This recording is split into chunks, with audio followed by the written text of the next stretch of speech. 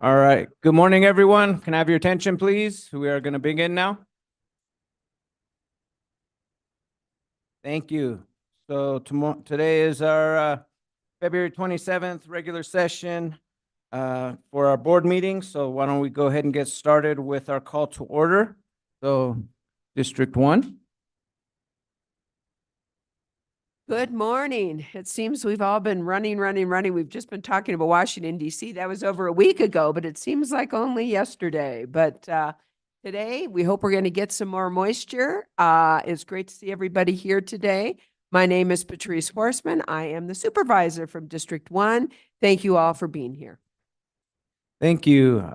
District 2, my name is Jeronimo Vasquez. I'm supervisor for District 2 and current chair, and just like to welcome all of you for being here today. Thank you. District 3. Good morning. I'm Supervisor of District 3, Adam Hess. Glad to be here, and let's get this going. Thank you. District 4. Good morning, everyone, staff. It's always nice to see you here. Judy B. County Board Supervisor for District 4 and current Vice Chair. Thank you. And we've been informed that Supervisor Fowler for District 5 not feeling well and may join us later, but may not. So it looks like it's going to be us 4 today. But thank you. So now if we could please stand for the Pledge of Allegiance.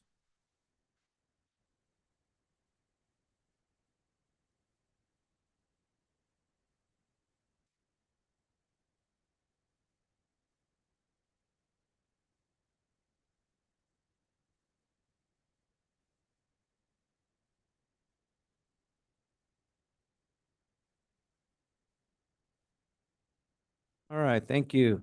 Now we will have call to the public to allow for any comments from the public. Please note that issues presented during the call to the public that are not on the agenda cannot be acted upon by the Board of Supervisors. For items not on the agenda, individual supervisors may ask questions of the public, but are prohibited by open meeting law from discussing or considering the item. Individuals are limited to 3 minutes for their comments. We will take comments from those in the room first, and then public comments from those who have joined us virtually. Clerk Daly will explain how the public can provide comment. Thank you, Chair Vasquez. At this time, if there is anyone that would like to provide a public comment that is here in the room, we have comment forms at the table by the entrance. You can fill that out and hand to me. If you'd like me to read it for you, I can also do that. If you've joined us virtually, you can hit the raise hand icon that will appear if you hover towards the bottom of your screen. Looks like a hand. If you click on that, that will raise your hand and notify us that you'd like to speak. If you join by telephone, you can hit *9, and that will raise your hand and notify us you'd like to speak. And Chair Vasquez, I do have a comment form from Laura Weinicke. Laura, if you'd like to come up to the podium, you'll be given 3 minutes. If you could please state your name and address for our record. Thank you. My name's Laura Hunicke. I live at 9960 Townsend Winona Road, and I've lived in Coconino County more than 20 years. So good morning, Chair Vasquez and Vice Chair. Supervisors, thanks for the opportunity to speak.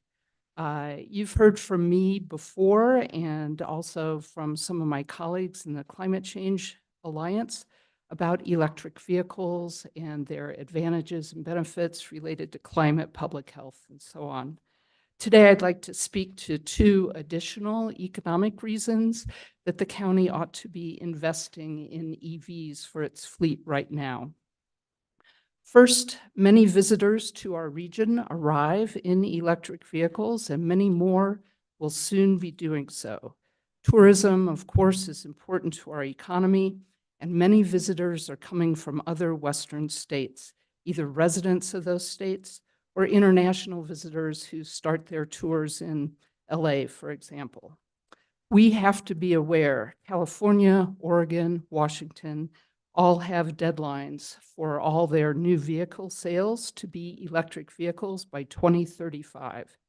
Visitors from those states and elsewhere are and will be arriving here in their EVs, and that means we need to be ready for them with plentiful charging infrastructure, a community familiar with EVs, from our dealers and repair shops to fellow drivers.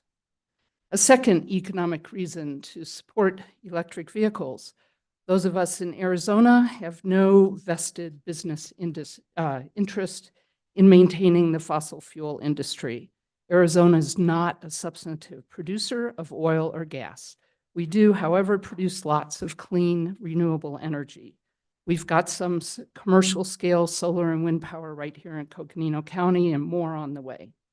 Personally, I think it's beneficial to the county and to our economy to rely mostly on fuel and power sources that we generate ourselves, not importing fossil fuels sourced from other states. The county's leadership in moving right now to increase the percentage of EVs in its own fleet would really help move the needle in creating an EV visitor-friendly environment and an internally beneficial power industry.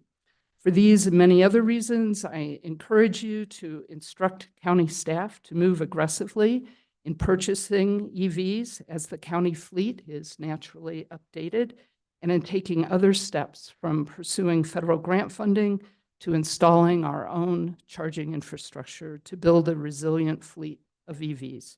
Thanks for your attention. Thank you.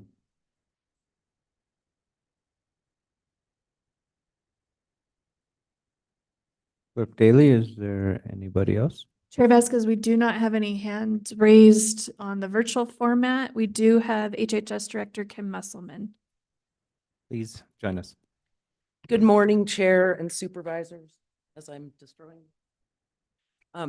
Thank Feel you. free, Kim. Really, make it your home.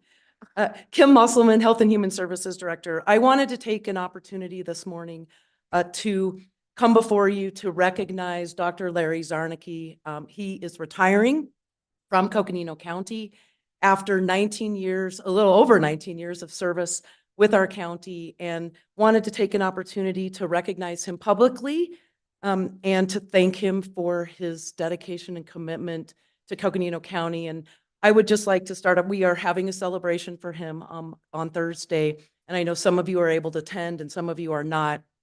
And we're excited to celebrate him and tell lots of good stories and comments at that time. But I'd just like to share with the board, again, my appreciation. I came into my role, I've known Doc for his 19 years in past lives of my own of working around the county and working with victims of crime, working for the county attorney's office, having many occasion to work directly with him in some of the worst situations for families and survivors of violent crime. And he just has always brought such a passion and compassion to the work that he does. And people feel that whether they work in the field of law enforcement and investigations, whether it's victim services, anyone, the family members, certainly the surviving family members, and always having the utmost respect for decedents that passed through his operation. And I will also add, he has done a phenomenal job leading the office. His staff are just amazing. He has, over the years, recruited just fantastic folks to share in his vision of how the office of the medical examiner should be run. And he's going to be sorely missed. We are super excited for his future. He's going to get hopefully a lot of opportunity to pursue his other amazing talents associated with his music career, and excited to keep hearing about that. And I will also say that he has been kind enough to let us know that he will continue to do some temporary work for us while we transition into filling the assistant medical examiner's position.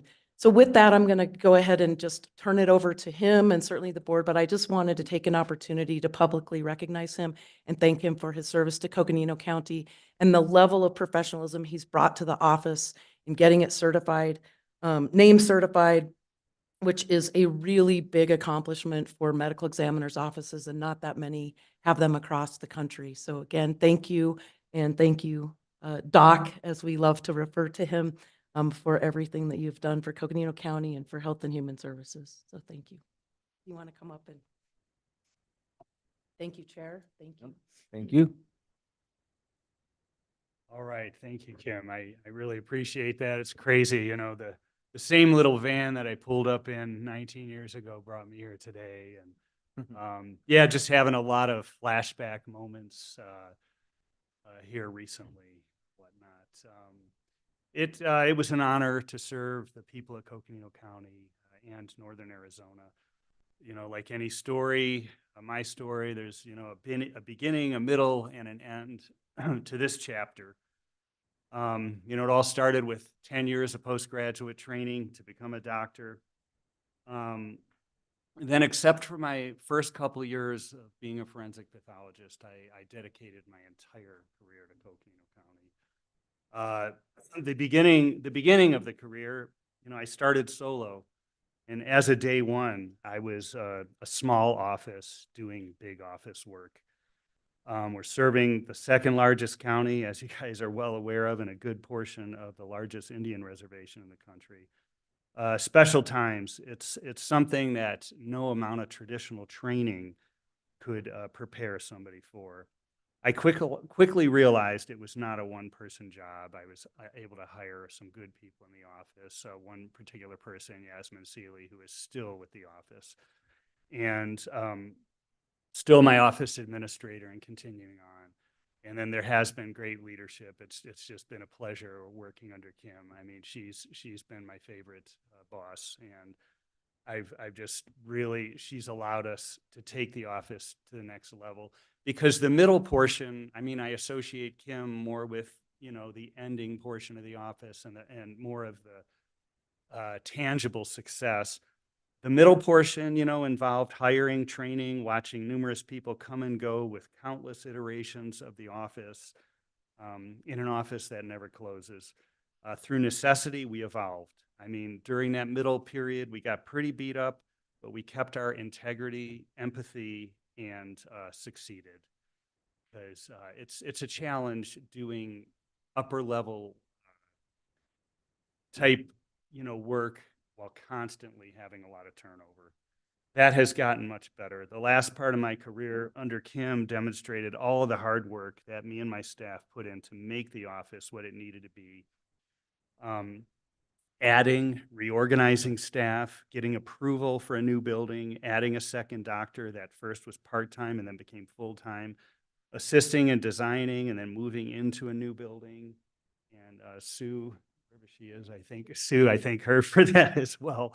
I mean, that was just such a huge undertaking.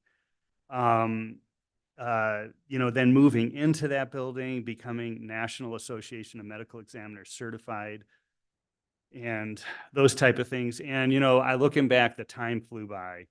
It's a job that anyone giving an honest opinion would tell you it takes a toll. It takes an emotional toll.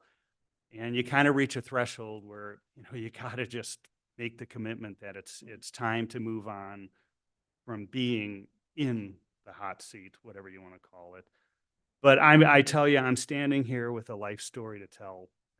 I'm standing here with a sense of fulfillment and a sense of privilege, being able to help a community during times of grief. And that greatly includes the Indian Reservation. It's just been a pleasure. We've made so many great connections with them and things like that, which other offices in other parts of the country have not been able to do that, and I'm proud of that. So thank you all for recognizing me today, and thanks for all that you do as well. Thank you. Supervisor Horstman? Well, first of all and foremost, Larry, thank you so much for your service. And you're right, public service is the best. And you certainly have shown yourself to be one of the finest of public servants. So I want to thank you. Certainly the county has all benefited by your compassion, your concern, and your professionalism. And I certainly wish you the best in your new endeavors. I'll have to come and listen to your music. That sounds exciting. Absolutely. And so thank you so much for what you've done. And it certainly is an accomplishment. And just, you know, rattling off what you've been able to do with the help of your department is just really wonderful for us here in Coconino County. We benefited from your passion, and thank you so much. Really appreciate it. Thank you, Sorry. Supervisor Horstman. Yeah, thanks. Thank you. Supervisor Hess? Doc, thanks for thanks for your service. I really appreciate it. It's finally, I get to say that to somebody else. Having just transitioned from the military to my new dream job. All right. We're here. So I'm picking up where you're leaving off. I know what you're going through. It's exciting and it's exhilarating, and the transition is scary, and enjoy the ride. Enjoy it, because you're going to come out, on the other side and just live those dreams that you've been putting on paper and making them happen. I'm excited for you. I've been going through, people leaving the military, and I'm like, man, what are you going to do? What are you going to do? And I'm so glad you have a plan, and it's something fun and exciting. So have fun, enjoy it, and thank you. Honestly, thank you for your service. I really appreciate it. that, Supervisor Hess. Vice Chair Begay. Good morning. Thank you for all the services that you provided for the last 19 years. And I just want to say good luck in your future endeavors. And I know that, I cringe when I hear that an employee is leaving only because they were doing a good job. But, sometimes we had to make those choices, to move forward. So I just want to say thank you from the bottom of my heart that, thank you for the service that you provided. Thank you, Supervisor Begay. Yes, I'd just like to follow up with what my colleague said and just thank you for your 19 years of service. That wasn't an easy job, and you provided some great leadership and helped expand the medical examiner's office and went through some difficult times such as COVID. And so we really appreciate everything you've done, and really happy for you moving forward, and excited to get to listen to you as a musician moving Right. forward. But again, just thank you for your public service. It was very important, meant a lot to this county, and just appreciate you being here today so we can give you that thanks. Thank you. Thank you, Supervisor Vasquez. Yes, Ms. Brown. Doc, long time, 19 years. Yeah, time flew by. Doc and I have worked together for 19 years. He had long hair when he started. Well, in a ponytail. It wasn't a ponytail. He was a youth.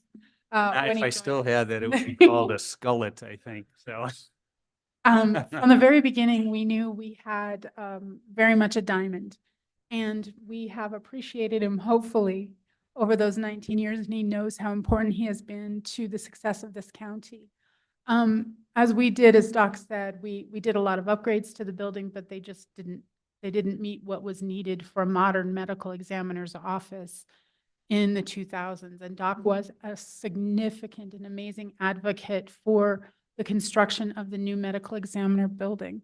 I think if you got to know Doc, you knew first and foremost his love and respect for his clients and their families and everyone, and his ability to lead his staff and create an atmosphere for everyone that made such a terrible day in their lives that much better and easier to deal with.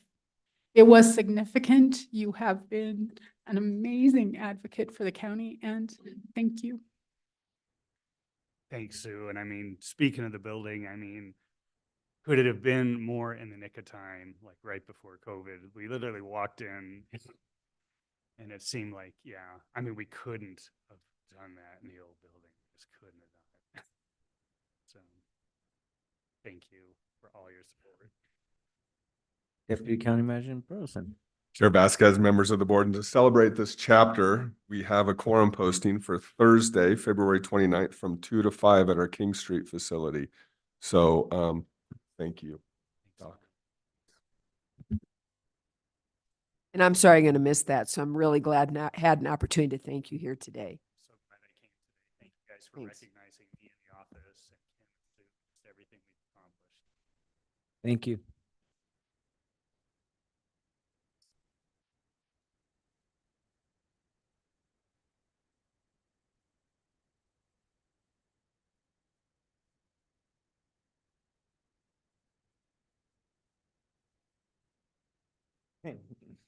All right. He got his standing ovation and he walked out into the sunset. Dropped the mic and he left. Mic drop. Oh, that was cool. All right. Is there any other public comment at this time? Chair Vasquez, we have no hands raised. If there's anyone else in the room As a public comment, you can make your way to the podium. Supervisor Horstman? Yes, and if there isn't any more public comment, I really want to state, Lori, I really do appreciate you and so many members of our community coming forward and addressing the board on the importance of renewable energy and electric vehicles. And I want you to know the board hears you, the community hears you, and our staff hears you on this. So I want to thank you again for carrying the message. So important, and we need to keep that drum roll really rolling forward. So thank you.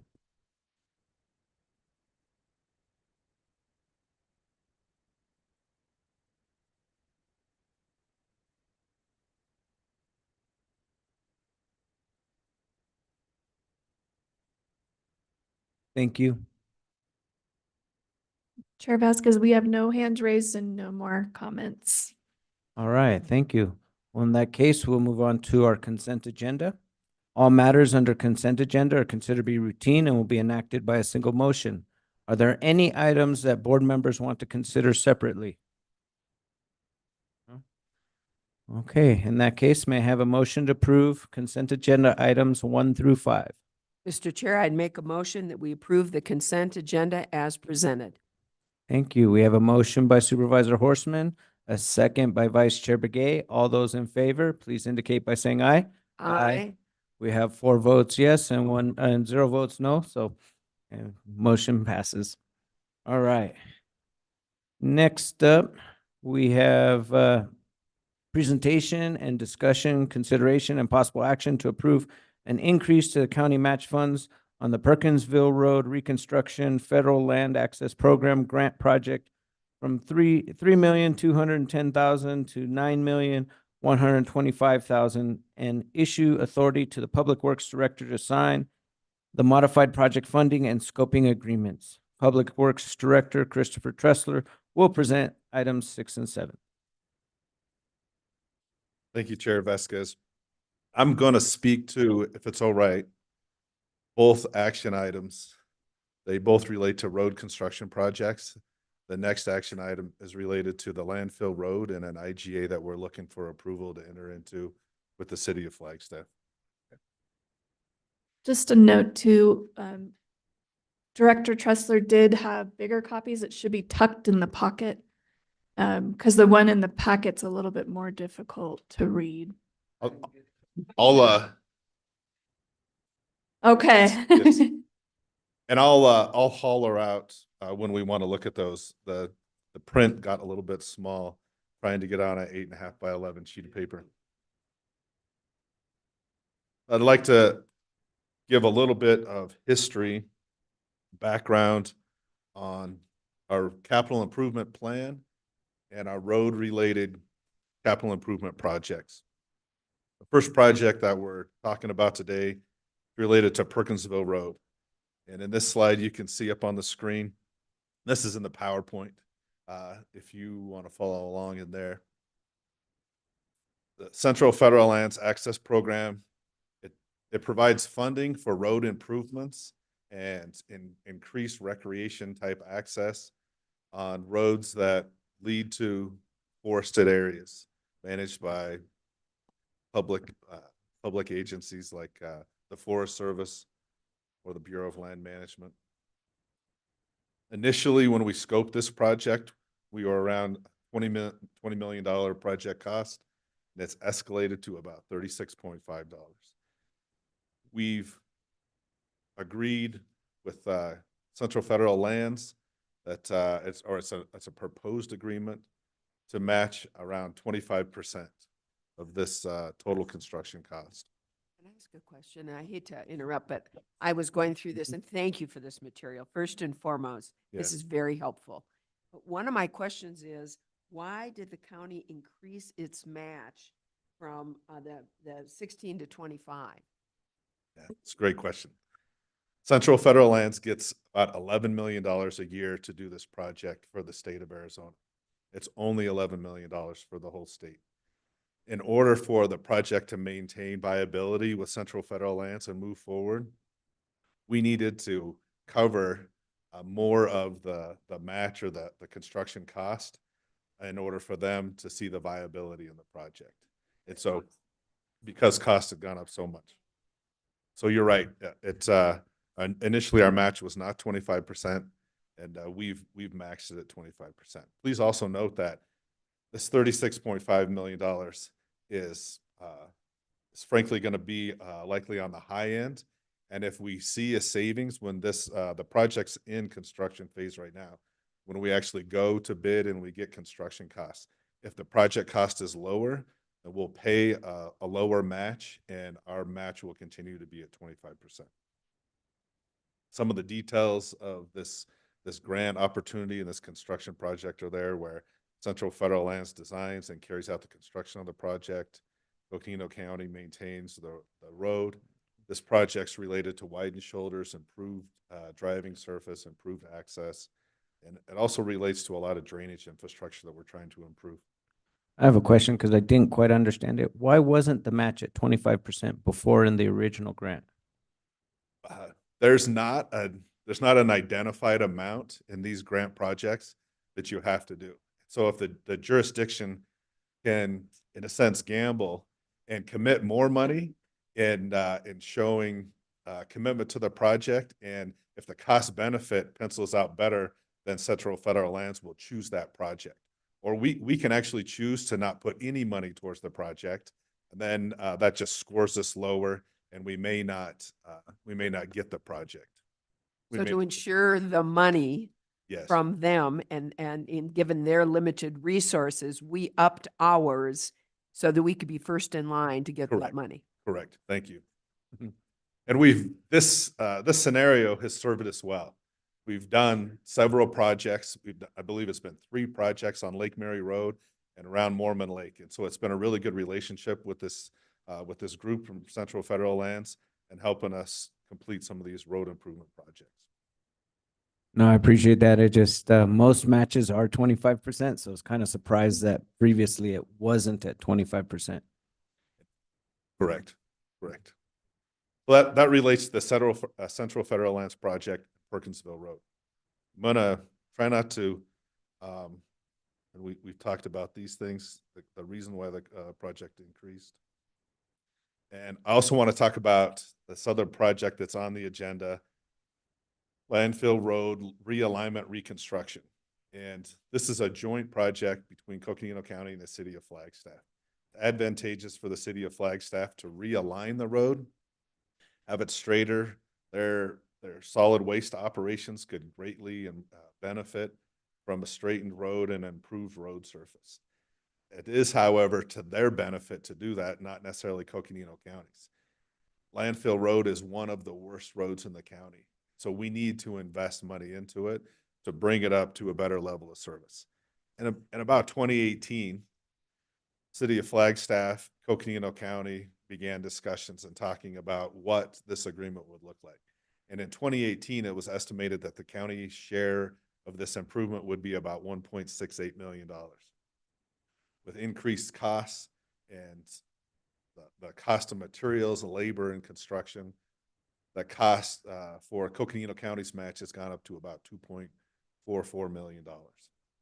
The total project cost is around $5 million. The city of Flagstaff intends to take over the maintenance of this road.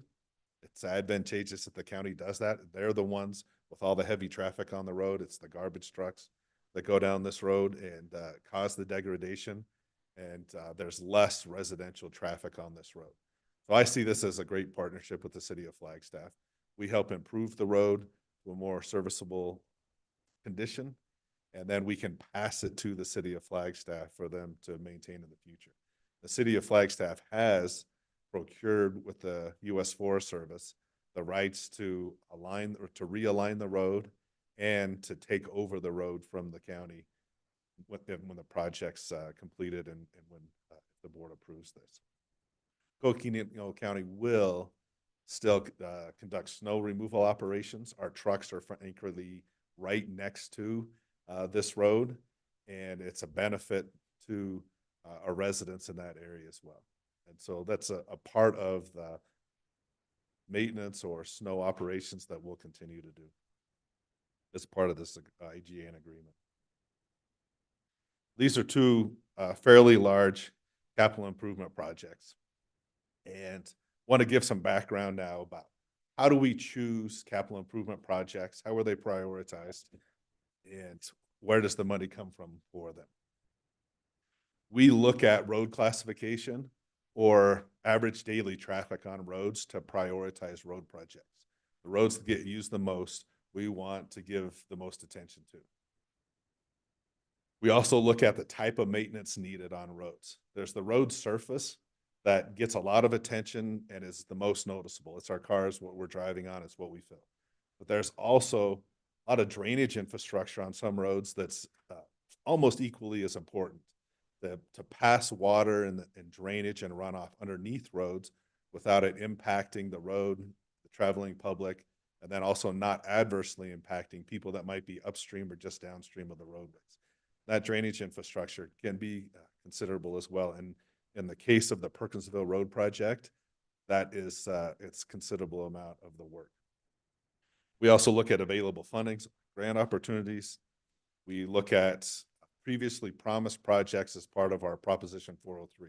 Proposition 403 was a road maintenance sales tax that was passed by the voters in 2014. That's almost doubled the amount of revenue the county has to improve roads, to manage roads, do snow removal, respond to emergencies, provide a better level of service, right, as it relates to our transportation network. And during that time, there were some projects that were shown to the public that would be part of the Proposition 403 monies. So we want to deliver on those promises. Our motto is promises made and promises kept. And I'm excited to show you a couple of slides here where we can show where we're delivering on those promises. And then we also look at prioritization. We look at what roads are potentially falling off of a cliff. When Doc stood up here and he mentioned that doing their work with integrity, it's a great word. And it's important for our roads to maintain a certain amount of integrity. We, in a sense, dodged a bullet last year when a school bus was crossing one of our drainage channels and collapsed, and the road collapsed underneath of it. And I'd say that was a failure of the integrity of the road. And we look at these cliffs, if you will, and when they start to fall off certain condition cliffs, integrity can be seriously compromised. So we look at where they are, and if we can keep them from falling off some of these cliffs, the maintenance and the cost to maintain them is decreased. So when we look at our roads and we look at the condition, a really good tool is to do a road assessment. This isn't our van. We contract with a company every 4 to 5 years, and they drive the road with lasers and all kinds of other instruments, and they map out the condition of the roads. All 300 plus miles of our road, our paved roads, get driven. And they develop a pavement condition index, and it averages over about every 10th mile how good the road is. So this is a really great graphic. I'm not just saying that because I'm an engineer.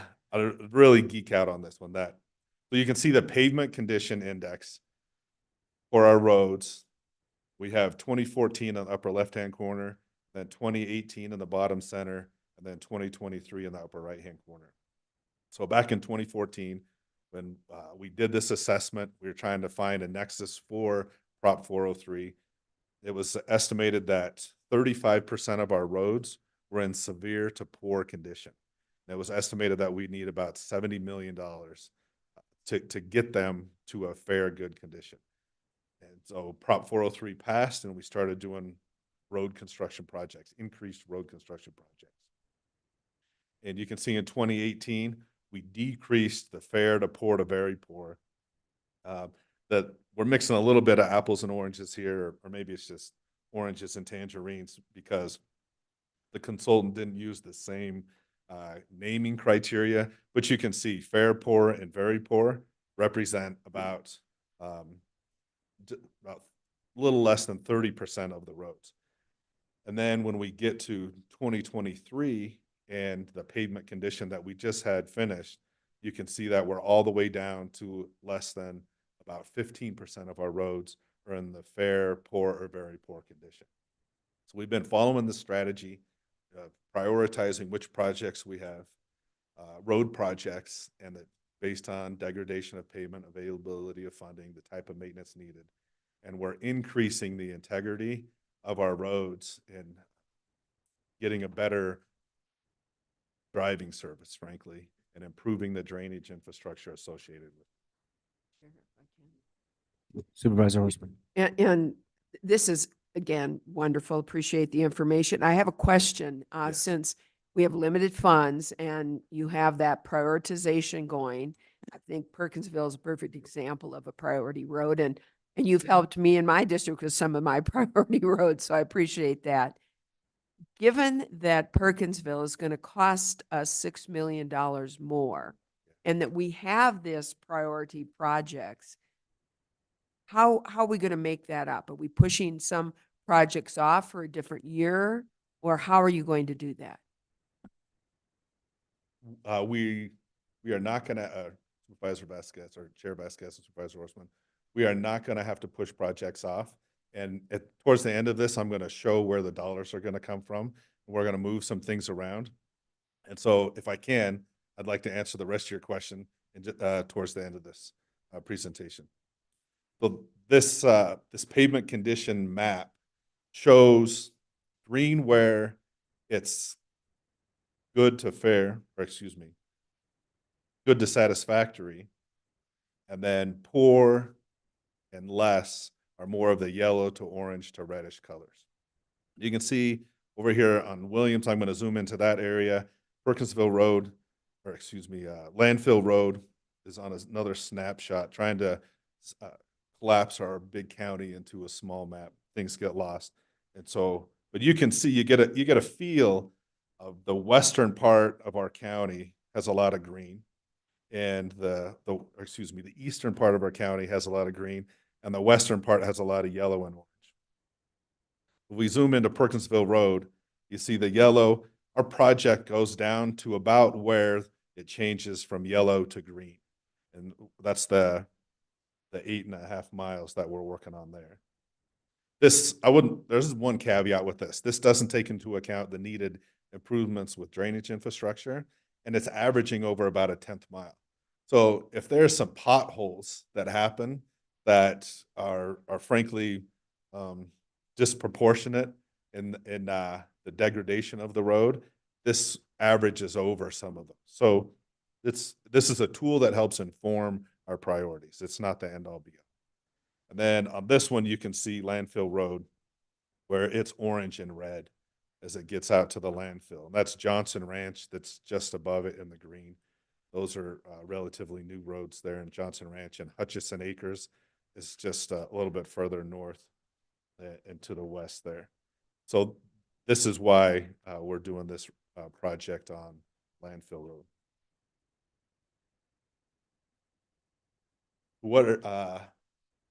Let me shift gears now and talk about where we've spent money so far just in fiscal year 24. And this is a list of projects that we've completed. Estimate just over $8 million. Road and drainage related projects that we've spent, our road maintenance sales tax, our Prop 403 dollars, and our highway user revenue funds. I don't want to go through each one, but this is a list of projects. Down at the bottom, number 11 is guardrail repair. And that fluctuates and it varies. And ideally, we're able to recoup from persons if they've had an accident and they damage guardrail. Ideally, we recoup that cost, but that's not always the case. And then here's our projects that are still to be constructed in fiscal year 24. So it's this spring. Our construction season spans 2 fiscal years. So it's Nate Reisner. I just want to introduce them. Nate Reisner here, our assistant county engineer, and Chad Ocker is a relatively new county engineer. And it's Nate's birthday, by the way. So it's difficult for Nate, especially, to figure out exactly how much we're going to spend up until the end of July or the end of June, and then how much we carry over. And so there's sometimes we're spilling over between fiscal years, but these are the projects that we're looking at completing, estimated $12 million. And then these are the projects that we presented to the Board of Supervisors last budget cycle. And I have it listed as a 5-year plan, but I caught it yesterday that I'm really only showing about 4 years of construction projects. So to Supervisor Horstman's question, we aim to largely deliver on all these projects. And the only reason we wouldn't deliver on any of these projects would not be related to funding. It may be related to NEPA clearances, environmental clearances, other agreements that we're trying to get with other agencies, or right-of-way that we might need, or easements with private individuals. And so cost-wise, we expect on the next page, it's the 5-year preservation plan, where we're going to do chip seals.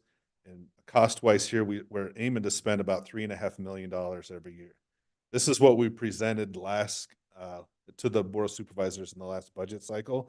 And sometimes it's due to the availability of the road surface, meaning that in Munns Park, they just passed the residents voted, and they want to undertake pretty significant upgrades and maintenance to their utilities, the sewer system, potentially the water system, and they're going to be cutting the road. And we don't want to go in and replace or do pavement preservation on top of their work if they're just going to come in and cut it. And so as things happen, this plan gets adjusted, but continuing to do our pavement preservation, trying to touch a road with some type of chip seal or overlay every 5 to 7 years has helped us maintain the roads at the pavement condition index that we have, keeps them from falling off those cliffs and costing us more money down the road. We could not touch a road, I guess is one way to look at it. We didn't do chip seals and we didn't do pavement preservation. The UV damage from the sun and the degradation from freeze thaw and the cracks and things like that, we just wouldn't realize the full service life of our pavement if we don't do pavement preservation. So this $3.5 million a year, it fluctuates. We're actually going to spend a lot more than that right now.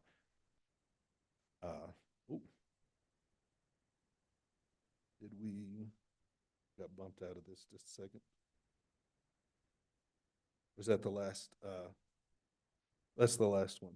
So then, to further answer Supervisor Horstman's question, there's 2 10-year plans in your packets, and they're the ones that are folded up. And it shows on those 10-year plans our fund balance as of the end of fiscal year 23, fiscal year 24. One of them's around in the road maintenance sales tax and the highway user revenue fund of those 2 10-year plans. So it shows the revenues at the top, and at the bottom it shows a fund balance. Those fund balances are maintained with this Perkinsville grant project with Central Federal Lands at a level that we're not dropping below what we want to have in our reserves to respond to emergencies, both in operations and in construction costs. And with that, Chair Vasquez, that's my presentation. I'd be happy to answer any questions. Are there any questions by supervisors at this time? Supervisor Horstman. Yeah, just comments, and thank you. And, first and foremost, we know the incredible job that's done by Public Works, not only in terms of road maintenance, upkeep, and construction, but snow plows and, clearing the roads here during our snow season. And, you've been able to do an incredible job with your priority lists. So I want to commend you and your staff. And I would say that to my colleagues, I think that based on the prioritization and the budget that you have set forth, I would agree with both the recommendations and requests being made by Public Works. Thank you. Are there any other questions or comments from board members? Supervisor Hess. Just a quick comment. I just want to thank you for putting that hard work in, your staff. That really explained the issues we had last week, or not issues, but just the lack of knowledge. And this was very good at explaining that. And and it really, the adding of the drainage and all that being the detail and the engineering, that really made sense to me, that the way you put that. So I appreciate being able to explain that. And you know, it's in my area, so I really appreciate you looking at it. Because I think that road is gonna get more and more traffic. I think that's gonna be a road that's really gonna be utilized as we increase tourism. So I think we owe it to them to be as safe as possible, and I thank you for putting in that work and that knowledge. Thank you.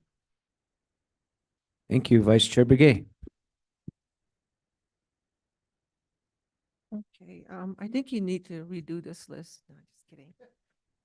Anyway, for District 4. But anyway, uh, yeah, on your Public Works Engineering Division 5-year payment preservation program, you listed all the communities twice. So what is the difference between those two charts? There's, I know there's different amounts. Are you trying to find out which projects will be done and taking those off, or? Are you talking about on the 10-year plan? Yeah, the 5-year, Oh, the 5-year? yeah. Just a second. One here.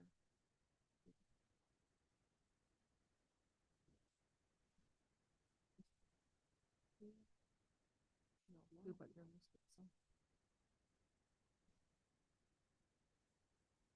But there's different amounts. on So if Chair Vasquez and Supervisor Begay, if I understand your question correctly, the first column is the estimated cost, and it gives the summation at the bottom for all 5 years at $14 million. And then it's, we're breaking out per year, and I apologize. This is maybe a little convoluted. We're breaking out by year each cost so that we can see the annual cost for each area. Does that answer your question? So I'm trying to understand this chart here. So I see one has fiscal year 23, 24, and one starts with 24 to 29, and then one goes from 23 to 28. But can I come over there and see which one that you're looking at? Yeah. This one starts at 24, this one's at 23, but this is the same projects here. So this one's 2025, this one's 2020. Yeah, and I'd be happy to meet with you to explain it. And we're just trying to show the data in two different ways. And I'm sorry that it's confusing. That's my fault. But I could meet with you and show you. But yeah, each community, we're trying to sum it by the annual cost for each area. And then it's a summation of all of them, I think is the best way I can answer it. I think what would be helpful, sorry to jump in, but is that on the title at the top page, it says 2025 5-year plan, and the bottom is 2023. So the 2025 is just a switch of Yeah, 2023 just moving forward. yes, And that's why the same communities are listed but changed in order. yes. At least correct. that's the way I read it. Yeah, correct. Correct. Thank you. Sorry about that. And then the other thing is the Slayton Road, Ranch Road, that improvement project, it went very well. The turnaround was really quick, and I just want to say thank you to you and your staff, and I've been there on site maybe 3 or 4 times and up to with the meetings of the people that live in that area. So I just want to say thank you and, being there, and turning it around. And the other question I have is, the guardrail repair under your accomplishments. Where was that at? Is that the same as place at Slayton Ranch? It's really, Chair Vasquez and Supervisor Begay, it's really throughout the county. Okay. We've experienced our last winter, a lot of impacts to guardrail is a significant undertaking to get that back into a serviceable and safe condition. And then our county engineer and assistant county engineer also identified the need to do an assessment and upgrade some of that infrastructure as well. And so it's kind of an ongoing program that we have. Mm-hmm. And as far as the other question I had was, the city of Flagstaff has completed the U.S. Forest Service process to take over the maintenance of the road. They have. So that's happened, so that would help you to expedite what you need to do then. Okay, that's been completed. Okay, I think that's the only things I had noted. All right, are there any other questions or comments? In that case, I'll make mine, and that's, last week when we wanted to have this presentation, it wasn't from any red flags or any problems with the projects. We just wanted to make sure that, one, we were educated on the change in the match amount, and two, for the public's sake, so that they see, you know, because $9 million match is a lot of money. So we want to make sure that we're being transparent and open to our public about the decisions we're making. So thank you for all this information. I feel comfortable with the information presented and the reasons why the match was increased. And so with that said, may I have a motion. Just before, do one more comment if I could.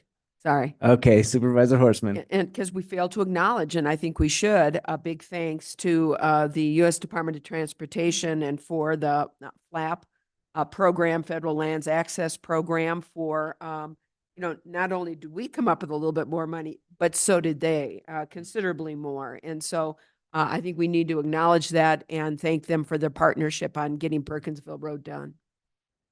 Thank you, Supervisor Horseman. Vice Chair Begay. Thank you, Chair. So with the understanding that there's going to be increase, and then after the projects are completed, then we wouldn't have to put that much money into the pot to get the projects done. Correct. So we're looking from original cost 20 to 36.5. Right there. Correct. Okay. And then we don't have to go through U.S. Forest Service because it the city's already going to be having that transfer of the that they're asking for. Okay. Correct. Oh, that's the city of Flagstaff. Okay, got it. Okay. All right, thank you. In that case, may I have a motion to approve an increase to the county's match funds on the Perkinville Road Reconstruction Federal Land Access Program Grant Project from 3,210,000 to 9,125,000, and issue authority to the Public Works Director to sign the modified project funding and scoping agreement. So move. We have a motion by Supervisor Hess. Do we have a second? Second.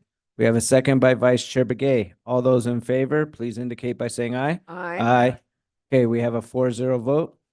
Motion approved. Now, may I have a motion to approve an intergovernmental agreement between the City of Flagstaff and Coconino County for landfill road improvements, which includes Coconino County's proportionate share contribution of $2,440,000. So move. We have a motion by Vice Chair Begay. Do we have a second? Second. Second by Supervisor Hess. All those in favor, please indicate by saying aye. Aye. Aye. We have a unanimous vote, 4-0, to approve the motion. All right, thank you very much. Now we'll go on to discussion item number 8, discussion and update regarding state and or federal legislative and or administrative matters. We'll hand it off to our Deputy County Manager to hand it off to Thunder and Lightning. It is my pleasure to introduce Gregory Nelson to present state and federal legislative updates, as well as Keith Breckus. Thank you very much. Thank you, Deputy County Manager, Chair Vasquez, board members. Pleasure to be here with you today. Just want to acknowledge, in line with the flap vote that just occurred, just the robust advocacy that we had back in DC on flap and the materials that Christopher Tressler provided in our leave behinds to help make sure that that program continues to be funded and enhanced as it's so beneficial to our community. So And nice job, Chair. I know you did a great advocacy for that, so thank you. So just wanted to recognize that we were carrying that back in DC. And so today marks the 51st day of the legislative session. 1,629 bills have been introduced. We're still going through them. We're watching them. Last week was the crossover week in which bills had to be heard in their originating chamber in order to move over. However, it's kind of a faux crossover week because there are bills that are moving out of one chamber into the other that continues today. We continue to reach out to our elected leadership and departments on proposed policy items that could impact county operations. And I just want to take the time to thank our elected officials and department directors for their quick responses and detailed analysis. The work that Keith and I do is so underpinned throughout the county with our manager's office, with the departments, in order to get the feedback that then goes down to the legislature through CSA. And so just wanted to recognize that, because it's a significant additional workload that folks are bearing, and the speed and quickness in which that response comes to us makes us successful. So we rely on all of our departments to make us successful.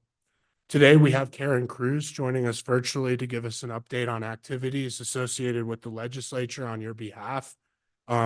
Karen was instrumental in carrying our voice down at the legislature while we were in DC, though Keith and I were teeing up multiple letters through our LPC rep, Supervisor Horseman, while we were in DC. And so I'll turn it over to Karen to give a quick legislative state update, and then Keith will provide an update on the federal side. Karen? Good morning, Chair and members. It's good to see you, at least, if not be able to be with you. And I hope to be able to be with you in person again very soon. Just really quickly, I wanted to update you on just a few items that were highlighted for us of importance. 25 House Bill 2584, the Military Installations Bill, passed unanimously yesterday out of the House. And so it will be moving on to the Senate. We will continue to keep you posted on that, even though obviously, as a reminder, that's not our bill and the Department of Defense is really pushing that. I will continue to be, active in a supporting role to make sure that that gets passed and signed. And so far, it's on a greased path. Senate Bill 1683, our peace officers mutual aid agreements, that cross certification bill for our sheriffs, it's moving along. It had a teeny bit of a hiccup on the floor. It was on the Cal calendar, ready to be discussed. And one of the members walked up to our sponsor, Senator Gowan, and had a question about a provision and thought maybe some clarification in it would be helpful. So he pulled the bill. We are amending that language to reflect that any activity between the two states and the two counties really truly only is in the two circumstances of in an emergency or when invited, which is a very easy fix. And that is getting taken care of today, actually yesterday and today. And so once that's done, we'll get it back onto the Cal calendar, and it should enjoy smooth sailing out of the Senate, and then it'll go over to the House, and we'll continue to brief members on it, and hopefully it will enjoy full-throated support over in the House as well. 2318, the SMART grant bill, passed the House 57-1. So it's on to the Senate now. And then House Bill 2012, the DFFM continuation bill, passed 47-11 last week. Interestingly, Mr. Marshall, one of our representatives, voted no with the Liberty Caucus on the continuation of the DFFM. So not clear where that was coming from, but we had submitted a letter of support. And so as it moves over to the Senate, I'll work with Greg and Keith, but I would encourage us to consider another letter of support going into the Senate as well. And then ADOT continuation bills, there are two. One is the Senate version, which got Christmas treed with all kinds of prohibitions and restrictions that basically would have gut the ability for ADOT and any federal projects to get federal funding. So that's stalled at the moment. And the House version, 2037, has passed Cal, and we're just waiting for it to appear on a third read calendar. It's unclear whether that's going to get watered down at all, but we don't think so. I mean, there may be some compromise for the Liberty Caucus folks to get it passed, but it should be a pretty, what we call a clean continuation for ADOT. And then just generally speaking, there's a million zoning bills flying around, and they're it's hard to keep up with all of them. I mean, even the League of Cities and Towns is having a hard time keeping up with all of the changes and amendments and strikers and movements that are happening with all of the zoning bills. We're fighting, the fight with death by 1,000 cuts. Each bill is a teeny tiny little change to this or that or the other. And so, all counties and municipalities are, spread thin and trying to fight all of those fights on a variety of different fronts, and some were winning and some were losing. So that will, the dust is still settling on a lot of those issues. And then the last thing I want to mention is the budget update. The House and Senate leadership and the governor's office have started conversations in earnest as of last week about kind of more general, large picture sorts of issues, approach to how they want to do the budget. You know, the governor's office, for example, wants to wait to really negotiate in earnest because she's of the opinion that revenue over time will uptick enough where the conversation will adjust slightly so that we're not having to find, $2 billion worth of monies somewhere to plug the gap, that it would be significantly less than that. She's banking on that. The Republican leadership, on the other hand, is seeing it differently, and they're seeing an uptick, but just a very slight uptick. And they don't think that the numbers are going to adjust nearly as much. So probably in March, maybe even April, they'll really start to negotiate heavily on the budget, which brings me to the last issue I wanted to bring up, which is our $35 million request for DFFM, and of course our $5 million request for the 89. Both of those will be involved in those budget discussions. And our legislative team, meaning Greg and Keith and myself, continue to keep the pressure on the governor's office to highlight the importance of these projects and to make sure that as they roll into budget negotiations, that these two projects are top of the list to get funded in the event they find some dollars to spend on critical projects like this. So that is my report. I'm happy to answer any questions that you might have. If I missed something, I apologize. Please ask, and I'm happy to answer. Yes, I have a question, so I'll go ahead and start off. Can you talk a little bit more about what's going on with ADOT and the reauthorization, please? Yes, and so the Senate version had all kinds of amendments that passed by the real conservative wing of the Senate. We call them the Liberty Caucus, and they really wanted to interrupt planning, any ability for ADOT, for example, to include any kind of carbon emission reduction measures, any kind of including bike paths or pedestrian pathways in planning projects for, for anybody, cities and municipalities, counties.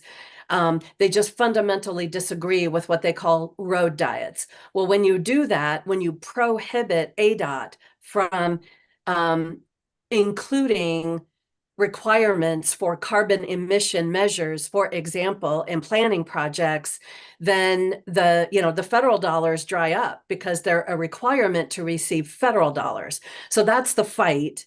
And they just fundamentally disagree and want to buck the federal government's requirements on that. So that bill, thankfully, has stalled.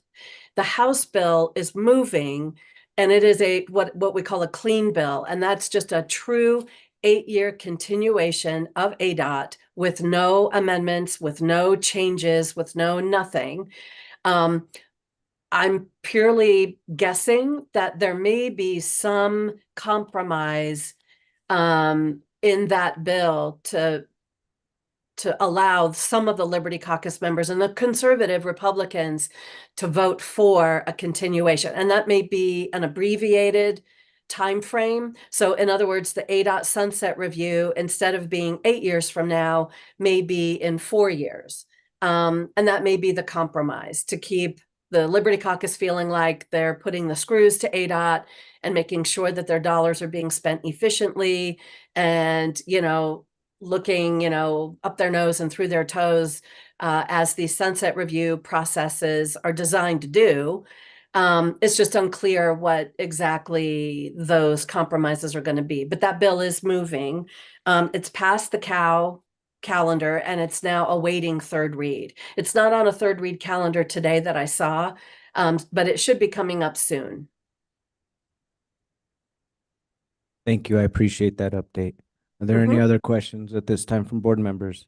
Supervisor Horstman? Yeah, just a comment, and we certainly hope they'll look up their nose and through their toes to find some funds, especially for these critical projects that really affect us up here in Coconino County. And just want to kind of point out, underscore what you've said, Karen, and you know, we certainly appreciate Gregory and Keith's keeping us informed, and really appreciate the three of you allowing us to be very effective down there at the state level to advocate on behalf of Coconino County. And I know that our chair was down there meeting with the state legislators on the, and also Supervisor Fowler for the Highway 89 $5 million. By the way, this is a drop in the bucket, no pun intended, for a very large project to complete that project that's so essential for our transportation route and really a livelihood and emergency route, especially for tribal lands.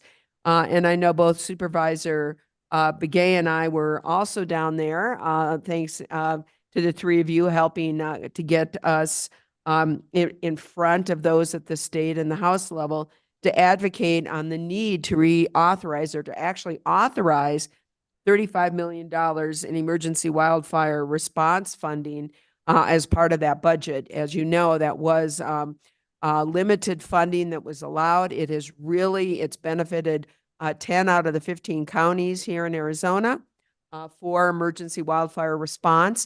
We here in Coconino County and the city of Flagstaff have benefited greatly during our time of needs. And unfortunately, we also know those times of need are going to come again. So thank you, Karen and Gregory and Keith, for your continued advocacy.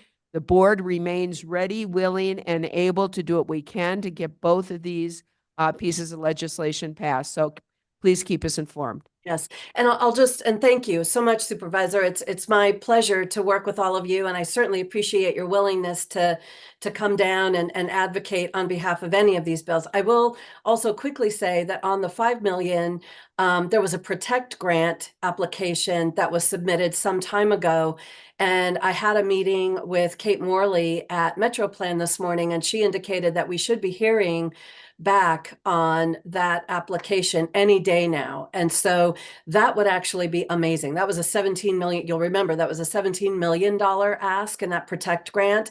They might not fund the full 17 million, but if we get, you know, even at least 8 million of the 17, that would then check that box for at least the 89 project to be fulfilled. And then for budget negotiations, you know, related to what I'm working on and what Keith and Greg and I are working on, we could then focus our attention on the 35 million with the governor's office and continue to apply pressure with one ask versus two, which would be very helpful. And Karen, if I may add, Chair Vasquez, board members, we're also monitoring that FY24 congressionally directed spending requests at the federal level, which included some of the money in government tank and the crossing that we requested. All indications, and Keith will get to this later, is we'll be operating under another CR for an unspecified amount of time. Thus, no budget for FY24 at the federal level at this time, but that is another contingency plan that we've been developed so that we could continue to see if all available options are on the table to track down those funds to implement that highway mitigation that's so desperately needed for our communities as they're impacted by those repeated closures. And I have a question. I know that for that Protect grant, we did have a match from the state from ADOT. If ADOT isn't reauthorized, does that impact our ability to receive that match money from the state? I'd have to look into that. I believe that the SMART fund is a separate fund, and that given the state transportation board's actions, that the money is available to be spent pending our federal award. Mm-hmm. And to be clear, ADOT doesn't expire until 2025. So this is just getting ahead of that curve in case they hit trouble. They have another opportunity next session to negotiate a continuation. It's really hard to imagine that they would not approve a continuation of a major agency like that, is responsible for drawing down, millions upon millions worth of federal dollars. It's just hard to imagine that. It's just really a question of negotiating what the Republicans and the conservatives can swallow to be able to vote yes to get it through and get it signed by the governor. Do you think that the reauthorization will be again for 8 years, or will it be less? Because I heard that there were some bills that were pushing to reauthorize, but only for, say, 2 years or 4 years. And that was in Senate Bill 1184. And again, it's unclear what the conversations are around the other bill. I've tried to find out this morning before this meeting, and I was not able to get a more updated or current kind of update about what's happening with conversations on the House bill, but they're going to try to keep it as clean as possible without any amendments at all. And I just don't know what the status of that is yet. But the last I heard, they were going to really try to fight for an 8-year, just a clean 8-year continuation. Great, thank you for that clarification. And just a note on those continuations, where usually this was a very pedestrian operation of the legislature. We're seeing that across multiple agencies this year, very unprecedented in my time over 6 years tracking the legislature, whether it's the Arizona Commerce Authority, ADOT, or other agencies. This has become a new tactic, if you will, in these negotiations. So what usually would occur would be automatic renewal. We're not seeing that. And so just pointing that out, that we're really operating in some a difficult legislative environment. And then I do have one bill I'd like to bring forward to the board for a position. It's HB 2021 Conservation Easements in Lieu Payments, sponsored by Representative Griffin. It's a very troublesome bill in that it would allow holder of a conservation easement to make an annual payment in lieu of taxes on the reduction of the value of the original parcel caused by the placement of the easement. The Department of Defense is significantly in opposition to this bill due to the fact that it could impact their REPI program, which would also impact us. REPI, as you know, is the Resource Readiness Environmental Protection Initiative for the Navy, under which ACUB is the Army's piece for that. And we've used that program to put land into conservation around our installations to protect open space and align planning efforts with harmonization of those bases installation initiatives. And so I just want to bring that forward because there's some significant concern that if this bill was to pass, that we would see a reduction in the ability to have conservation easements, given that they would then entities, nonprofits, for example, which are large holders of conservation easements, or even county government would have to pay itself for the reduction of tax revenue. I did speak to Director Nemeth today. She's very concerned about this bill as it relates to the Bull Basin proposal that was before you. And so Museum of Northern Arizona, in which we're holding the easement, exactly, Supervisor Horstman. And so just wanted to bring that forward 2021 to go in opposition on the RTS system. It did fail in third read yesterday on the 26th. I believe that was yesterday, yes. And so we're monitoring that because it could continue to come back even though it failed. We could see a striker. The sponsor is very powerful with her colleagues. And so would ask that the board register opposition to that bill, given the impact to conservation easements and the longstanding policy and direction by this board to provide mechanisms to conserve and preserve open space. Yes, are there any comments or questions from board members? I agree. And then one more is 2022, which would require noxious weeds abatement on these conservation easements that could become fiscally impossible for large conservation easement holders to engage in those activities. The DOD is also in opposition to that. So we've seen a pattern from Representative Griffin trying to reduce the availability and usage of conservation easements. So 2022, I also asked that we could go in opposition to those based on, again, the impact to our potential open space initiatives and longstanding direction by this board. I would agree as well. Yeah, it is a concern because those easements, if we want to be able to conserve our open space, becomes really important. And so anything that starts limiting that or making it like noxious weeds, that makes it difficult to maintain that, I think we as a board would oppose.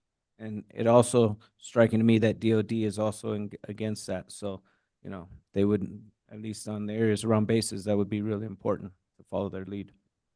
Supervisor Horstman. And just one more point, and I know you indicated this, Chair, about the Smart Grant Award for 89. And we have more good news, even though we don't have a whole lot of good news at the state legislature level. Mayor Vale and the town of Tucson were in fact awarded $2.3 million from the Arizona Department of Transportation Smart Grant funding. This is their needed first step to do a comprehensive drainage management plan for Highway 64. So we've been much more successful in dealing with some of our very critical needs and critical problems through the Arizona State Department of Transportation. So big thank you to them and congratulations to the town of Tucson. Yes, thank you for that update. That's really encouraging. Are there any other comments by supervisors? No? Okay, then please continue. Great. Thank you, Chair Vasquez and board members. At this time, thank you, Karen, for being here. We'll be in touch, and thank you for all that you do to carry the board's voice down at the legislature and all your work while we were in DC. And at this time, I'll turn it over to Keith Breckus, who will provide a brief federal update, which also highlights some dysfunction that we're seeing in Washington. Thanks, Karen. Yes, thank you, everyone. It's good to Thank see you, you. Karen. Good morning. It's still morning, I guess. Yep. Good morning, Chair Vasquez and Board of Supervisors. I'll make my federal update pretty brief, and then I'll also talk about some letters we sent out just to get that out there. So on the federal government, it feels like every time we talk about them, we talk about a potential shutdown coming. So far, the Congress has always found a way to avert it in this past year, and hopefully they'll do that again. But there's a potential partial shutdown that could occur on March 1st. And a full shutdown that could occur on March 8th. On March 1st, the four agencies that would that the funding deadline relates to is Veterans Affairs, the Department of Agriculture, the Department of Transportation, and the Department of Housing and Urban Development. So if they don't reach an agreement this week, those the funding would not continue for those departments. And then if they didn't reach an agreement next week, it would be the other 8 agencies of the government. So word on the street is that Johnson might not be the most talented negotiator, but so far he's pulled things out of his hat as the Speaker of the House. So hopefully that will prevail this week and we won't go into shutdown. We have teed up, we have ready our shutdown memos should a shutdown or partial shutdown occur, and we'll send that around. But we're hoping, at least fingers crossed, that we don't have to go down that road. In terms of, Excuse me, Keith, sorry. yeah, go ahead. Quick question. You said the partial shutdown first on the 4 agencies. What was the date for the second, for the rest of the The agencies? second shutdown would be March 8th, so they're a week apart. So at the Okay. end of this week is the partial, and then a week later would be the other agencies. And then, oh, go ahead, Vice Chair Begay. Yes, Sure. I just hope we don't have a shutdown because these services in veterans, agriculture, HUD, and then also transportation, we're really behind all those projects and anything that they do, and it's seriously needed. So hopefully, we don't have to go through any shutdowns, for any of our services that we're providing and that we fully support from the County Board of Supervisors. Thank you. Yeah, Chair Vasquez, board members, I'd also just note that the fact that we're now in almost March and the federal fiscal year expired at the end of September, that's having a tremendous impact on these agencies as well. So even without a shutdown, the lack of actual budget and processing of a budget for these agencies almost 6 months later continues to have an impact. And it's something that we did and you all did advocate for in DC, making sure that these budgets get passed. But just wanted to point that out as well, that even without a shutdown, the uncertainty creates issues. Thank you. My only other question is, why did these agencies, why is there a difference? Like, why isn't it a full shutdown at one date? Why are these early? So when they had made some of the agreements last year, they had done the two-tiered approach. And so they had set two separate deadlines. And I think part of it was the idea was that these four agencies, the ones that set to expire this week, those should be traditionally, those would be the easy ones to fund where there's common agreement. Like those are some of the less controversial departments, but just as it is with the state legislature, stuff that used to be routine now seems difficult because again, it's sort of on that far right caucus. There's people that want to make statements or use routine measures to have leverage. So one of the things that's happening right now in the U.S. House is that people are trying to avoid. One of the things that the Freedom Caucus wants in the U.S. House is not to have some of the Biden administration's climate initiatives in anything, not to have diversity, equity, and inclusion like in the military, and not to have the World Health Organization funded. So they're trying to make a stand on some of the budget issues, on some of their priorities by fighting continuation of the budget. Now, we'll see how it plays out. It only takes 4 defectors on the Republican side to effectively kill their majority, but the Democrats have also shown willingness in certain situations to bail the speaker out if it means keeping the government open. So I think we'll know more towards the end of the week as where this headed, because they've been successful the last couple of times. Maybe they will again, but certainly it's up in the air. I think it's an open question as to whether they'll keep it open. Yeah, and just to also note on that, we're not looking at an actual appropriations bill for the 4 agencies. We're looking at another CR, which means continued funding at last year's levels. And that also means no, for example, in the agriculture, like the Lowell Observatory, congressionally directed requests to do the treatment on the last unit up there, we would not be able to see that money because that bill is not being put forward. So the longer and more often that we have CRs, the more it impacts our congressionally directed spending requests. Thank you. Please continue. And of course, the Ag Department's particularly important for Coconino County because they also oversee the Forest Service. The one other federal thing I'll mention is that related to the Department of Agriculture is that we're unlikely to see a farm bill this year, so we'll be operating under the current farm bill. Or if we do see one, it'll be very late in the year. So for a lot of our forest projects, that's really important too, and appreciate the advocacy of the board when we're in DC to highlight those issues. And are there any other questions on the federal before I move on to letters? Are there any questions at this time? Okay, in that case, please continue. Yep. And so the other thing we did while we were in DC and have done since we got back from DC is we put out a whole bunch of letters. In fact, we got a government affairs email that said we need to change our virtual typewriter ribbon to keep sending out letters. No, that's not really a thing, but I mean, if there was such a thing. No, but so I just wanted to update on the letters we put out. Yeah, or cloud ribbon, whatever it is. Yeah. So we did send from the full board, we sent a letter to the governor for more robust monitoring of the Pinyon Plain mine, both in terms of extraction and transportation, whatever authorities they can do there.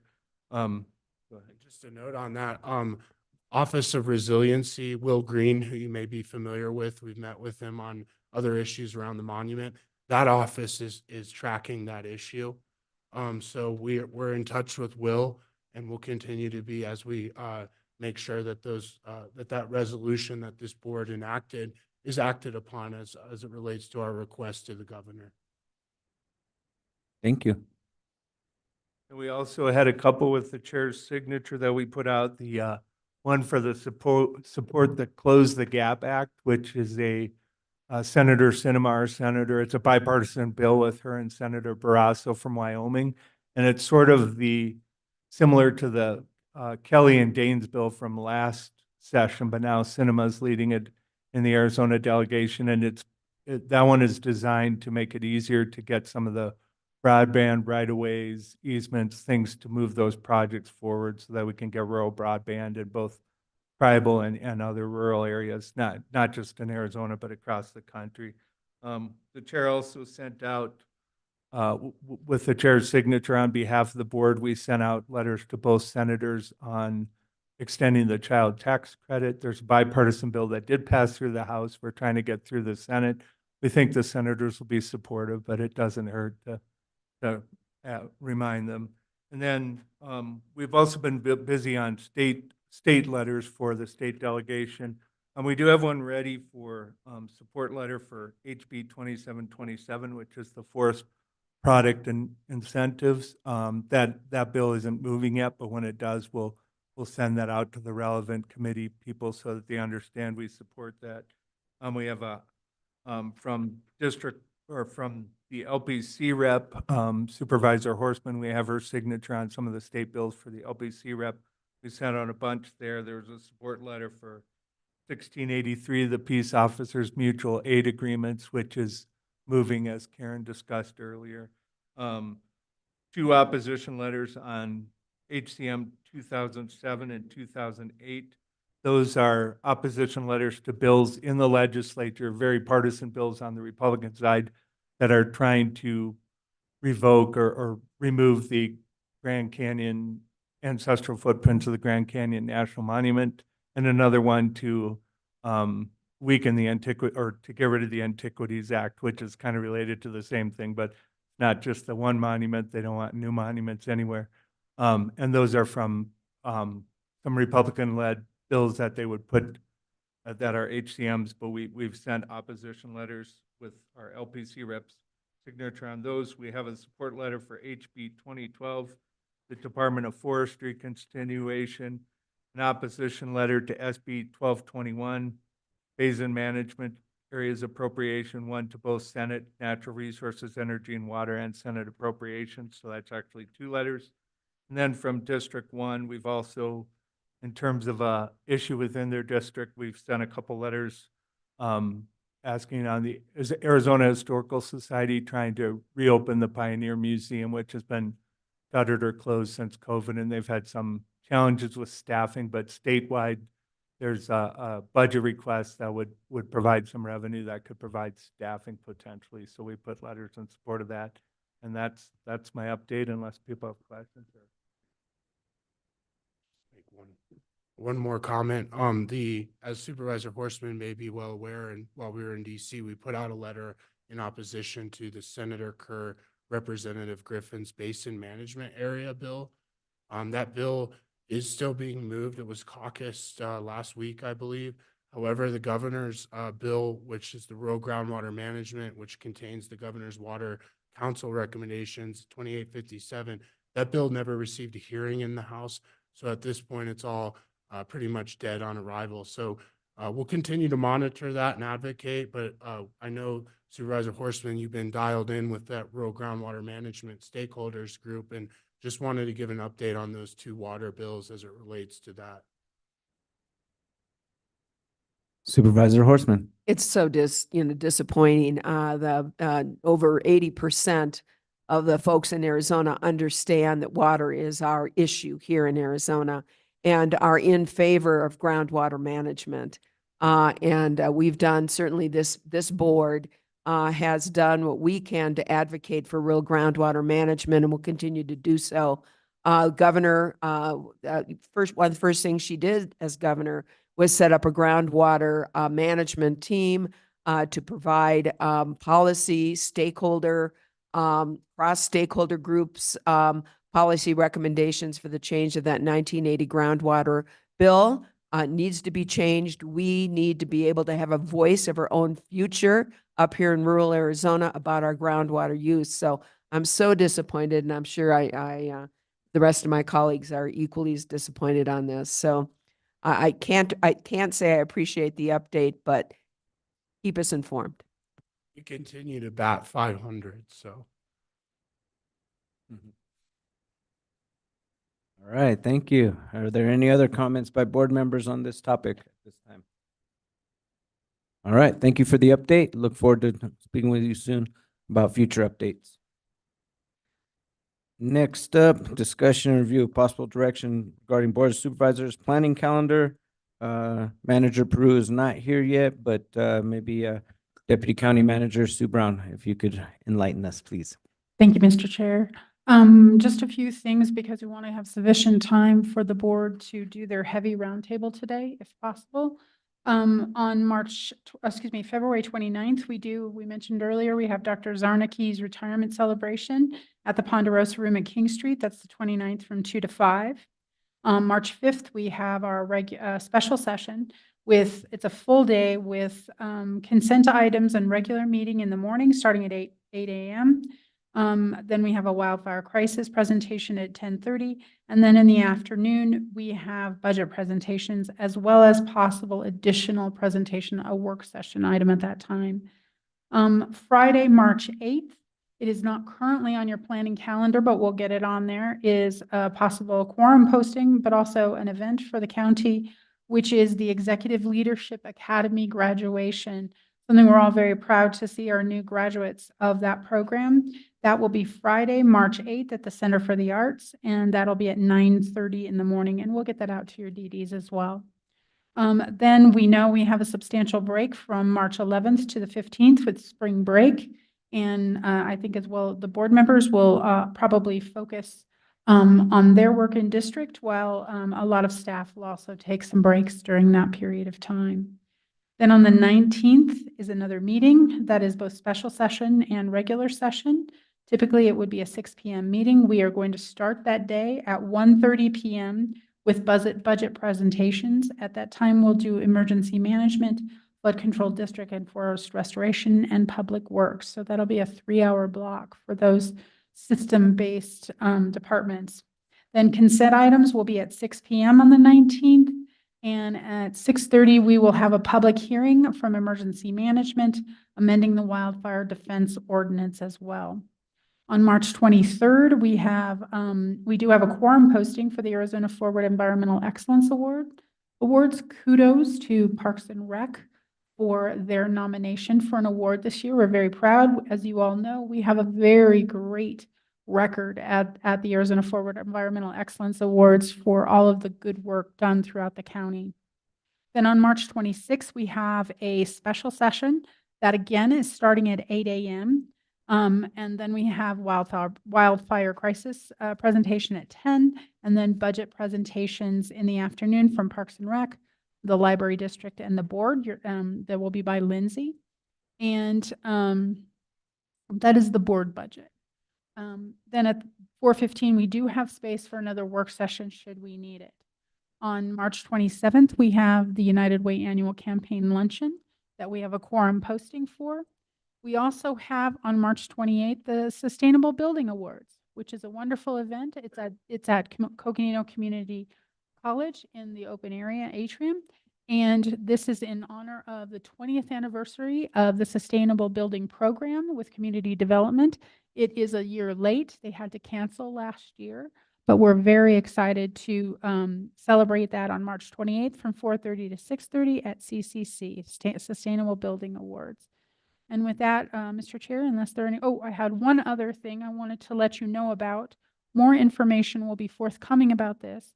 On March 28th, we have been notified, our Mary Knight, our broadband manager, has been notified by the governor's office and the ACA broadband office that they will be doing some community meetings in northern Arizona.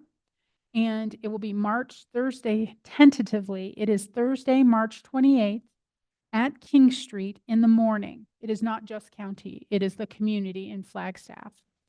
And they do not have a specific time yet, and we are monitoring this for changes. Ms. Knight will be sending out a more detailed email to each of you on that event. But we just heard about that yesterday, and we don't have solid details on that. And that is the 28th of March. And I think I'll stop there, Mr. Chair, unless you have any questions. Are there any questions about the planning calendar? Supervisor Horstman. Not specifically, just to the board, that Arizona Forward meeting or event, which is a very nice dinner, a nice event. I know I've gone in the past. I know Chair Vasquez has gone in the past. Do we have who from the board is going to be going to that?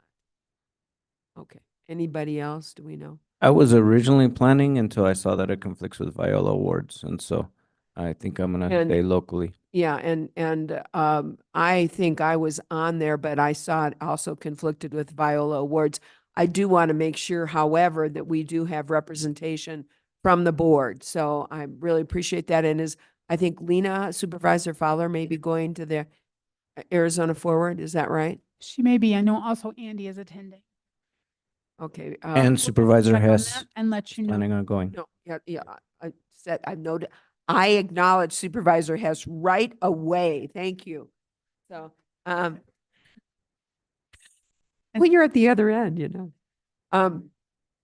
So, and do we know if Lena's, if possible, I will attend with Supervisor Hess if he is, just to have a good showing from the county, but if possible, I'd like to go to the Viola Awards as well.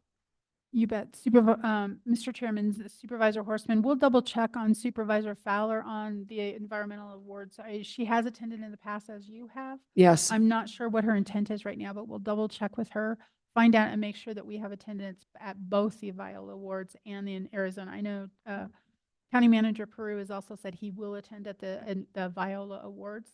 Andy will be at Arizona. I'm thinking of attending the Viola Awards as well. So that's great. Will the county get a table? Because I know it's not Yes, on. we will. That was the other question, since It- it wasn't on the calendar. We will have a table. We will. Definitely, I would like to attend. It sounds like the chair would like to attend.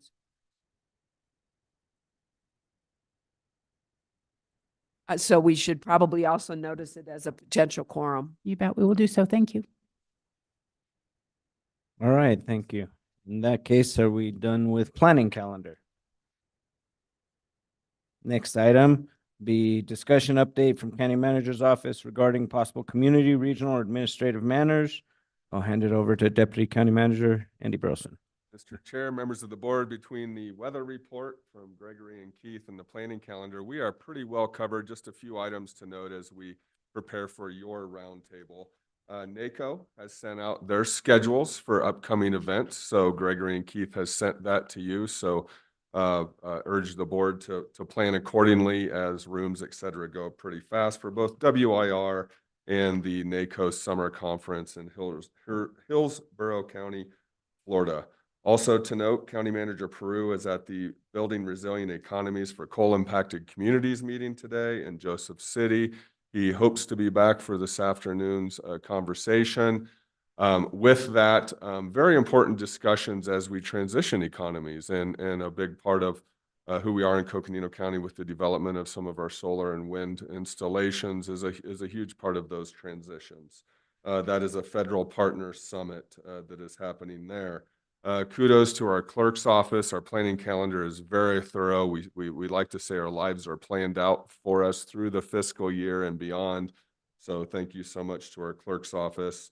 Also to note, our economic development director will begin on March 11th, John Saltonstall. So wanted to note that.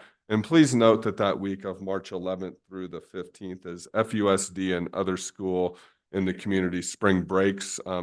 Very, very big part of our community here. And so anticipate that as you plan your meetings and your calendars. So with that, we will turn it to you, the board, for your roundtable discussions. Thank you very much. Thank you. We have 20 minutes before noon, so we don't want to go too light, but at the same time, we haven't had a break, so it would be nice if we could finish at 12 so we can have a full lunch before 1:15 and return to the presentations. So with that said, why don't we go ahead and start with District 1? All right, and let's try to keep it light. So first and foremost, NACO Legislative Conference in DC, a big shout out to Keith, Gregory, and all from our county who attended and made that a very, very productive event on behalf of the Board of Supervisors. We were able to meet. We had over 30 office meetings and meetings with our Senate and representatives and staff at Forest Service, Department of Interior, Agriculture. We were there. We were talking about the county's federal legislative agenda, especially with regards to forest restoration, post-wildfire flooding. We're going to talk more about that. The importance of maintaining our public lands in the Bajnavjo Ita Kukveni National Monument. and gave a discussion on the Pinyon Mine and what this means for Coconino County and for our residents, especially in tribal lands and there in Supai. Many of us also attended many meetings with regards to commissions and boards that we sit on. I sit on both Public Lands, WIR, and Recreation Communities, and I know our chair also was very involved in transportation and immigration. And Lena, of course, Supervisor Fowler sits as a steering committee and an officer for NACO itself. So we were there, we were loud, we were proud, and we were heard, and we will continue that advocacy on behalf of Coconino County. Also closer to home, but out of this world, took part in the I Heart Pluto Festival, always fun. Diana Gabaldon, daughter of Flagstaff and daughter of a former senator and former County Board of Supervisor, Tony Gabaldon, and we're able to toast Pluto with the new Mother Road Brew that was developed just for Pluto, and it was really a fun event, and a lot of Flagstaff and Coconino County took part. Also the Athena Awards, and a big congratulations to all the nominees. What a great group of women that really across the spectrum here in Coconino County represent some of the best we have. And special thanks, or I should say a special congratulations to Lisa Lamberson for Mountain Sports, Devonna McLaughlin and from Housing Solutions, and Kate Wyatt for Young Professionals from FMC. Just great job, ladies, and look forward to what you're going to do for our community in the future. Also, just something to keep in the back of our at a kind of back of our minds as we move forward. I'd like us to take a look at doing a renewable energy ordinance summit. I'm sorry, renewable energy summit here in Coconino County. I know this was done by Babbitt Ranch. It's very successfully and had some wonderful speakers. We've heard a lot from our community members on the importance of renewable energy and sustainability, and I'd really like us to look at that as a future project here for the board. And just lastly, I will be leaving immediately after the board meeting today to get down to Phoenix for the BLM RAC. It's our first meeting, or my first meeting of the BLM RAC, and I look forward to participating in that on behalf of Coconino County and our public lands, and I'll give you an update after that meeting. So thank you, Chair. Thank you, Supervisor Horstman. Why don't we go ahead and go to District 3 and Supervisor Hess. Thank you, Chair. It's been a fun couple of weeks. Haven't had a roundtable, just to keep it light. I got to go on a tour of R4, which is the restoration lumberyard out in Belmont, and see how they're setting up and how they're building that. And it's very detailed and very interesting how they're utilizing as much of what they get to make it so we can restore the forest and make it profitable for them. So, man, it's cool. They've got just belts and saws and everything going everywhere. And it's, as a tech geek like that, I thought it was very cool. They weren't running when I got there, so I'll have to go back there and see the saws actually doing work. And they're still growing that. The planer they have is like a French planer. This huge, is like as big as this room. And it's loud as can be. They had to build a special room out about it. So I'd like to see how that works. And they're utilizing as much as they can to save as much as they can. So that was very cool. Thank you, Jay Smith, for that. I did get to be the lone wolf down at the CSA this week. And I was, me and Keith were the lonely two at the, the Medium Caucus.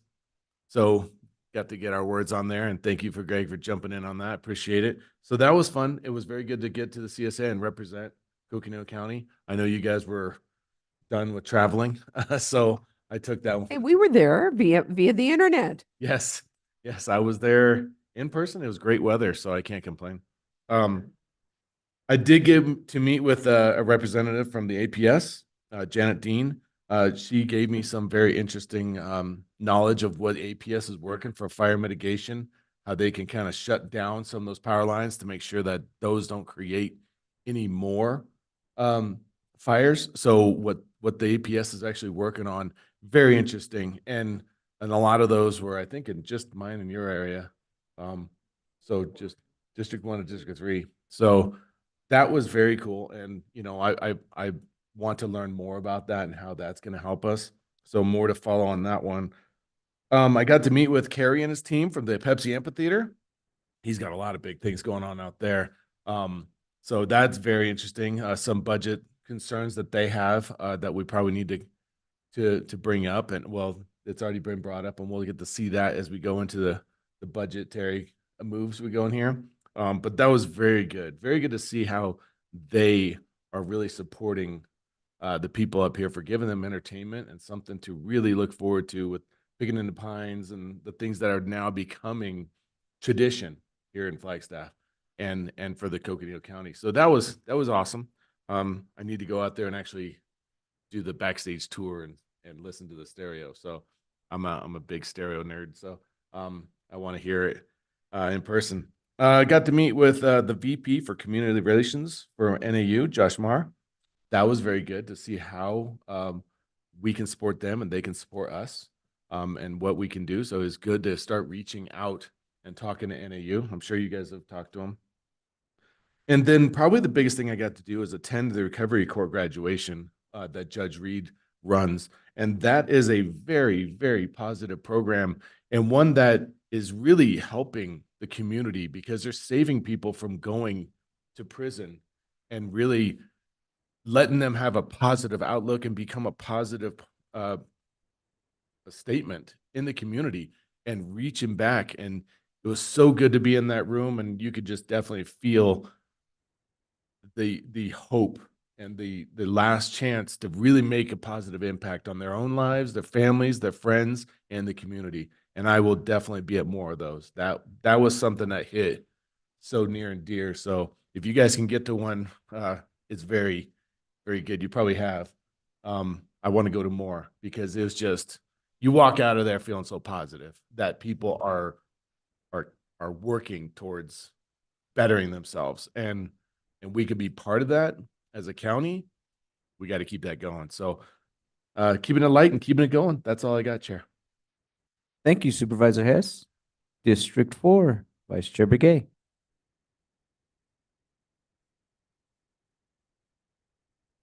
I was told that they can't hear me. So, okay, I just want to say thank you to Greg and Keith, for really going out and helping us preparing for the Capitol Hill visits. And we had a chance to, say what we had to say. And we had a lot of good, positive feedbacks and more feedbacks than we did positively than negatively. So I just want to say thank you for all your being there on top of everything that's happening that is affecting that or could affect the county here as a whole. So, and then my colleagues and, for your advocacy, we did a good job on the Hill, and, we hope and plan to have good results, to help our county constituents that we serve in all the districts. So thank you so much. And I don't want to reiterate a lot of stuff that we did at all the Hill visits that we did. Ray went over some, and we were on, Patrice went over some too. So I just want to say that I went on a couple of visits that I wanted to kind of share is the meeting with the Navajo Nation Washington DC office. And basically over there is I want to talk about the BIA routes, the MOU, and then also which is the agreement between Navajo NDOT, BIA, and the county. So, and they take care of the roads there. And also I did mention them to them about the transporting and the Pinion uranium mining that's going on, and in detail they we went and I went over with that. So I just want to say that those were kind of like the important ones that I went over with the Navajo Nation Washington DC office. Did I get a chance to go to Orlando Tellers also, basically just talking about the transportation, the bus routes, and then also the more funding for transportation, for just anything that has to do with transportation within the road. So, and then also bridges and things like that. So I just want to say, we had good visits, and then we did meet with several other areas. We did had a chance, Patrice and I had a chance to visit, with, Mark Kelly. There was a bunch of us here. We went to the, Acona, and, was a good meeting. And I understand this is the first field Senate hearing city in the city for more than 30 years. So I think that was something that I really appreciated, being there. A lot of it, discussions were type of economic development opportunities within the city. That was one of the areas that we focused on. Attended the District 5 Navajo Nation, some of the Navajo Nation meetings, and basically chapter meeting addressing large-scale farming along the Little Colorado River. This was to address the soil samplings and studies of the alluvial near the Little Colorado River, and market study that's being done by NAU, the business department, which is going to really help with the water rights negotiation with the state water users. So that's another one. And of course, the Athens Award luncheon was already mentioned. Had also a chance to meet with the, well, actually I interviewed with the Arizona Daily Sun regarding piñon mining issues and why the board opposed it, did a resolution opposing the transporting of the uranium ore through several of the areas with the two routes that they were mentioning. So, and I'm glad that there was a letter that the board approved and sent that to the governor's office, just really going and letting them know that we oppose this effort. And then also, I had a chance to go to the library, a Mountain Line meeting. And basically that one, they're talking about workforce budgets, and then they're also talking about how they're going to recruit and retain their employees, and also the maintenance facility project updates. They went over that as how to several areas that they're looking at to maintain and their facility projects that's ongoing. And then also they gave us a mini update about the Downtown Connection Center, and that is going well. And but right now the board did not have no recommendations for us at that point. So the Metro Plan meeting is basically they talked about safe street master plans, and that there's a notice of funds opportunity that's out there in the excess of $656 million, and moving forward to apply for those grants. Federal Highways grant also, they were talking about that. Those are some opportunities also with Metro Plan, and potential grants that will be reviewed in the process and getting ready for funding opportunities. So a lot of, funding opportunities that and grants that we'll be going after regarding transportation. Then also, I went to the library. I attended the library board meeting.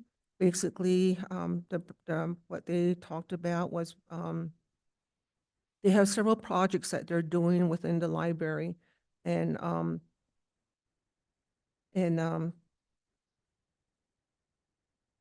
a representative from the city council they're looking for that vacancy to be filled. There's a project that they're doing, the Encore Irish Fiddle program held at the downtown library. They had a lot of people, more people, 70 people or more were in attendance, and Kate Rose was the performer, and that the show is really taking off, and they want to thank everybody that has attended, and it was also promoted very well. They have a gingerbread house program that they're doing, featuring annual favorites like gingerbread house program and the 45th annual holiday program as well, and others of the like. The holiday program returned closer to its pre-COVID size with about 96 people in attendance. There were stories, songs, and meeting the Santa during that time. Braille labels are being looked at as more audiobooks on the CD are purchased. And so they have that Braille project going on, and putting Braille labels on top of cases to make the audio collection more accessible. They do have this Harry Potter Yule Ball that which was held and there were over 100 people in attendance. Participants also participate in a variety of activities, exploring the ballroom to testing their Harry Potter knowledge and with trivia and playing bingo and this and that. So that's a community thing. So basically, that's something that I wanted to share with you. There were other information that was shared, like the currently learning that the foot traffic patterns, so the new location, which is in the old Chase building, just right a few yards from here. So that's basically it. And the Tuba City Library elevator has been repaired and is completed. So that's basically, in a nutshell, that I want to just kind of mention. Thank you. All right, thank you. Well, a lot of what I was going to talk about has already been mentioned, but I'll do it real quick. With the trips to DC, it was, thank you, team, all the staff that went with us and staffed us during these meetings. Over 30 Hill visits in 4 days. It was quite an endeavor, and we couldn't have done it without our team. So thank you for all your hard work.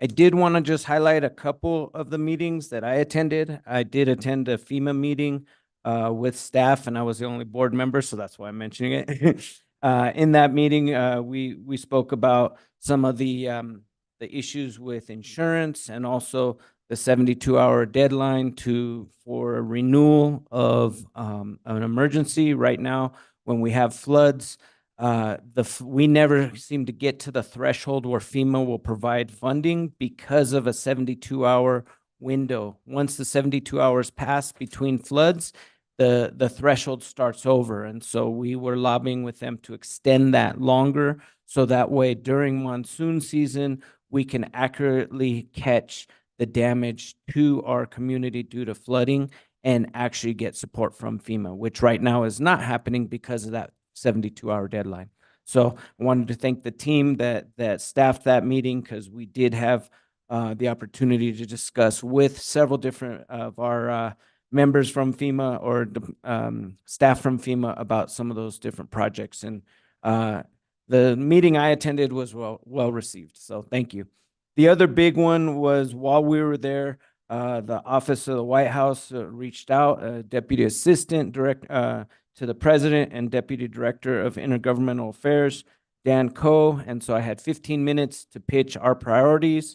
There were 4 priorities that I discussed, which were Fort Fry, uranium mining, transportation issues, both Highway 89 drainage improvements, and then also getting aggregate for rural roads in Coconino County. And so I had 15 minutes, so I pushed as much as I could. It was a great honor to be able to share those needs for Coconino County to that Deputy Director of Intergovernmental Affairs.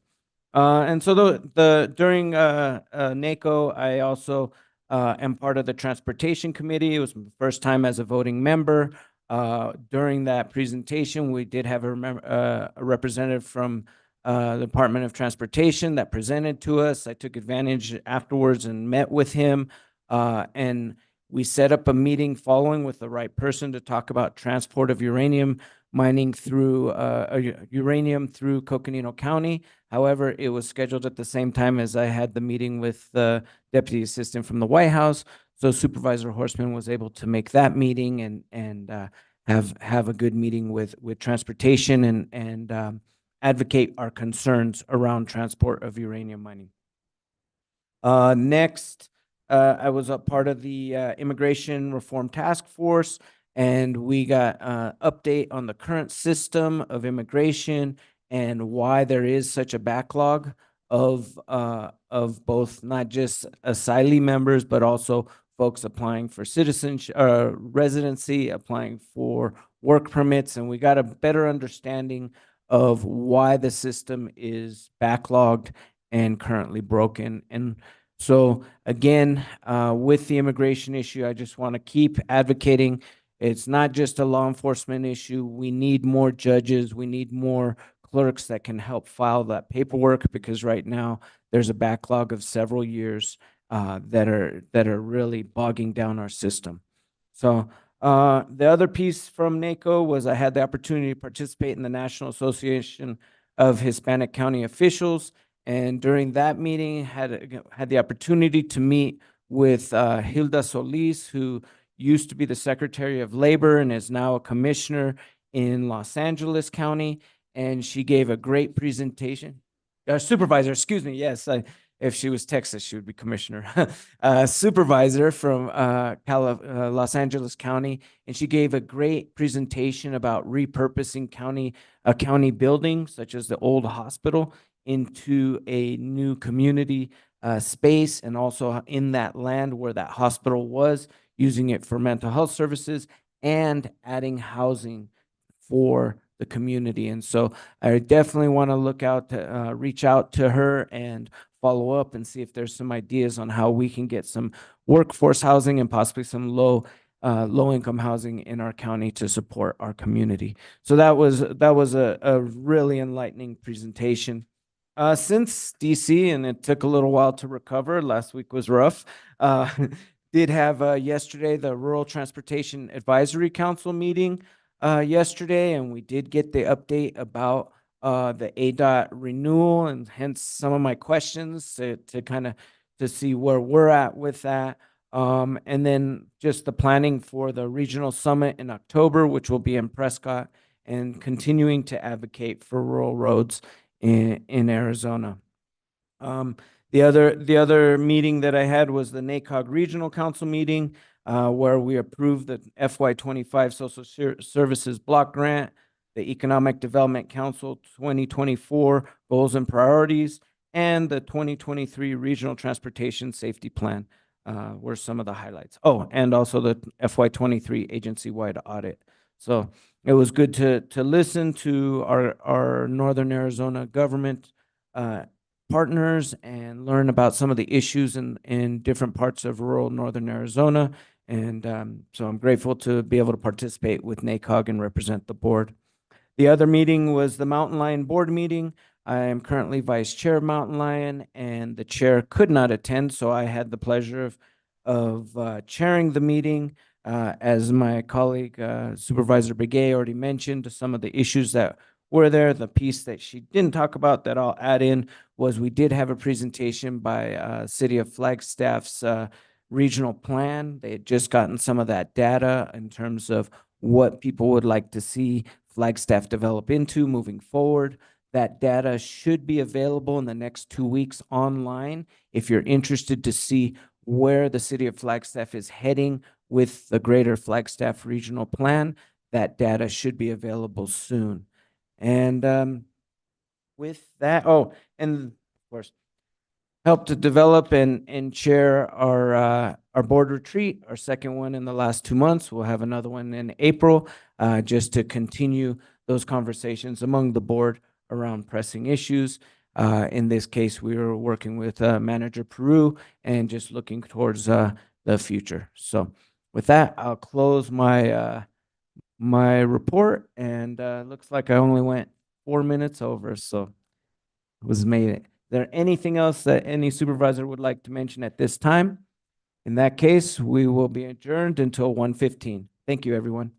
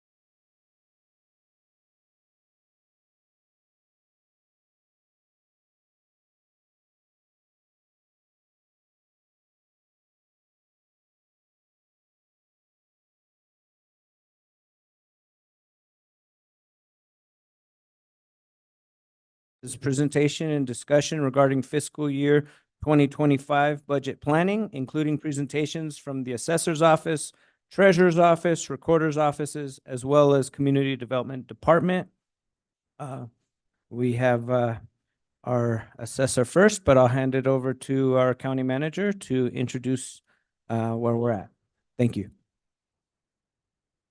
Thank you, Mr. Chairman, members of the board. This is the second installment of our department and elected official presentations.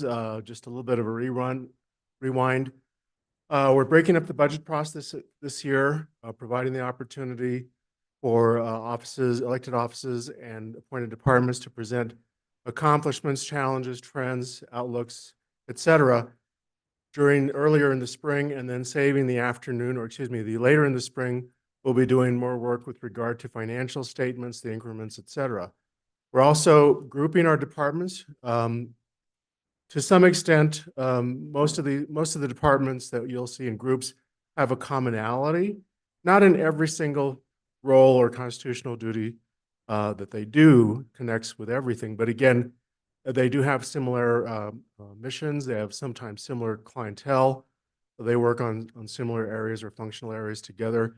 And so today we have assessor, treasurer, recorder, and community development lined up for this afternoon. And so with that, Mr. Chair, I will turn it over to our first presenter, our assessor. All right, thank you. And his team. And there is, I think, a time.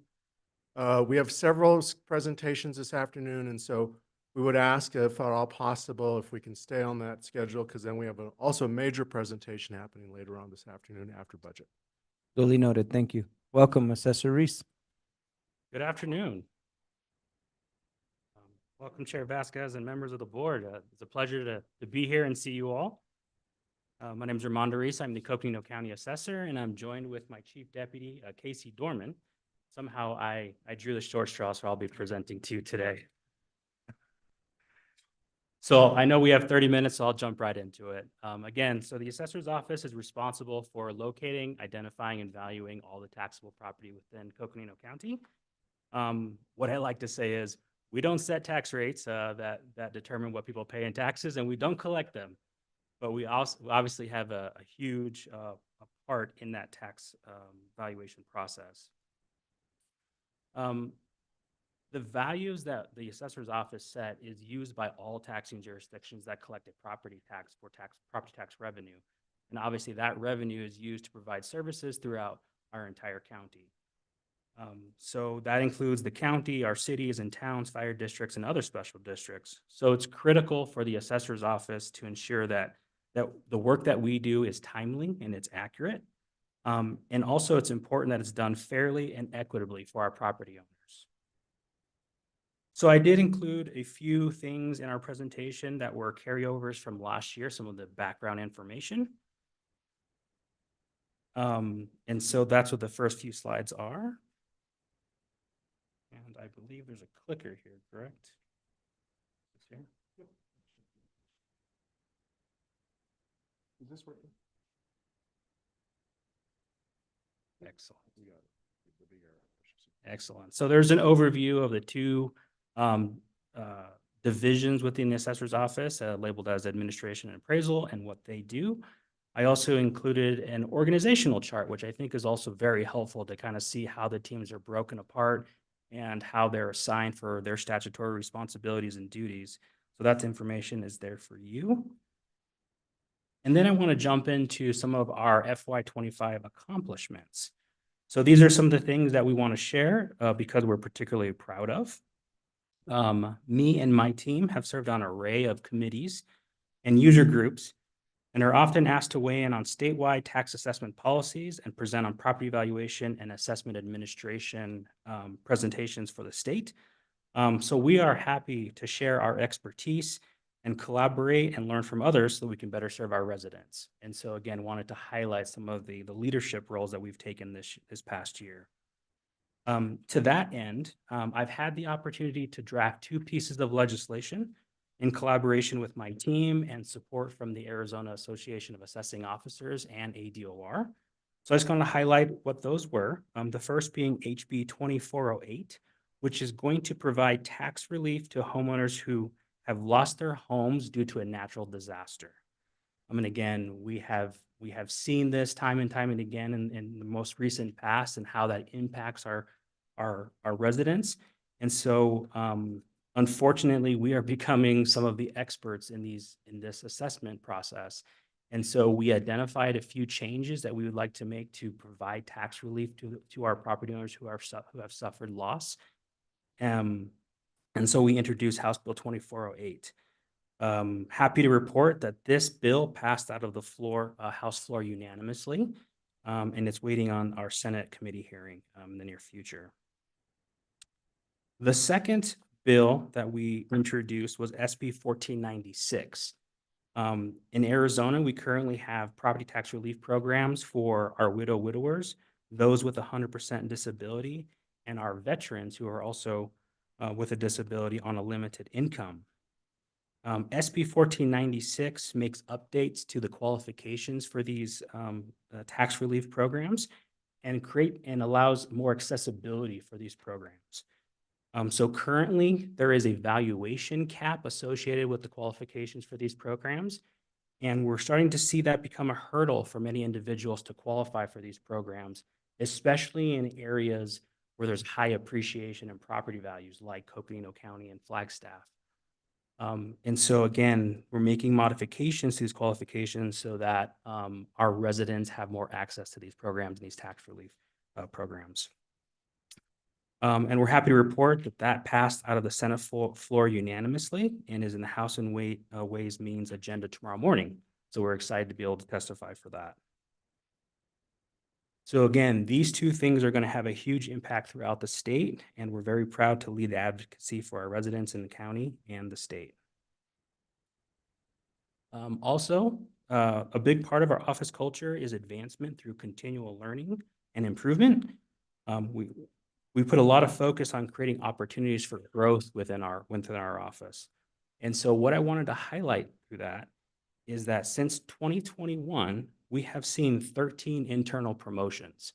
And I think that's a pretty spectacular thing to be able to say. And again, these are individuals who have applied and been offered higher level positions. And they're also individuals who have taken on the role of an appraiser and decided to go and take their certification classes for level 1 and level 2 appraisers and have successfully passed. So again, this is just a huge accomplishment for the team. And again, something that not many people can say. And then lastly, I want to talk about some of the statutory assessments. And here is kind of where I want to give a shout out to the assessors team, again, who continually pull together to get the work done. I just want to say that they're amazing. So the work that we do isn't always glamorous, as I like to say, but it's important. And we couldn't accomplish what we do without our team. So I just want to say thank you to them for the great work that they've done. Some of that work obviously includes meeting over 100 statutory deadlines, which is a pretty big lift. But again, we do that successfully year in and year out. We have seen an increase in new construction assessed valuations this last year, going from 15 million in 2023 to 54 million in 2024 overall throughout the county. And again, this is just a result of the appraisers out working and picking up the new construction, the development that's happening throughout the county. And again, that takes a lot of time and effort, especially for a county of our size. And so again, kudos to them for that work that they've accomplished. And then, of course, again, we talked about flooding that has impacted our county, and that work also includes many flood reassessments, which I know that our property owners are appreciative of.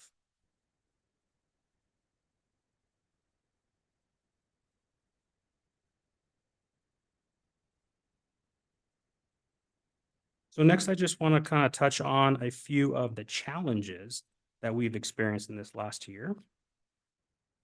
I'm sure that you'll hear some common themes ringing throughout your budget presentations.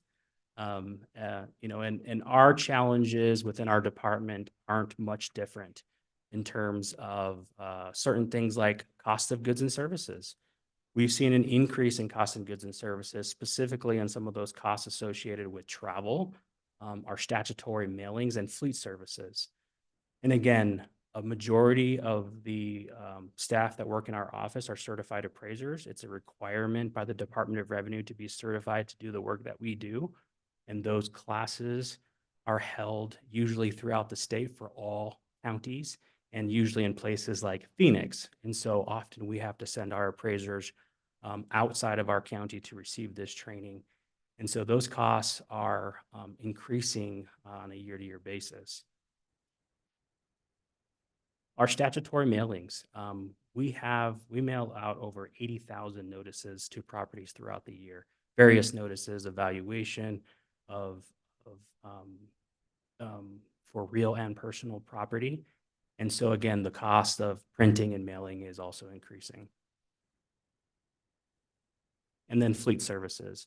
Obviously, a large part of what we do is going out into the field. Our appraisers are going and looking at properties, identifying changes to properties, picking up new construction.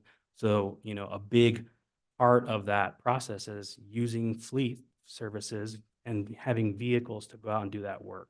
And so again, when looking at those three major areas, that accounts for 92% of our operational budget.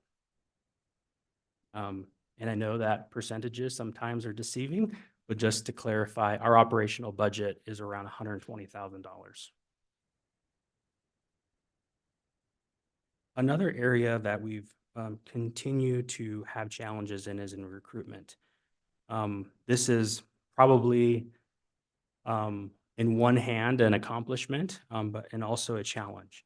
So we've improved our staffing, which this is unfortunately an error on my part. I apologize, but it was actually 74% up to 86% since 2021. So we were at one point, we were down a quarter of our staff. And again, that creates its own sets of challenges. We've put a lot of time and effort into improving that. Obviously, by improving that, we're able to accomplish more and lessen the workload of our current staff. And so we have been able to improve that. That also means that we've spent a significant amount of time and resources in that recruitment process. So it does take away from some of the other responsibilities that we're trying to accomplish as well. We're continually seeing fewer candidates applying for positions, and of course, retention challenges due to cost of living. I have had, unfortunately, individuals leave our organization who have told me that they love what they do. They don't want to leave, but they can't afford to live here. And so again, it continues to be a challenge for all of us. And then there's also some operational limitations and challenges that we've received, that we see this past year as well. So the appraisal certification process does take time. So we're in a build-up phase right now. We have several new appraisers. We have to send those appraisers to class, like to get level 1 and level 2 certified. So each certification can take upwards from 6 to 12 months. And again, we're at the mercy of when the Department of Revenue provides those classes, where they provide those classes. And so there is some time associated with hiring a new person and then having them certified and getting into the field to start doing the appraisal work. So there is some delay in that. But again, we've hired several new appraisers and they're fantastic. They've got a great attitude. They're bringing a ton of great energy to our team. And it just excites the entire team. And so again, you know, it is a challenge, but it's also an opportunity for us as well. We're experiencing our teams being at capacity. And what I mean by that is oftentimes we find ourselves having to shift priorities to accomplish tasks. And the truth be told is that when we shift priorities, something else isn't getting done. When we have to shift resources, something else is falling off. And so we have to strategically make those decisions on what we're going to focus on to ensure, again, we're meeting those deadlines, to ensure that we're getting the work done that we need to. But there's a shortfall there. And so how I best describe it is that we're being outpaced. We're being outpaced with the work that's coming through the door and the work that we're able to accomplish. And so what I wanted to illustrate on the next slide is just one example of kind of what that looks like. So this is the permit workflow by month. So the assessor's office receives permits from every jurisdiction that has permits, the counties and the county and the cities. And then we review those permits to ensure that if there's something that is going to affect property value, that would get put into a workflow for an appraiser to go out and field inspect it and to make those changes to the property tax roll. So again, we're collecting all this data. We're filtering it down to the things that we need to go out and field inspect. And what this graph represents is the incoming permits and the permits being worked. So incoming permits being in orange, the permits being worked in green, and then the blue line represents the total amount of permits within the system. So you can see in January 2023, we started off with 5,712 permits. At the end in December 2023, we ended up with 6,159 permits. So again, that backlog is increasing. Now, to be fair, we're not fully staffed within the team that is working permits. But if we were to look at the pace of permits being worked by each appraiser, when we do fill those two vacant positions, we're still getting outpaced. So again, it's a challenge of, again, what is happening in the market today, the construction that's happening. We're still catching up with some of the increase in construction. And then the complexity of the actual construction that we're seeing now too. I'm sure that if you're driving around, you're seeing a lot of large complexes, apartment buildings, multifamily housings. Like an appraiser, usually two appraisers have to go visit these types of properties because of how massive they are. So it takes two resources instead of one to go out and look at these projects because of the complexity. And again, travel time. You know, we do stuff in Page and Blue Ridge and Williams, you know, in the Grand Canyon and Tucson. We're all over the place, and that also that travel time also takes away from the time to pick up some of these changes as well. So again, just wanted to present some of that data to you today. Yes, sir. You go back to that chart real quick. What's it mean, the green and the negative? Those are permits that are worked monthly. So it's the workflow. So the negative is the permits that are worked. The orange positive numbers are the permit that's coming into the workflow as jurisdictions send us new permits. Thank you for that clarification. Thank you, Chair Vasquez, for the question.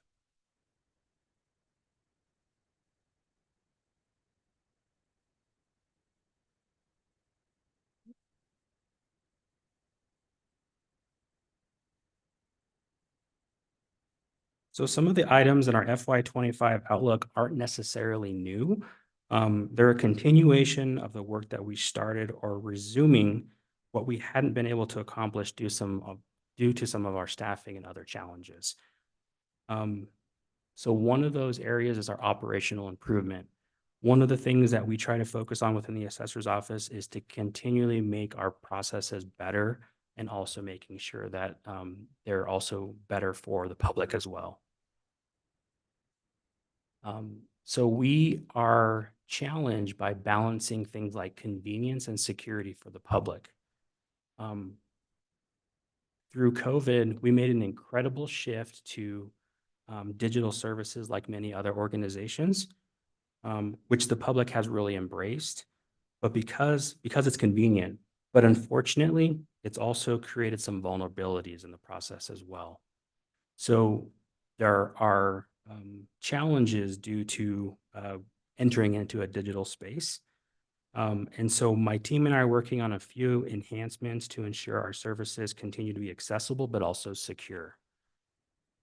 So our intent is to do our part to protect property owners from potential real estate fraud that's growing within this digital space. And this is one of the projects that we're implementing for next year and starting now. And we'll be excited to share some of those changes with you. But again, the idea is to have processes that are convenient for the public, but also ensure security.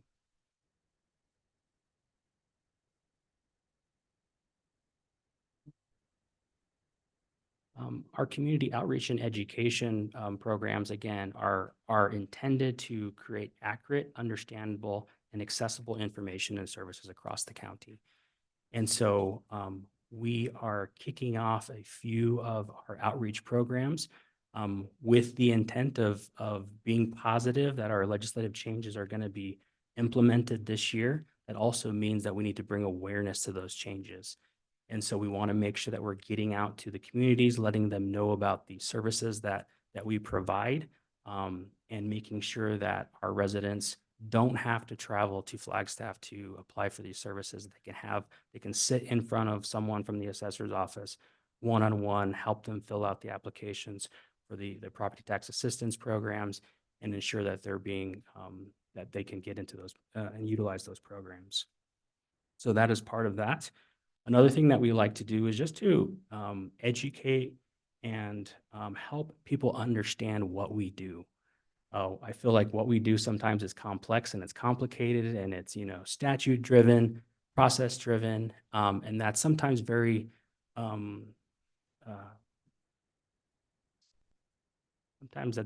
complex. And so we want to simplify it and make sure that people understand what it is that we do for transparency.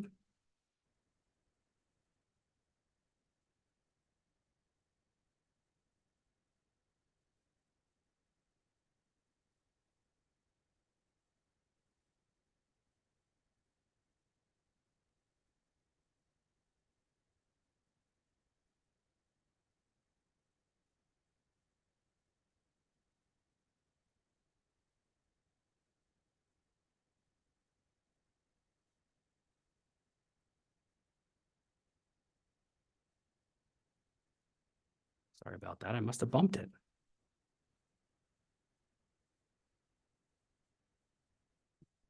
Again, just wanted to really share that we want to be accessible to the public. We're not hiding behind a door. We're not hiding behind an office. We want to make sure that we're out in the public. We're actually providing that education and making sure that we're providing information to the public. And then I wanted to quickly touch on a program that we are expanding on called Hire, Train, Grow. At least that's what I'm calling it right now.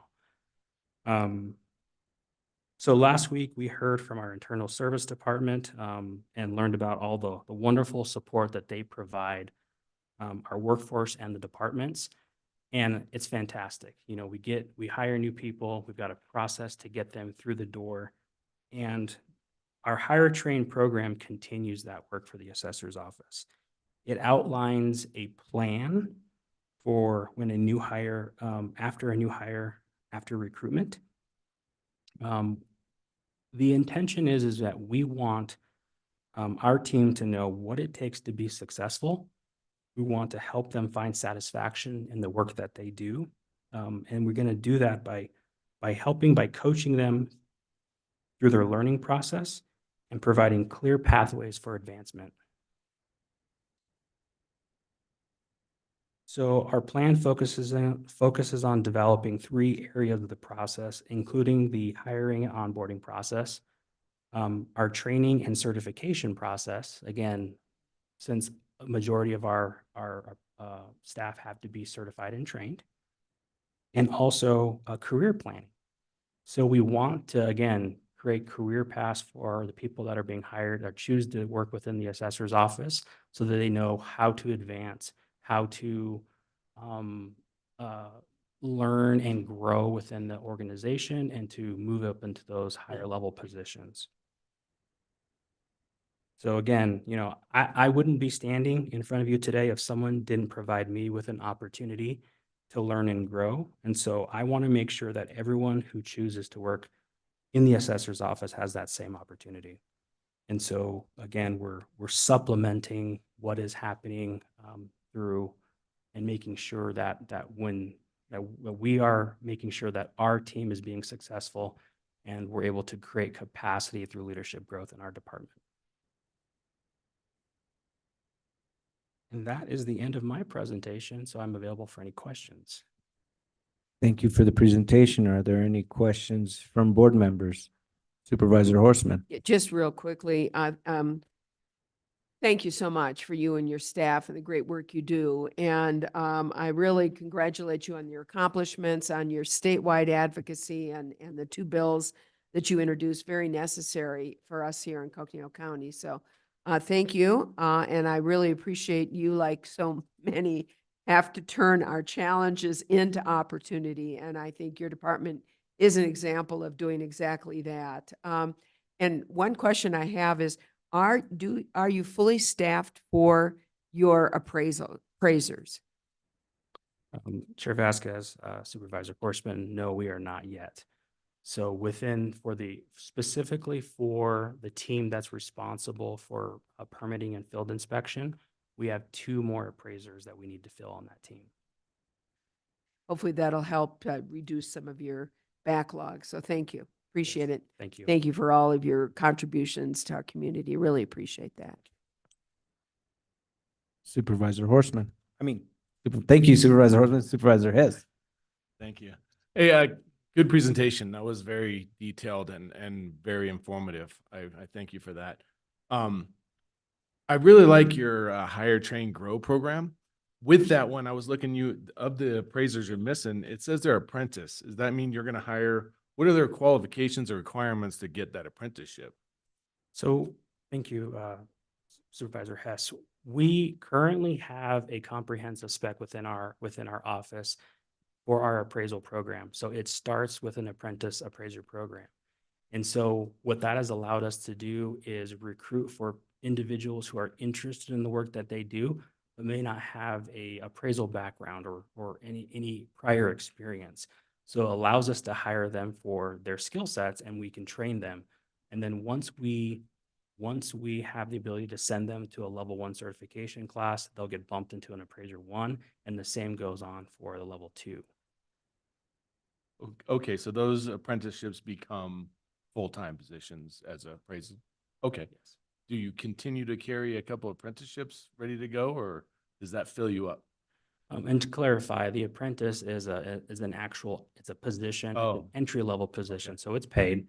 Not necessarily an unpaid apprenticeship, but more of an entry level position. Okay. That makes more sense. Thank you. Thank you, Supervisor Hess. Vice Chair Begay. Yes, thank you, Armando, you and your staff and all the hard work you're doing for the county. It means a lot, to have everyone on their toes, working for the county and the constituents that we serve overall.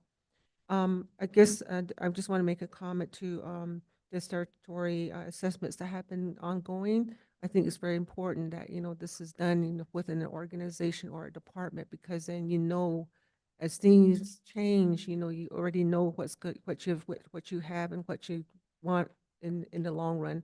So I just want to say, these 3 that you mentioned, that's something that should be done. So and was done. So I'm really thankful for that. And again, thank you to the staff, for being out there. And I think the county is pretty much known for just hiring, training their employees and, having them advance in the organization. I think that's a good practice here. So thank you so much. Thank you for the comments. Thank you. And I just wanted to add, thank you for the presentation, and just wanted to put a shout out to you and your team, because when we did go to ACO in December, it was a pleasure to sit down and listen to those conversations among the assessors and see how highly regarded Coconino County is among statewide assessors. So great job, people. Thank you. Thank you, Chair Vasquez. All right. Are there any other questions or comments at this time? All right. Thank you. for Appreciate your the time. presentation. Best of luck. Next up, we have Community Development Director, Jay Christelman.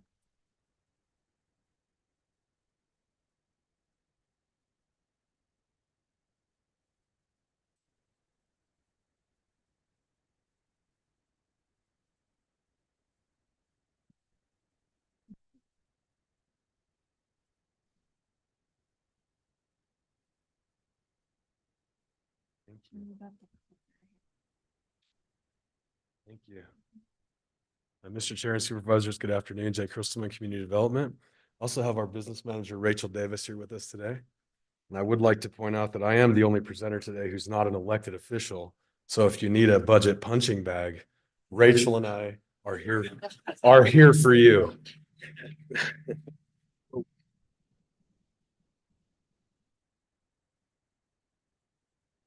Odd beginning. Careful what you wish for. Broken already. Excuse me. Thank you. So a little overview of community development. There are 36 positions within the department, 2 of which are part-time. 3 are term limited, which I'll talk about a little bit more here in a couple slides. And we do have 1 AmeriCorps position. We also have an intern from the Sustainable Building Program at CCC and an intern from the planning school at NAU. We do try to staff planning, or excuse me, interns every year. And we've actually employed them from time to time. One of our former interns is a planner with the city of Flagstaff. So we like to think that we've provided a benefit through that program. Community development consists of environmental quality, which is responsible for all of the on-site wastewater systems for every parcel within Coconino County that's not on a sewer system. So you've got Forest Highlands, Belmont, KVID, and Greenhaven. Those are the only sewer systems that are in the entire county of Coconino. So every other parcel has an on-site wastewater system. They also issue licenses for water haulers, which I think there's nearly 40 of those that we license in the county annually. Planning and zoning is another division within Coconino County. They are responsible for all land use entitlements within the county. They manage the comprehensive plan as well as the city of Flagstaff's regional plan. We're working on both of those long-range initiatives as we speak. Hopefully have them wrapped up in the fall as well so that we adopt our plans roughly at the same time. They also regulate all of the area plans that are within the county, as well as the joint land use study and the military installation sustainability deliverables that are part of that. Administrative permits are taken care of. That can be as simple as a land use or land split combo permit. It's very administrative, all the way to conditional use permits that are heard by the Planning and Zoning Commission tomorrow night for this month, as well as subdivision applications and rezone requests, such as the West Peak rezone that made the front page of the paper this morning, not the uranium mining resolution, the 1 lot subdivision. Anyway, moving on. We also consist of code enforcement. That was odd. Code enforcement, there's 2.5 staffers currently in the code enforcement division, and they are responsible for enforcing the codes and ordinances that are adopted by this board throughout the county of Coconino. They also manage a short-term rental ordinance permitting process, which I'll get into. We have an entire slide dedicated to that. The building division is the largest division within community development. There's 11 staff members. They range from permit technicians, plans examiners, and finally the inspectors. So any permit that is grade level and above that the International Code Council deems necessary for your permit, the building division permits those items ultimately for the goal of life and health safety of the structures. We do have a sustainable building program as well.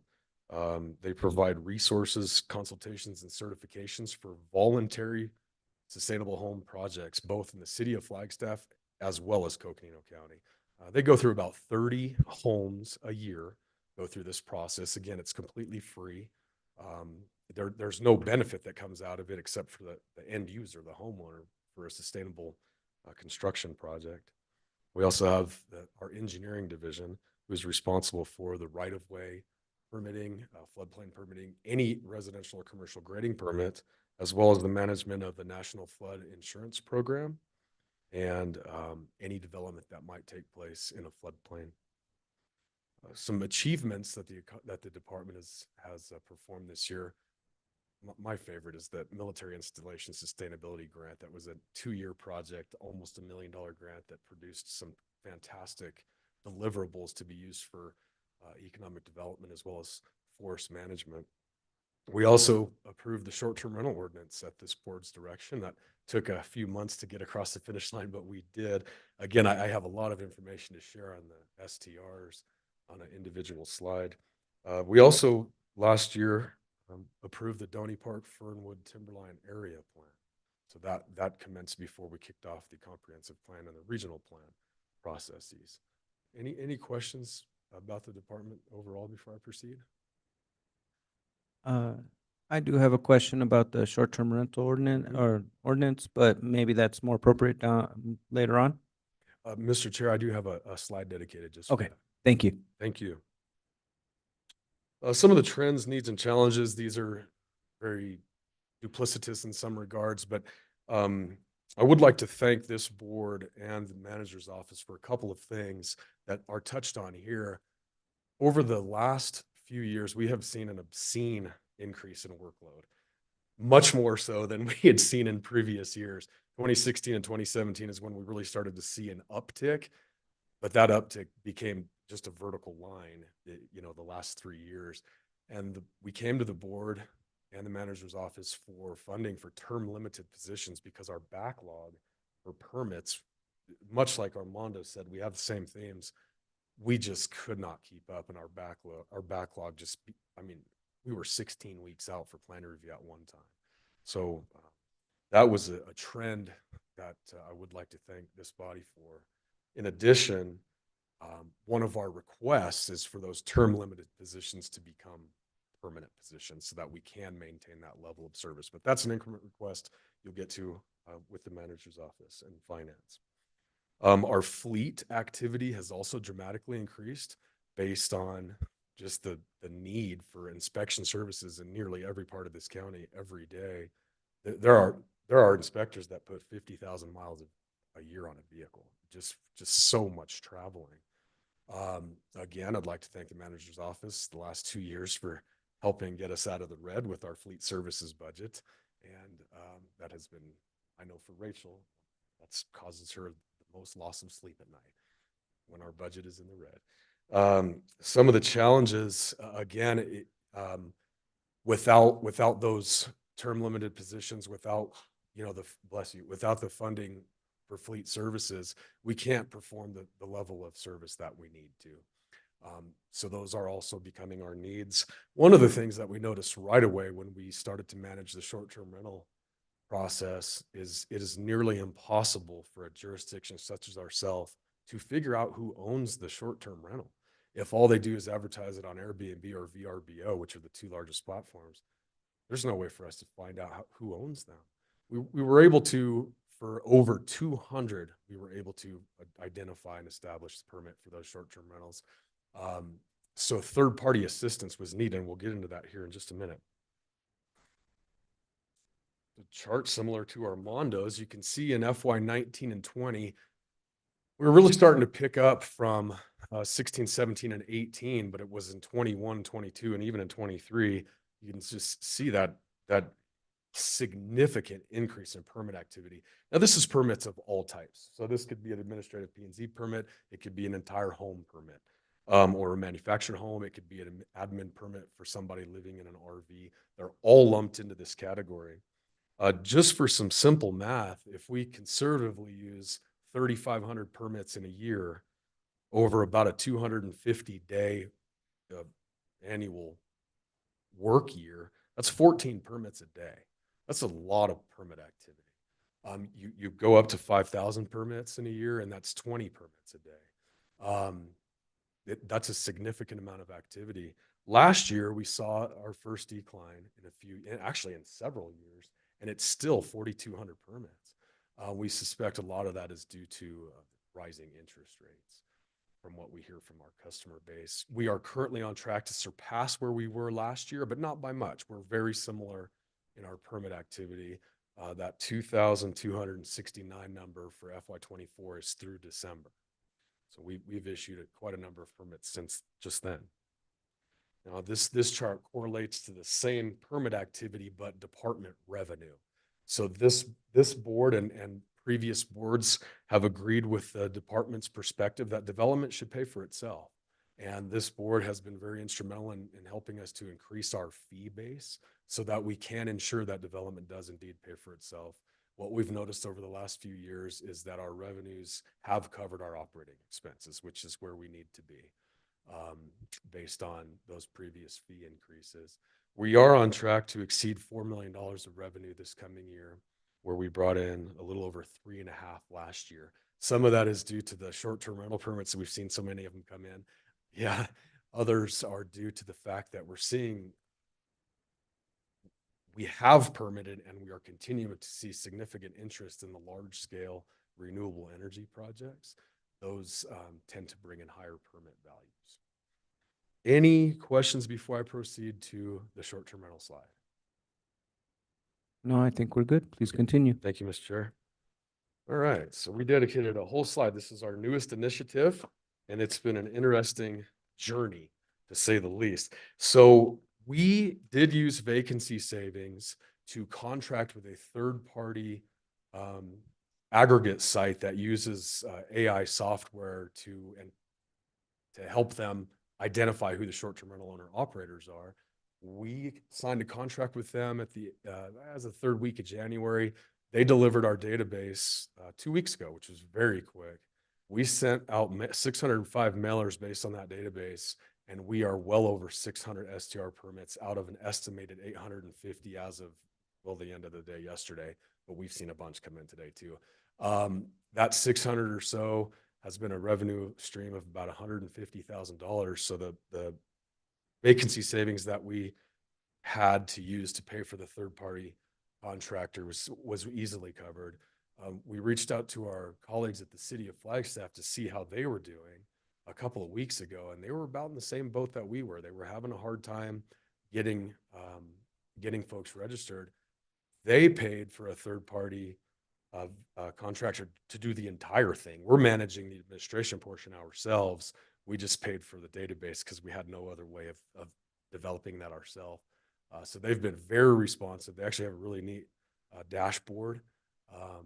I'd be happy to show you that shows where all of these are, the possible violations, and it's their proprietary software. It's called RentalScape. So we've been very impressed with this third-party company so far. They also advertised to Tempe. Tempe uses the same company, and they sell their platform with a 90% success rate. So if we can get there, we'd be very happy. I just summarized that entire slide, but any questions on?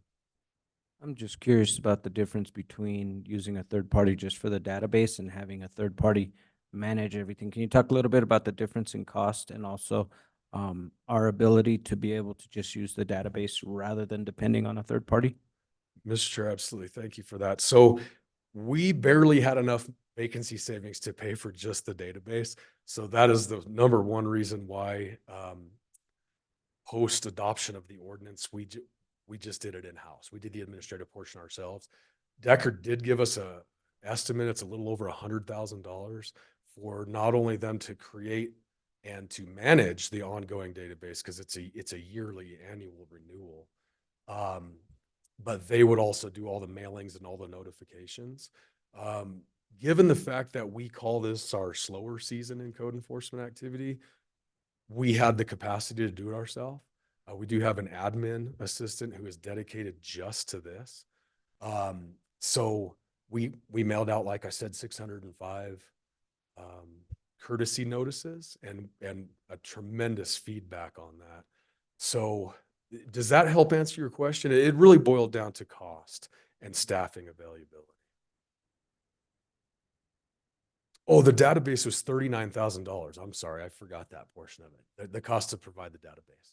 No problem. No, that's helpful. Just as we're trying to determine how we move forward and the capacity to move forward, that's helpful. Thank you. Thank you. Supervisor Horstman. Yeah, thanks. And just follow up a little bit on what the chairs talked about. You know, we love the idea that the revenue covers the operating expenses, and we were also hopeful that that would be the case for short-term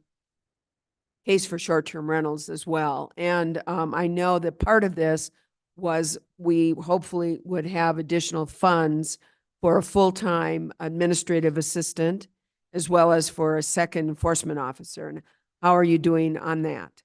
Mr. Chair and Supervisor Horstman, thank you. So glad you brought that up. We did have two recruitments for the code enforcement officer position. Both were unsuccessful. We did have an applicant turn us down originally, and then the last set of interviews, we didn't have anybody that we felt met the qualifications. As far as the full-time admin assistant position, that was full. She promoted, which we're very thankful for. She's a very capable young lady. And now we have a part-time person in the role until we can fill it with full-time. So a couple of things. Again, with the idea that the short-term rental is a annual permitting and hopefully we will have a 90% permit rate. We are hopeful you can then have a budget for operating expenses for short-term rentals so that we can make sure we've got a good program with good enforcement and, you know, quite frankly, good follow-through. And it sounds like that's exactly what you're looking at. And I think that follows up on what the chair's question was. If in fact, it may be more capacity, quite frankly, and still meet the budgetary needs, it may be appropriate to take a look at an outside third party to basically run this. And again, you know, we hope we're going to have now a set figure of what we can expect ongoing for short-term rental permits to be able to plan for a program to keep this going and to make sure we have good enforcement, a good, first of all, marketing and letting the public know what we're doing and what's expected, and then good enforcement. Mr. Chair and Supervisor Horstman, thank you for that. One of our increment requests is just that. It's to pay for the ongoing database, the management of that database. Mark and I have talked considerably about the recruitment of the position. Code enforcement positions have historically been very difficult to fill. We do like the idea of having us administering it in-house for the customer service aspect of it. Not only that, but if, and unfortunately it's likely, a case does have to go to hearing for failure to register, for example, having in-house staff manage that, we feel would be the best solution. But we do have an increment request for funds to help manage the database ongoing, annually. Hope that helps. Yes, thank you. Any other follow-up questions? You know, Supervisor Rose. other than to say that if you cannot recruit and cannot hire, it may be something to take a look at. So I understand why you're saying that about in-house, but we want to make sure, community development does so much. And the enforcement aspect already across so many different and broad areas are so much.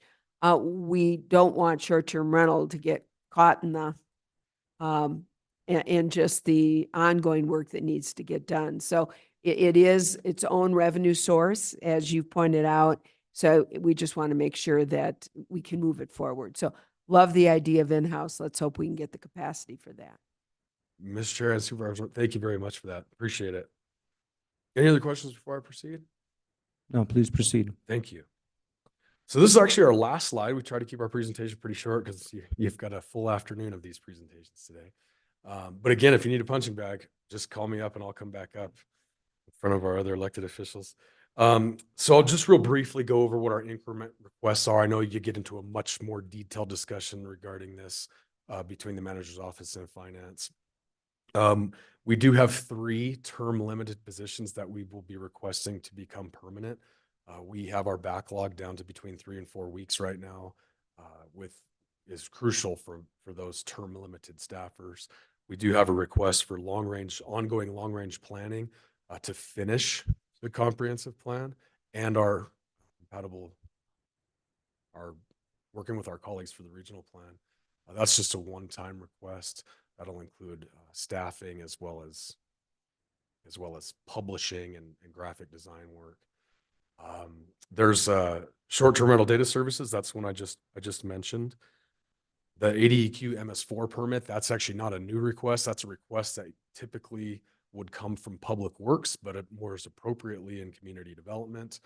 That's for our annual MS4, which is a municipal storm system program through ADEQ. And then I'm going to have Rachel speak a little bit with regards to the CPI for existing fleet and data services. This is something that as business managers, they've been talking about at a much more global scale, not just community development. So I'll ask Rachel to present on that. Thank you, Jay, and thank you, Chair Vasquez and members of the board. Happy to speak to, we're kind of loosely calling it the CPI, the Consumer Price Index for existing fleet, and then the communication services. And really what this is, this request, it's a one-time and a recurring request.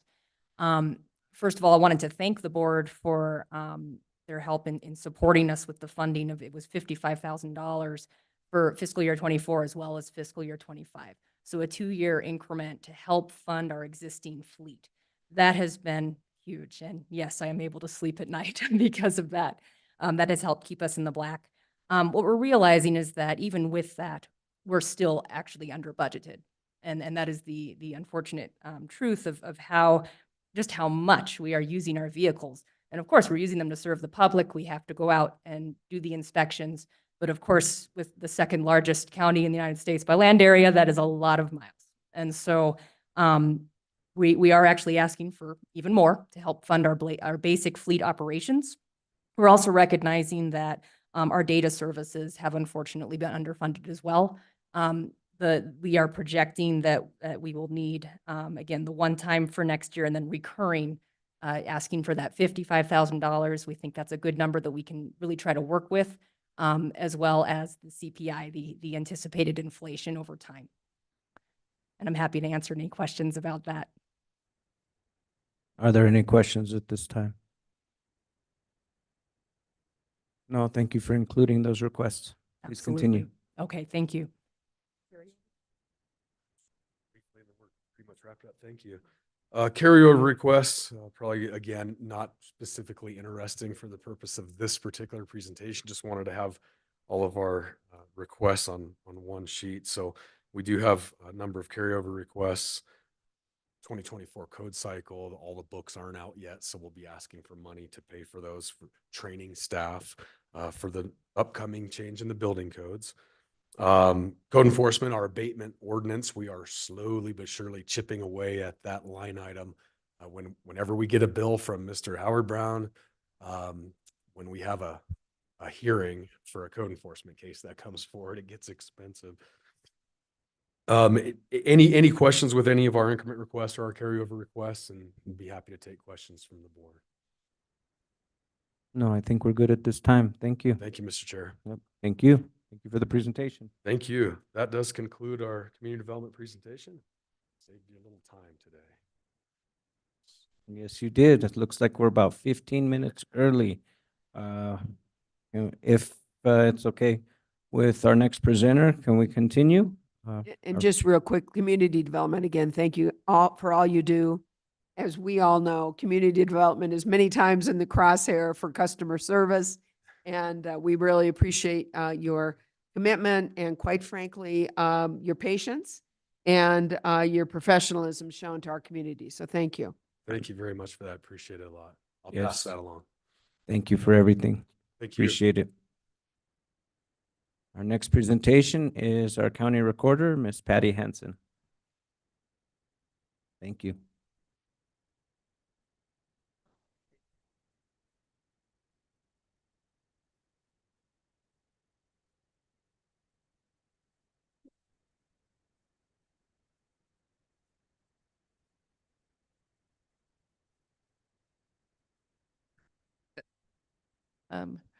Good afternoon, Chair Vasquez and members of the board and the public and the staff that's here today. This is my last budget hearing for you. So kind of bittersweet, but as usual, we're going to ask for money. So I want to introduce the members of our team that's here today that will be doing the majority of the presentation. We have Donna Kasner, our Chief Deputy, and Alicia Henry, our Recording Supervisor, and Elta Foster, our Business Manager. So I will turn it over to Donna right now. Hello, Chair Vasquez and members of the board. Oh, yes. How's that? Much better. Boy. All right. As Patty said, I am the Chief Deputy Recorder, and the Recorder's Office consists of the Recording Division, Voter Services, and the County Mailroom. And I'd like to just go over our mission statement, which talks a little bit about what we do. The Coconino County Recorder's Office is committed to providing courteous and efficient customer service, as always, while recording, preserving, and retrieving public records. as well as maintaining accurate voter records and early voting procedures to ensure that our areas of responsibility for elections are conducted in a secure, statutorily compliant, and accurate manner. We are consistently striving to maintain the public's trust and confidence in our elections and to improve our office's services to our citizens. I'm going to hand it over to Alicia Henry, our Senior Recording Manager, to talk about our recording division.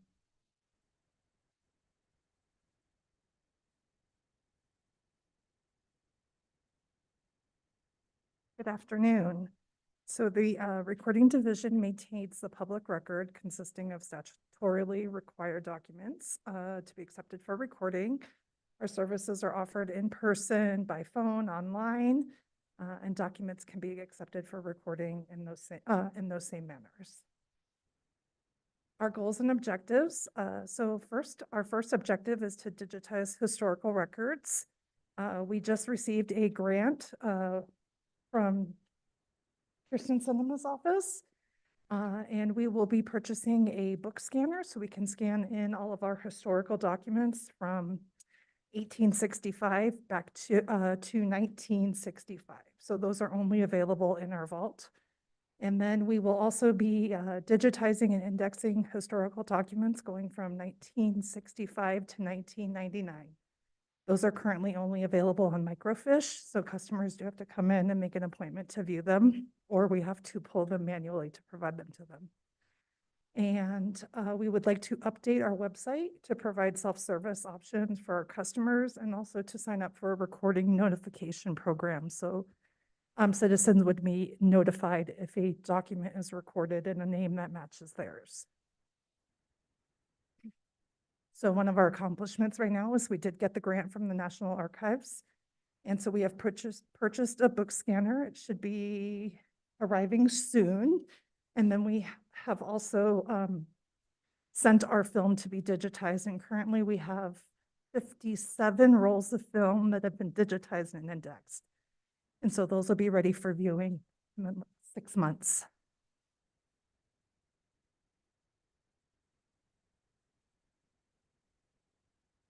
Supervisor Horstman, did you have a comment? Yeah, if I can. Thank you for that, by the way. And, you know, talk about the unsung department. I'm sorry, but recording and maintaining documents in our records, which is so essential and important, but also something completely overlooked usually by the public. So thank you for that. Thank you. And I do have a question. You know, I think obviously for the big functions, and I know you also have a mail center function, but our obviously recording documents and also voter services, have you ever figured out what percentage of the office time is spent for recording and for voter services? We have 2 separate divisions. So the recording division, 100% of our time is dealing with recording documents. So I'd say about 50%, half the staff does recording and half does voter services. Mm-hmm. Thank you. And Supervisor Horstman, I also want to mention that we steal the recording staff a lot during election time. Right now, we're in early voting and we're already processing ballots, and we definitely do shift some work during this time. So it's not always 100% recording. We steal you as well. Okay, so I will be talking about our voter services division, and this division is responsible for maintaining the official registry of voters for Coconino County and conducting all early voting and vote by mail activities during election times. The division is also responsible for things like signature verification for initiative, referendum, recall, and new political party petitions, and for candidate nomination petition challenges. In-person voter registration services are provided year-round at our Flagstaff and Tuba City offices, and voters may also register by mail or online. And then during election periods, early voting services are provided in person at our downtown Flagstaff office, our Flagstaff Mall office, our Tuba City office, and city and town offices throughout the county, going on right now. We also provide voter registration and early voting at our mobile service sites on the Navajo and Hopi reservations. And we have a picture of our beautiful trailer there. Some goals and objectives. Our goal is always to successfully conduct elections. What can I say? So, we have the 2024 primary and general elections coming up later this year for FY '25. Our FY '24 accomplishments include conducting the election last year for some jurisdictions, including City of Flagstaff and some others. During that election in November, we facilitated 8 replacement ballot voting locations and 12 ballot drop boxes within those participating jurisdictions. And then for the upcoming presidential preference election happening just in a couple weeks, we will facilitate 8 early voting locations and 15 ballot drop boxes, as well as numerous mobile voter registration and early voting sites, again, like I said, on the Navajo and Hopi reservations. And then the County Mail Center is under the umbrella of the Recorder, and that's Elta Foster, our business manager, is in charge of our mail center, along with Vicky Yazzie. You may have seen her from time to time doing mail for us. The County Mail Center is responsible for processing all of the county inbound and outbound U.S. Postal Service, FedEx, and UPS letters and parcels. In-person mail services are provided to county departments at our downtown Flagstaff location. And we had a great surprise from HR earlier this year, letting us know that we could do some staff reclassifications, and that was very exciting. A lot of our positions are just administrative specialist type positions, and we were able to reclassify them. A lot of them got a little bump in pay, which was great as well.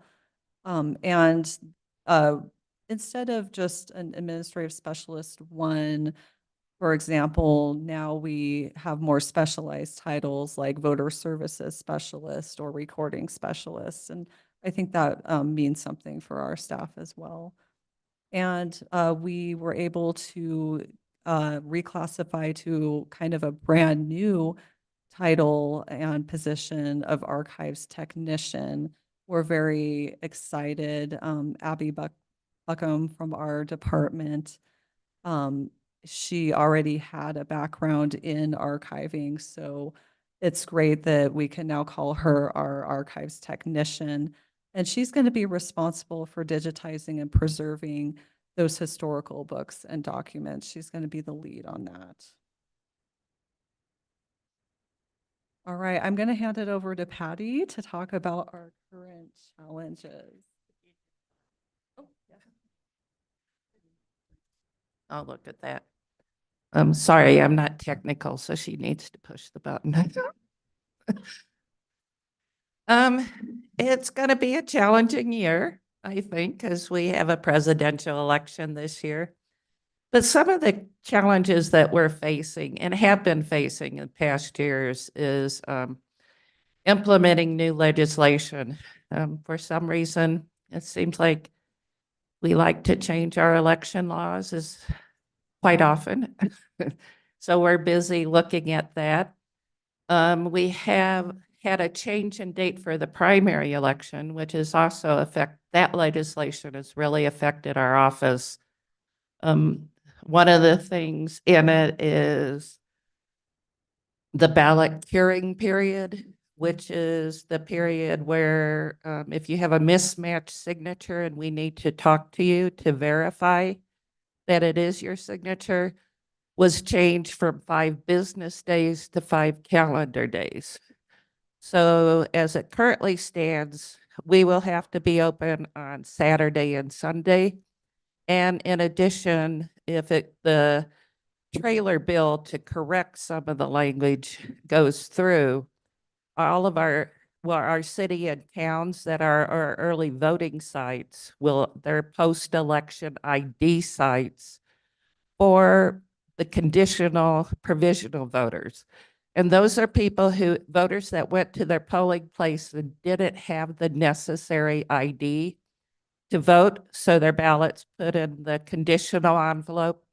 And they'll now have 5 calendar days to go to one of our ID verification sites to show their ID so we can count those ballots. So we'll be working with the city and towns on how we implement this. How does that change from previous, before the law changed? Could you explain a little bit? It was 5 business days. So after the election, it would be Wednesday, Thursday, Friday, Monday, and Tuesday. They changed it to calendar days. So it's Wednesday, Thursday, Friday, Saturday, Sunday. So you'll have to be open on the Saturday and Sunday beyond every election? Yes. Or right after every election? Yes. Thank you. Chairman. Yeah, and our city and town clerks are going to have to do that too. And on the Navajo Nation, we used chapter houses as post-ID or post-election ID verification sites. I don't think we're going to get the chapters to be open those 2 days for us and pay their staff overtime. So we will probably be hiring temporary employees that will go to those locations and sit and be available to do that ID verification. And it might be too early to tell, but is there any idea how much additional cost this will be to Coconino County to provide these services? It was about 8,000 for this election, so it will probably be more about 12,000, I would guess, for the primary and 12,000 for the general. Wow. Thank you. The implications of changing the law. Yes. Thank you. I'll put in my little 2 cents on the change in the law. It gave more time to the elections department, but it really put a burden on the recorders. So, then we have election litigation as challenges. Seems like the new thing to do now is to pass laws that then are challenged in court. And that takes a lot of time for us to go through. And we get a lot of requests on that. And that is partly to the increase in public records request. We are now getting, I'd say, at least 20 times more records requests than I'd ever gotten in the previous 15 years I had been here. It's a fishing expedition, most of them, to go through. And of course, they always most of them come at our very busy election time when we're trying to finish up the elections. And then the last one is something that unfortunately is a problem nationwide. Methods to try to combat misinformation, disinformation, and malinformation. And we work quite closely with the Secretary of State's office on this, their security team, and the 15 counties out there. And another thing for moving the primary now to be part of this budget year is hopefully you all got your elections, the voter guide. Well, we held it as late as we could, but we knew that the presidential preference election is one of the ones that is most confusing for voters. So we thought we needed to get it out in the mail, and the legislature had not voted to move the date yet.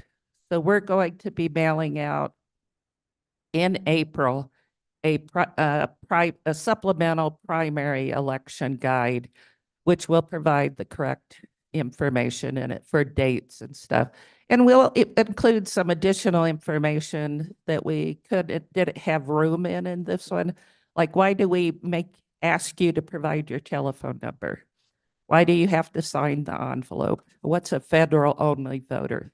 Things like that. But it's something we started doing in 2016, and we do every 2 years. And it has, of all the things I think I've seen in my elections career, it is the one that I have received the most positive feedback from the voters.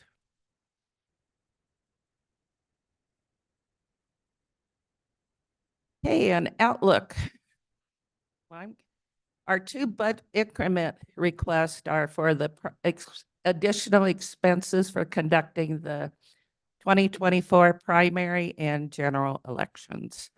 And we have built into it to be able to absorb those costs that Chairman Vasquez asked about, where the additional staffing we'll need at after the elections for the post-ID verification sites.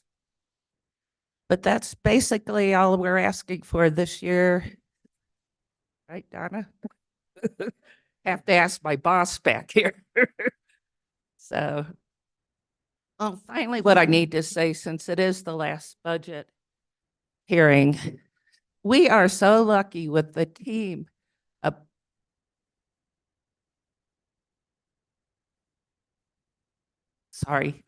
people in the recorder's office. They are fantastic. And I cannot tell you how hard they work and how serious they take that commitment to making sure every voter is able to vote that is eligible. We are so lucky. I'm so lucky. I'm sorry. But thank you. And I have to thank you. You have always given us the money we need to do our jobs. And I appreciate that.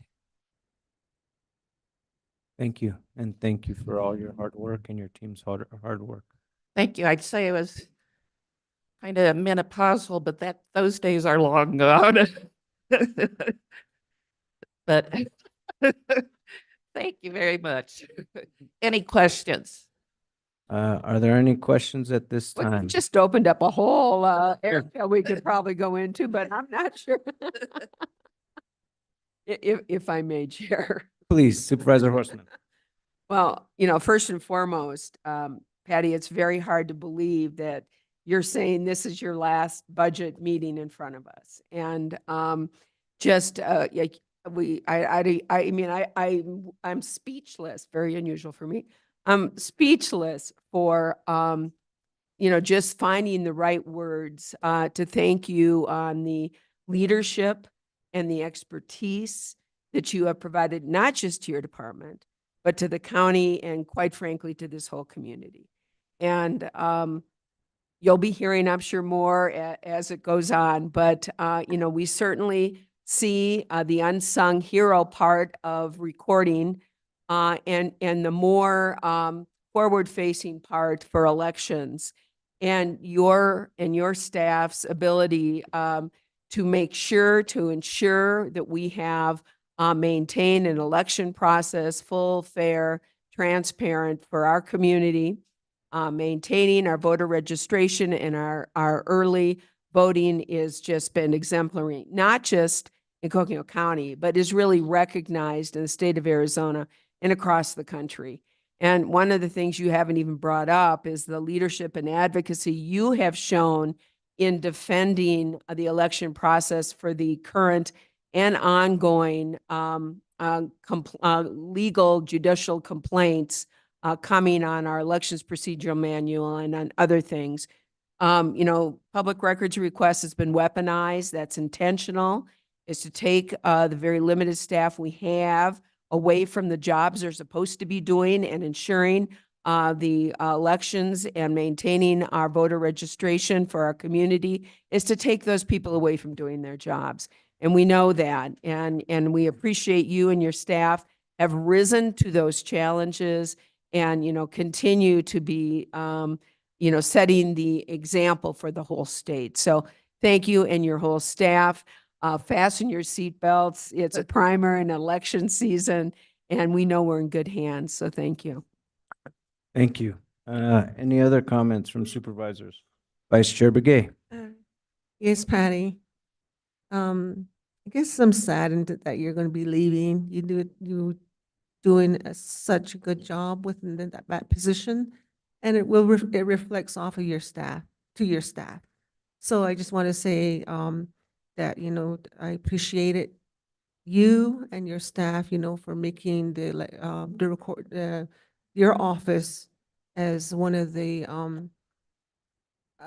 areas I really feel good about, as far as, because it has to deal with a lot of guidelines and, things that come up from the state, compliance and stuff like that. So I just want to say that, I just feel that, I wish you could stay, but there's at times, you have to, make a decision to move on. But, you are well known within a lot of places within the county, everywhere, even on the reservations, we know the type of work you do and your staff do. So again, thank you for so much, So as you said, the dollars that you're asking for is basically just the around $24,000 to run both the primary and general elections, right? Just for the post-election ID verification sites. Our Oh. 2 increments are much higher, so. Okay. 650,000 for the primary? For both. Okay. So both elections total will be around 650,000. Oh. Now, we do bill the other jurisdictions for a percentage of that for their cost. So we get some of that money back in to go into the revenue fund, or yeah, Okay. our Thank you so- general fund, I mean. Thank you. Thank you. Are there any other comments at this time? No. Well, Okay, in thank- that case, I'll make my comments. First off, I just want to thank you for your public service. Many years, I believe 18 years, I believe, or is it 20 years here. 20? It was 18 when I started, okay? Yes, it Time's was. flown. It was. Good memory. But I really appreciate all your hard work in making sure that we have fair and secure elections. I did want to ask a question about the early ballot, because it always comes up about security for our early ballots. How do we prevent fraud and whatnot?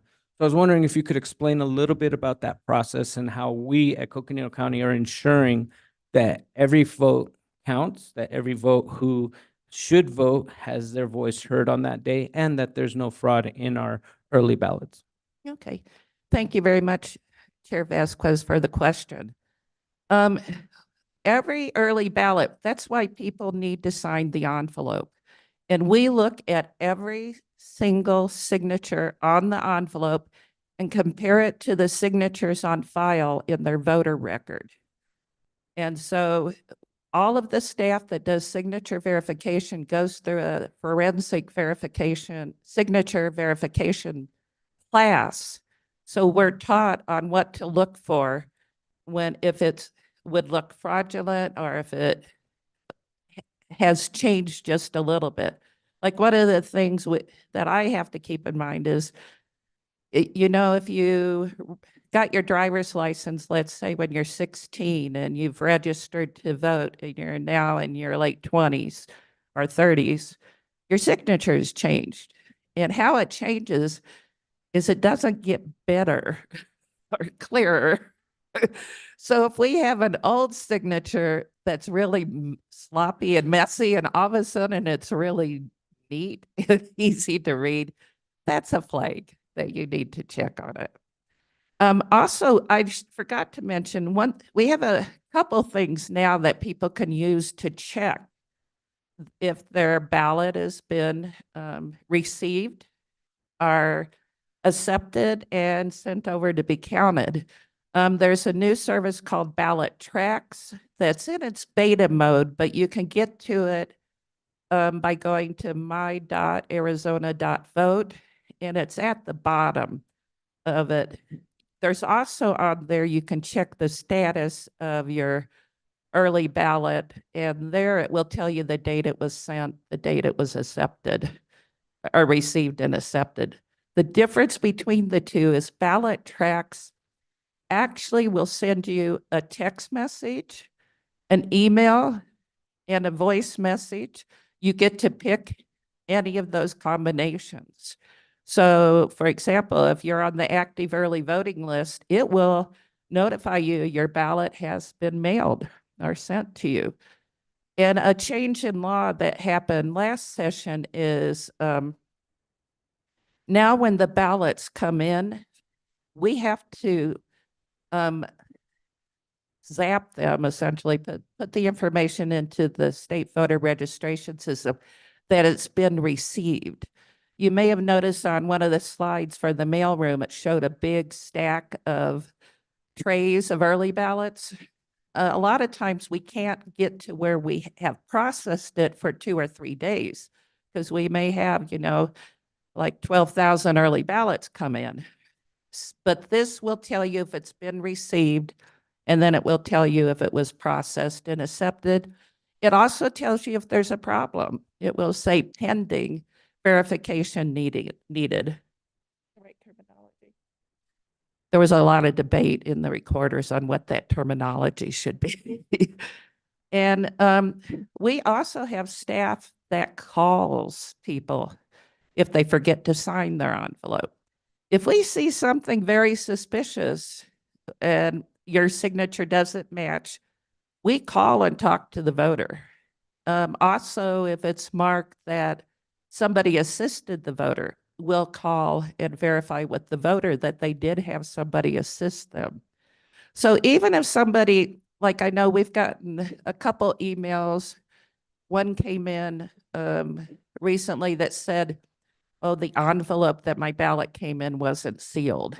That's not secure. Well, it was probably the postage machine didn't have enough liquid in it, or it didn't get hit hard enough to seal it. Even if somebody got that and tried to vote it for you, they have to be able to duplicate your signature almost exactly before we would count it. So those are the kind of safeguards that we've put in place. Also, for our early ballot drop boxes, 47% of our voters returned their ballot through a ballot drop box in November 2022. Teams of 2 of opposite political party affiliation go out and pick those up on a regular basis. We vary the times because we don't want to have people, knowing when we're going to show up to get into the ballot drop boxes, but they do that. And we have very strict auditing from the moment that early ballot comes in, either at a polling place, dropped off, handed off to us, or at a drop box, or through the mail. So it would be very hard to commit fraud with early voting. Thank you. Yes, and we do have a follow-up question, but I just wanted to ask a question that's in this line first, and that is, what percentage of our county residents, voters, actually use early ballot voting? As I recall, it was 84% or 87 in 2022. 84% voted early in 2022. They Thank like you. early voting. It's convenient, and I think that shows that they trust us, that so many are taking advantage of it. Thank you for that clarification. Vice Chair Begay. Thank you, Chair. My question is, how do you verify thumbprints? How should it be verified? I'm sorry, If they, when they used their thumb. Oh, thumbprint. it will show if they registered to vote on their voter registration record, it would have a thumbprint or else an X. And when it is an X, because they don't sign themselves, it would be a assisted by. and they have to have the name, and we ask for the phone number of the person who assisted them. And that's happening more as some of us baby boomers are aging and because of illness or aging, your signatures can change, or you are not able to sign anymore. Well, thank you. Are there any other questions or comments at this time? In that case, thank you for concluding your last presentation to the board during budget. We really appreciate all your public service and look forward to getting through this election season with as little hiccups as possible.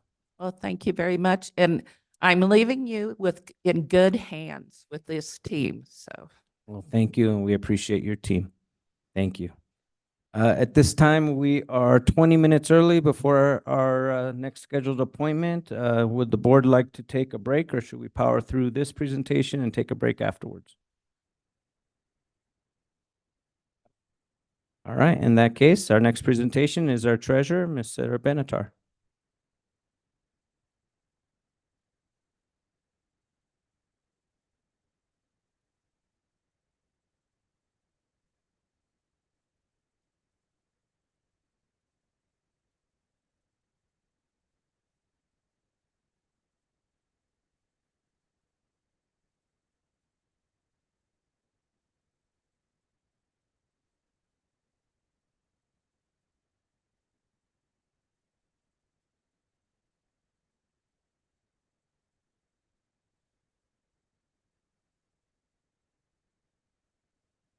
All right, welcome, Treasurer Benatar. Thank you, Chair Vasquez and members of the board, and thank you to my colleagues for accommodating my schedule today and letting me go last. I really appreciate that. I'm very short, so I struggle with the microphone.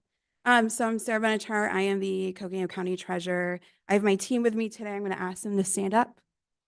So my Chief Deputy, Sue Waka. I have our Treasury Analyst, Aaron Beckett, Sharon David, our Senior Administrative Manager, and our Business Manager, Juanita Hernandez. So they keep me in line. That's what I like to say. So we have our presentation today. Thought we'd kind of go over a little bit about our highlights. Always start off with, what do we do? That's the biggest question I usually get asked. Don't you just collect property taxes? That is a small piece of the duties of our office. So of course we mail and collect and essentially enforce property tax collections on behalf of not just the county, but every taxing jurisdiction that is on the county. And then our biggest piece in our portfolio, it keeps me up at night, is our banking services and our investment portfolio management.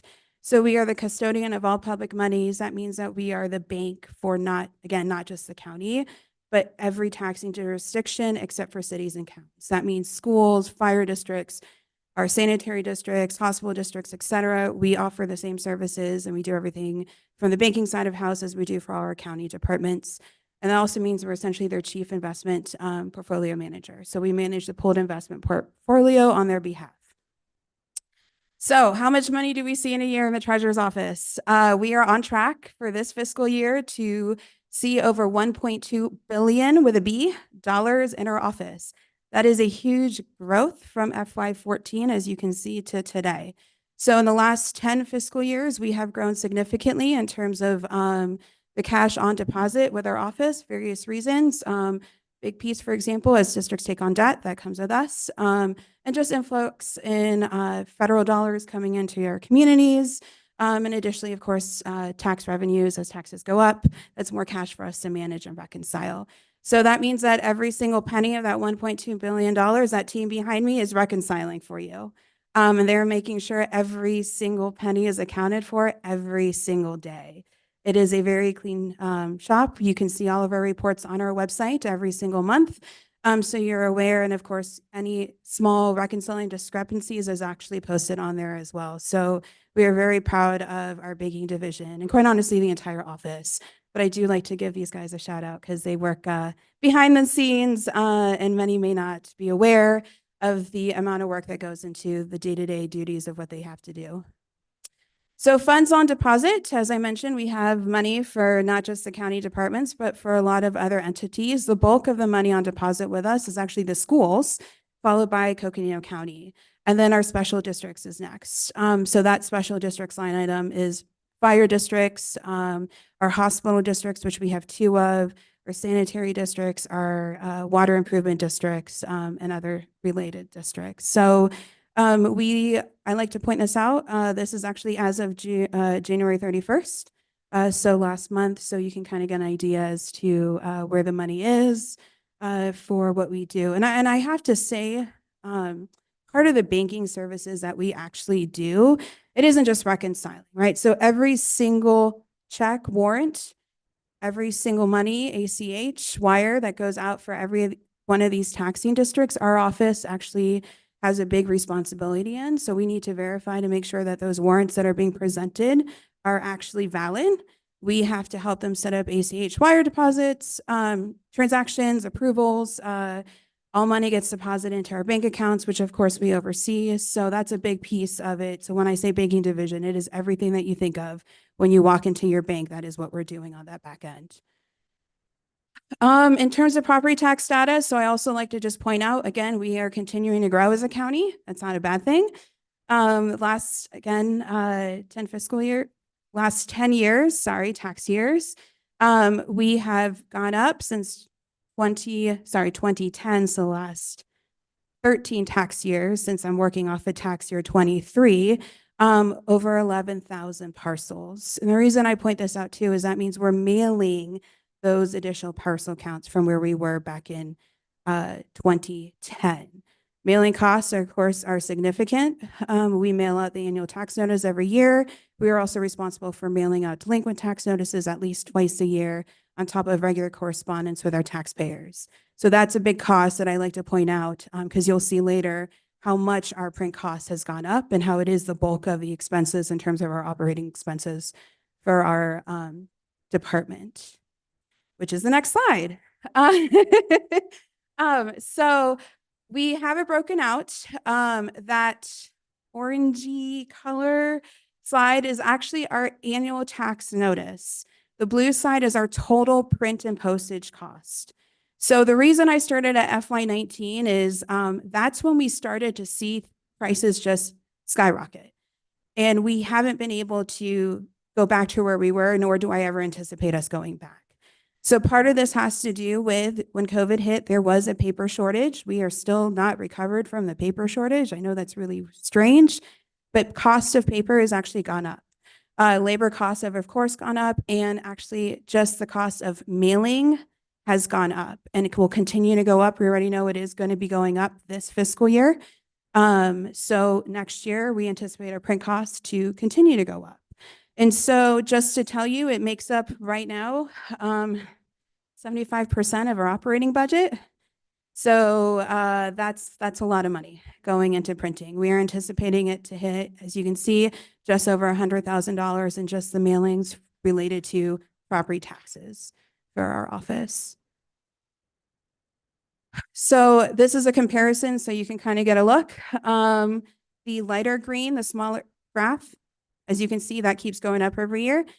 And compared to the flat green graph, dark green of our operating expenses. So we are getting extremely creative in terms of how we are doing our other operating costs. But and I brought this up last year, and I know we did increase our operating last year for this year. But just kind of trending and putting this out there. And a big thing for me during this presentation is to think about our department, not just for next fiscal year, but in the 5 to 10 years to come.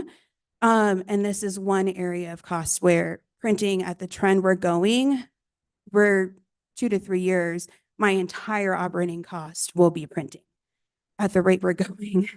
So again, as we add more parcels to the tax roll, that's great as we're seeing growth in the community, but because printing costs per parcel has gone up, that will continue to increase as well. So really just wanted to start to paint this picture for the board as they think about going forward. And again, there's really not a lot of wiggle room in terms of us having to mail out these notices. So the annual notice is by law a courtesy, but we still do mail out the notice to every parcel in our county. We do try and get a little creative and try and bulk mail those who maybe have multiple parcels going to one address to try and save a little bit on printing cost. But then there are delinquent notices that we are required to mail out, and that will not change in statute. So that's been a thing of how do we essentially try and bring this cost down, but wanted to put that out there for you all to see. So, talked about, we've had to get a little creative in how we're seeing our savings. And so, you know, some of the places that we have really tried to address is bringing things in-house. So I'd say FY19, am I right, Sue? That we were, we used to actually have our delinquent tax notices were printed by a vendor. Those are now in-house. That helps save up some of the cost. Of course, that means those temp wages, which I love to ask for, are getting put to good use because they are helping us with the printing, the stuffing, and the mailing of those notices in-house versus us actually using a third-party vendor to do that. Right now, for mailing, the only time we use a third-party vendor is actually for our annual notice. I don't anticipate that changing. That would be a huge cost to take in-house, and we don't have that expertise to do so. But savings that you may not see firsthand, just because, again, they're related more on the banking and the investment side of house. So the investment portfolio. So our investment portfolio here at Coconino County is 100% managed in-house by myself, which I'm very proud of, because right now you look into the market and hire a money manager to manage your investment portfolio, they charge what's called 20 basis points or 0.20%. Portfolio of our size, we're talking about over $800,000 to manage a portfolio of our size. Starting cost. That is a savings that we are doing because I am managing the portfolio in-house. That cost to you is a trip for me to attend the Government Investing Officers Association conference every year, which is less than $1,000. So that is a huge thing that I do wanted to point out to you all. And that is money that would have come from the pooled interest earnings that we now get to deploy back to everyone, and the county gets a portion of that. So about 35% of that goes back to the county, where otherwise it would not have. So that's a huge savings I wanted to point out there. And then our banking division is really key. Just in this past fiscal year, we've been able to catch over $2.5 million in fraudulent checks and invoices from clearing our bank account. That's huge, huge. And that's across all of our districts. And so I know sometimes it's a little frustrating for our departments and districts with the new changes that we have to do, but we also have to adapt to the changes in cybersecurity. They're getting smarter every day with the fraud. And so we have to get smart too. So that's really a big savings, again, that we didn't have to try and find that money back, or none of our districts were in the hole this money, because we were able to catch it with our banking division. Okay, so going into, I think I will stop right there, actually. If anyone has any questions on anything I've covered so far. Are there any questions or comments from the board at this time? All right, please continue. Give me a second to get a drink. Oh. So concerns for FY25. I've already mentioned the printing cost increases. That's not going anywhere. So that'll be a trend we'll keep watching, but that's just going to keep trending upwards. So that's something we'll keep bringing and try and find solutions. But as you all saw, if we have to do a re-bill of property tax notices, that is a huge concern of mine because of this cost. And we were very fortunate, the one that we had to do this fiscal year, that the taxing district actually paid for that cost, but that is not a requirement. So that is something to keep in mind of why we are so involved and really active with our taxing districts, because the long-term costs for this department are significant if we're not. So we'd rather be proactive versus reactive. So that's another piece there. legislation.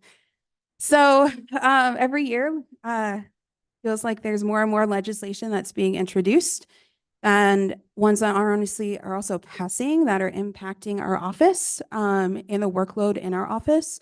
Just to give you an idea, right now we're tracking over 50 bills that impact just the treasurer's office alone this fiscal year. And some of those, we know have the potential to actually be on the ballot. So that's a whole other world that we are, following right now. So we are very involved in legislation and advocacy and ensuring that essentially for us it's keeping the status quo. Some other things too in legislation, we're also looking at not just state, but federal. We've kind of moved into this new space where federal laws are being introduced that impact our office.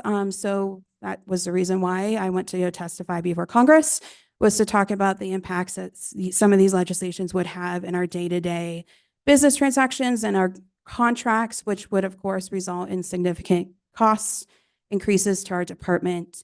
And then there was even a U.S. Supreme Court case that impacts our delinquent tax process, which we do have legislation that is moving, but there is also a lawsuit that has been filed down in another county that is making its way through now the Court of Appeals, which we don't know the impacts that may have on us. So we are following that as well because we don't know what that may mean for any thing that has already happened.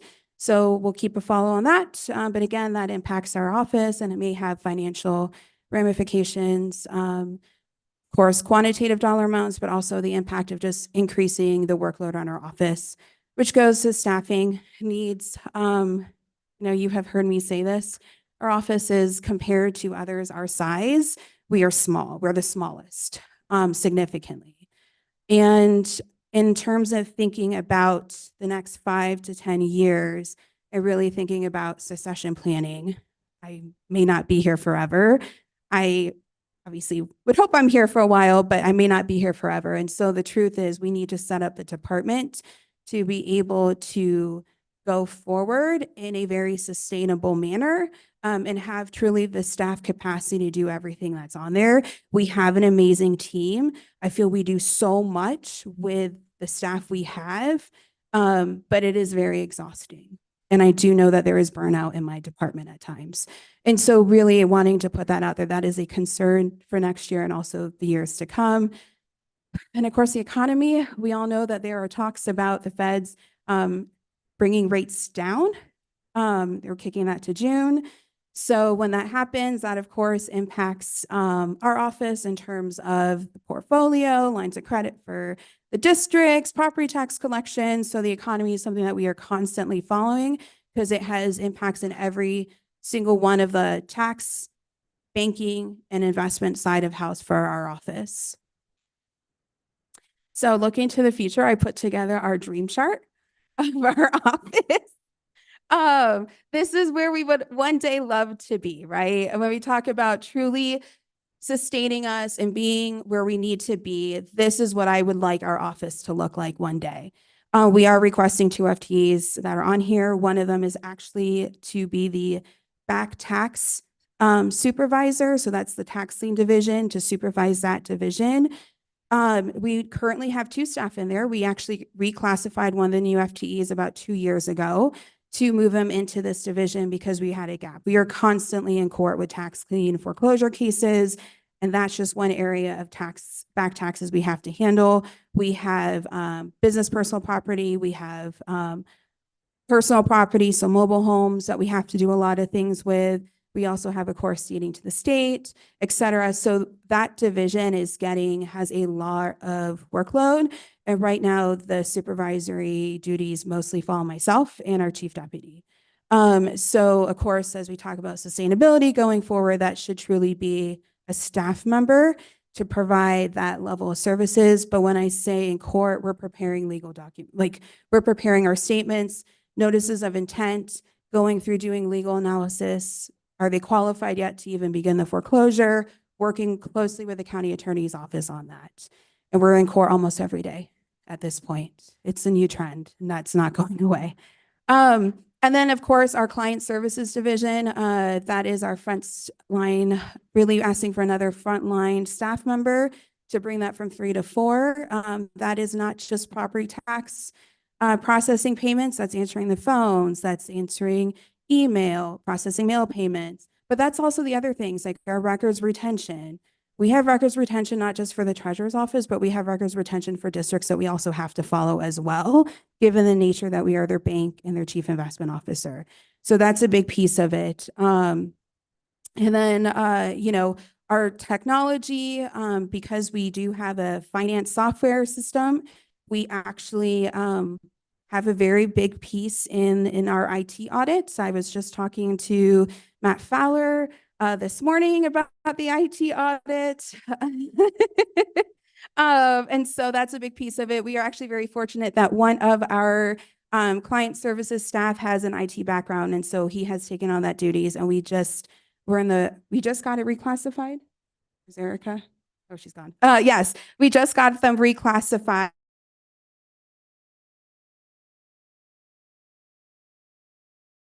Truly incorporate that piece of it because it is essentially things move more in the cyber world and et cetera. And so, of course, our banking and fiscal operations division, but this is just to put it out there, what we'd love to get to in the years to come, but knowing that we are asking for 2 new FTEs this fiscal year. And with that, I want to say thank you and be available for any questions. All right, thank you for the presentation. Are there any questions or comments from board members at this time? Vice Chair Begay. Hey, Sarah. Thank you, Chair.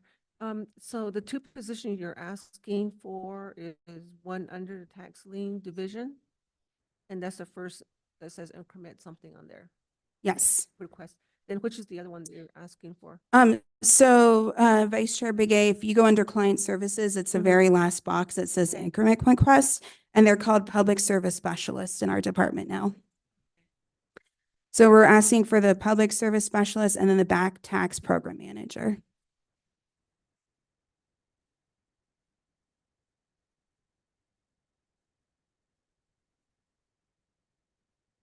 Did you have any other? No? Okay, thank you, Vice Chair Begay. Supervisor Horstman. Yes, and thank you, Sarah, and department. Really appreciate you being here today and for the overview. And, you know, I can tell you, I do sleep easier at night knowing that the treasurer and this department are overseeing our county money. So I want to thank you for that. And I don't know if everybody knows, but we should. Sarah Benatar was just named the 2023 Controller of the Year Award, and that national award, and really, really speaks not only to your leadership in this area, but you know, speaks for your concern for our community, our county, and your professionalism and expertise. So congratulations, and I hope that you'll receive lots of congratulations from the folks here. So job well done, and thank you, Treasurer Department. Really appreciate all your efforts. So thank you. Thank you. Thank you, Supervisor Horstman. Supervisor Hess.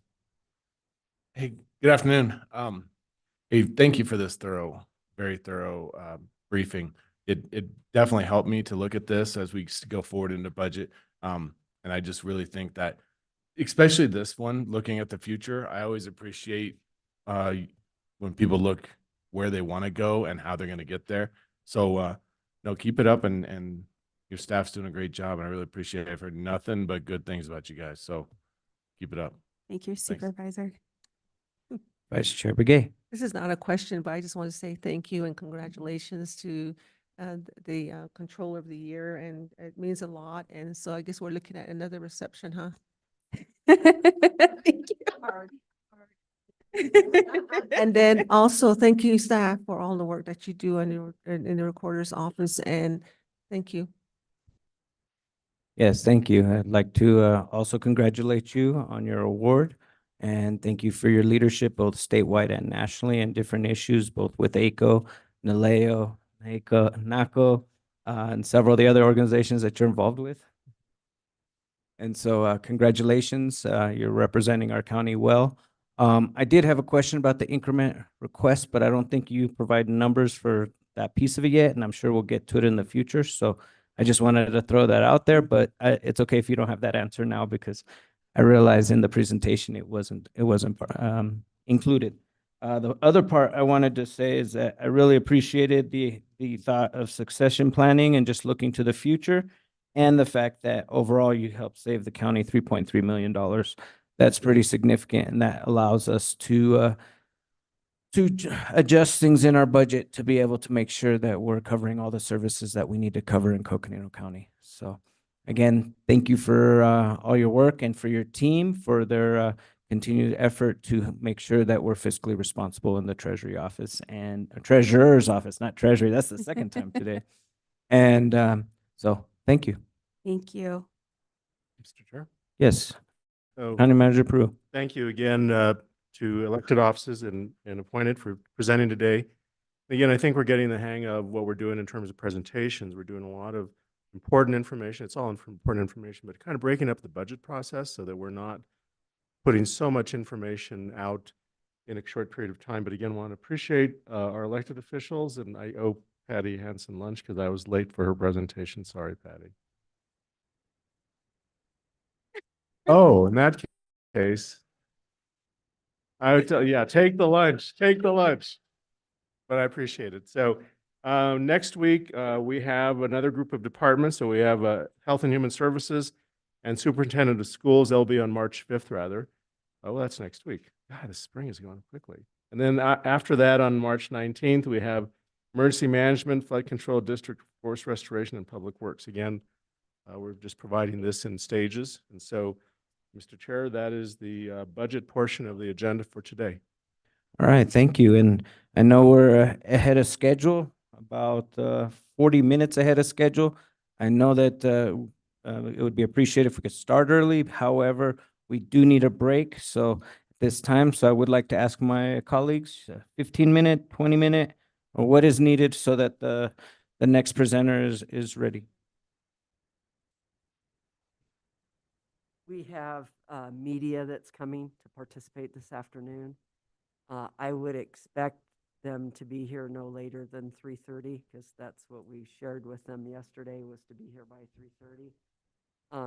And I know we still have one more presenter coming too. So I don't think she's here either. So yeah, because we were supposed to be on at 3:45. So we're early. So, but I think we should be able to start by around 3:30. All right, in that case, we'll adjourn until 3:30. Thank you, everyone.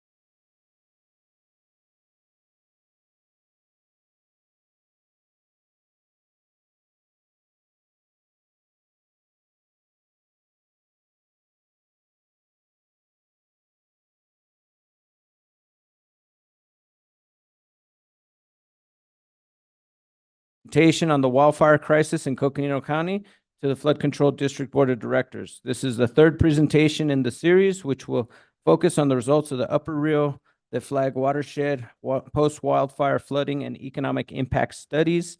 Flood Control District Administrator Lucinda Andriani will present the item and introduce any additional partners. Thank you.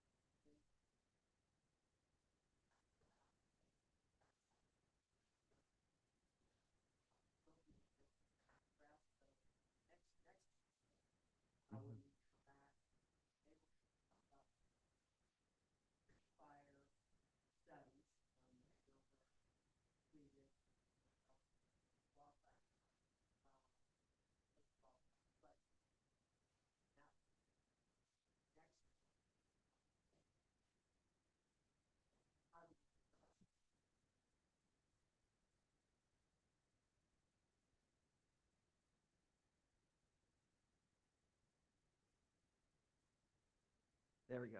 Always good to turn it on. Also with us today, see if I'm gonna let Jay introduce the speakers themselves. So also with us today is Joel, I just blanked on your last name.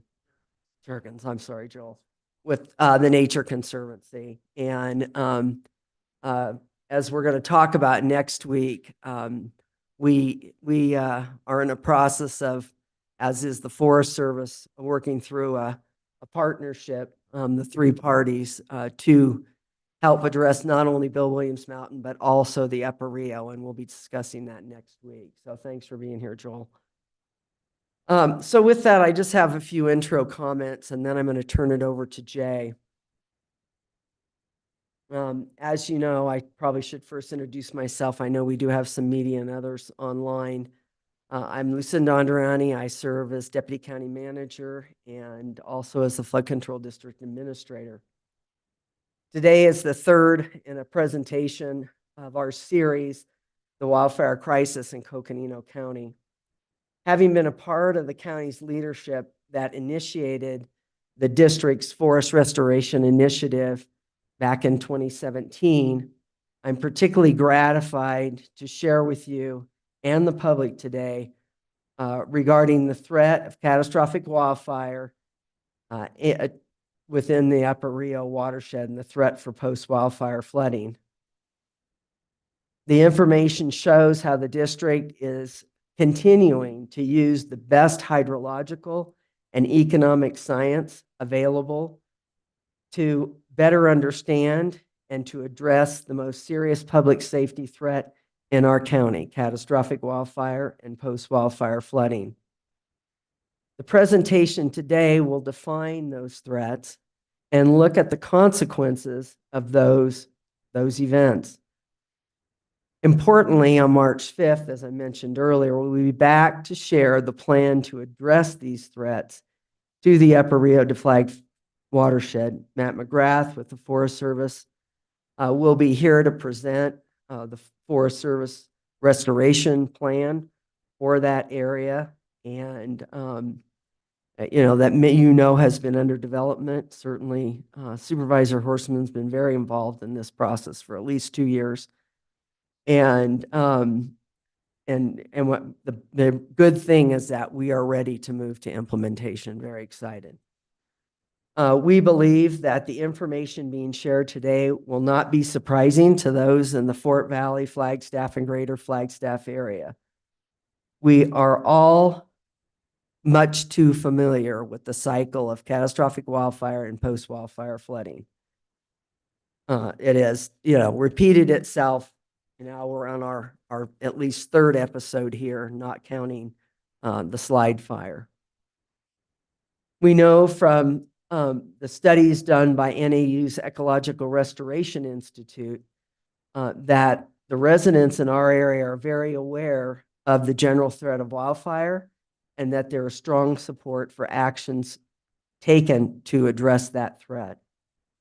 Our intent is to be transparent and to build confidence in the investment decisions by the flood control district as well as other partners in the forest restoration efforts for this area.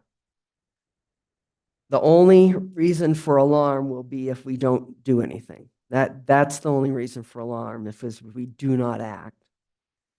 Today launches the next chapter of the district's forest restoration initiative. I believe that we will act on the science-based information shared today that future generations will gain from, benefit from, and value our commitment to a healthy San Francisco Peaks and a Rio de Flag watershed. So with that, I'm going to go ahead and turn it over to Jay and appreciate your attention. I know it's been a long day. Look forward to going through this and certainly encourage you to ask questions, and we'll look forward to your comments at the end. Thank you.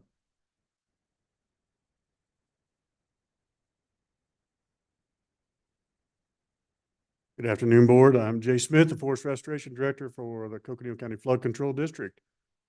So just to real quick go over what we've discussed in our previous presentation. We talked about the negative impacts, the public safety risks of wildfire and post-wildfire flooding that we've identified in multiple ways, but most significantly our multi-jurisdictional hazard mitigation plan ranked post-wildfire flooding, wildfires and then post-wildfire flooding as 1 and 2 as our highest risks in Coconino County.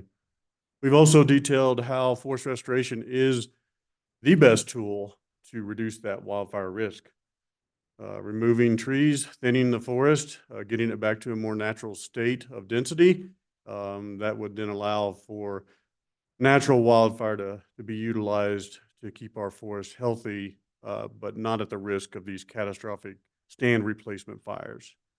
We also identified our 3 priorities that the county has identified through these scientific studies. Bill Williams, that we've been working on, the Bill Williams Mountain Project, we've been working on since 2019.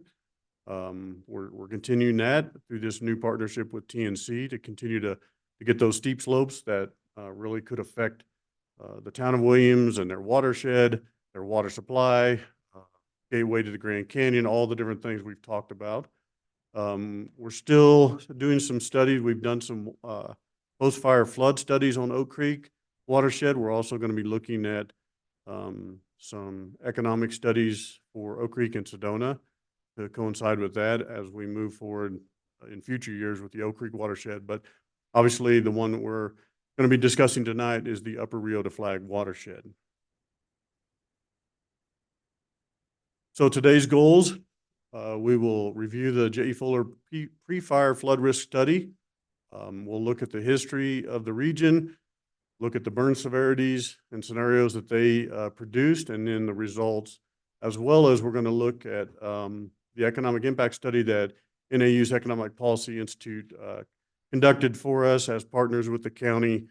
They do these studies when asked, and we have worked diligently over the last year with them to get these results for the economic study and the impacts of a catastrophic fire and a post-wildfire flooding. And those are all based on J.E. Fuller's results. So I think we studied, or Joe and I started talking about this in 2022. So we're happy to have these results now so that we, as Lucinda stated, you all can make decisions based on the scientific evidence. And so with that, I'm going to introduce Joe Loveridge. He is the project manager for J.E. Fuller Hydrology and Geomorphology, and he is the one that conducted the study for us and produced the results. All right, thank you, Jay. Members of the board, thank you for the opportunity to talk today. I'm Joe Loveridge. I'm with J.E. Fuller Hydrology and Geomorphology. And today I'm gonna run through a few different things for you today. To kind of frame up what this study is and why it's important. We're gonna talk through a little bit of history, some touch on some basics of post-fire runoff that we see from fires, and look at what it means for the San Francisco Peaks if there is a fire. So to step back a little ways, for the last 15 years, there's been 9 major wildfires in the county. And as you can see, as those fires have begun, the county has taken steps to begin to be proactive and understand flood risk, post-fire flood risk, before fires happen. What people don't realize is that those studies are really critical to be able to react effectively and quickly in the event of a fire. So the way the flood risk was assessed after the pipeline and museum fires, that's been set up. It's been built. The infrastructure has been built so that we can assess those flood risk on a timely basis. So why do we get into studying flood impacts before a fire? Qualitatively, I think you can talk to most anybody in the community and they'll say, we understand there's a post-fire flood risk in town. There's a Rio de Flag, flows right through town.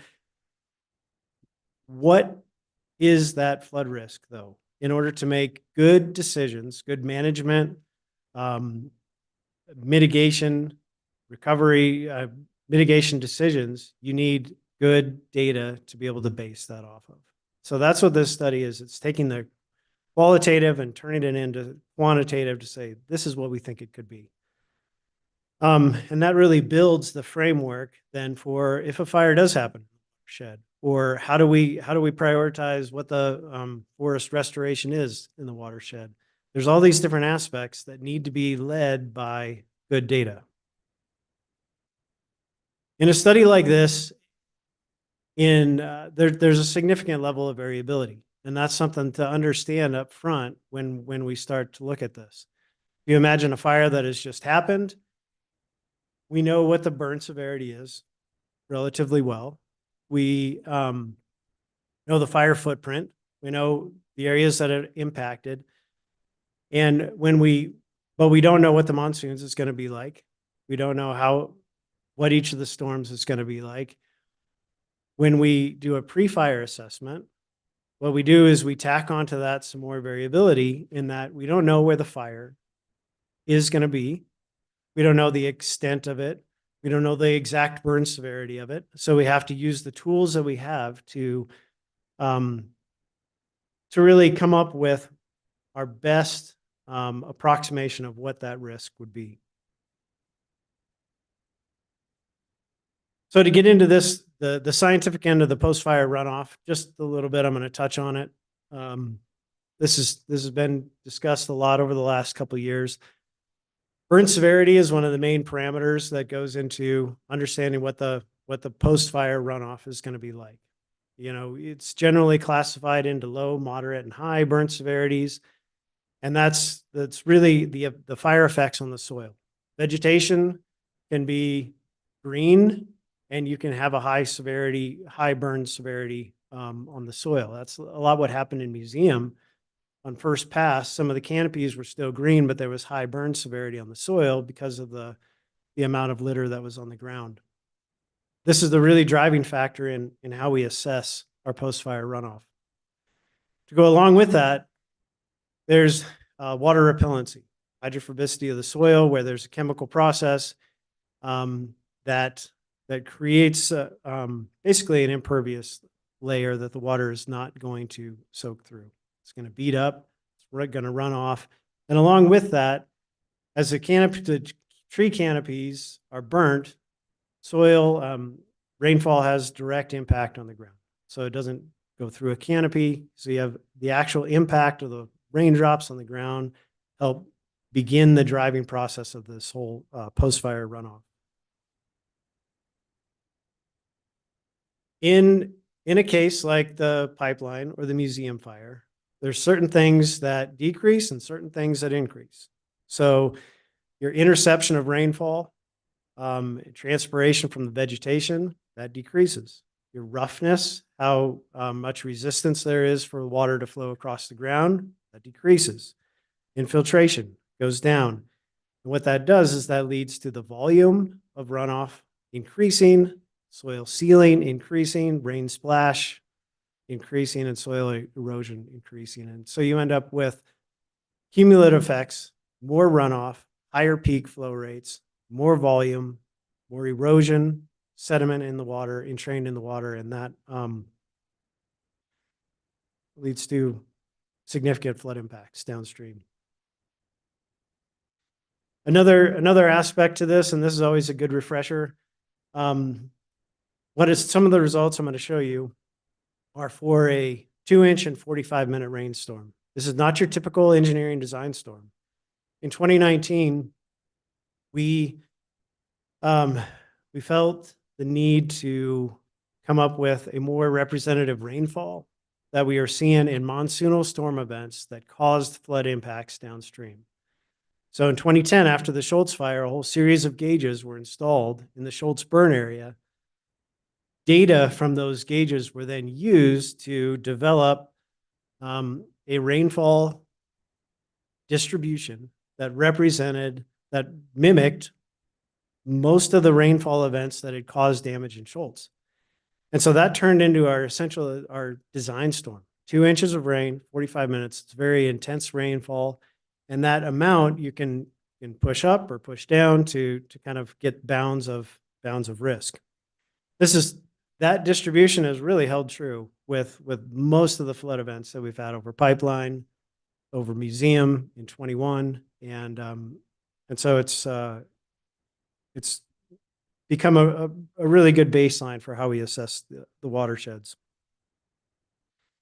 Again, just kind of point out this shows the graphs of peak rainfall totals, peak hourly rainfall totals over the Schultz fire over various years. And what we do is we can point at specific rainfall events that cause specific runoff events.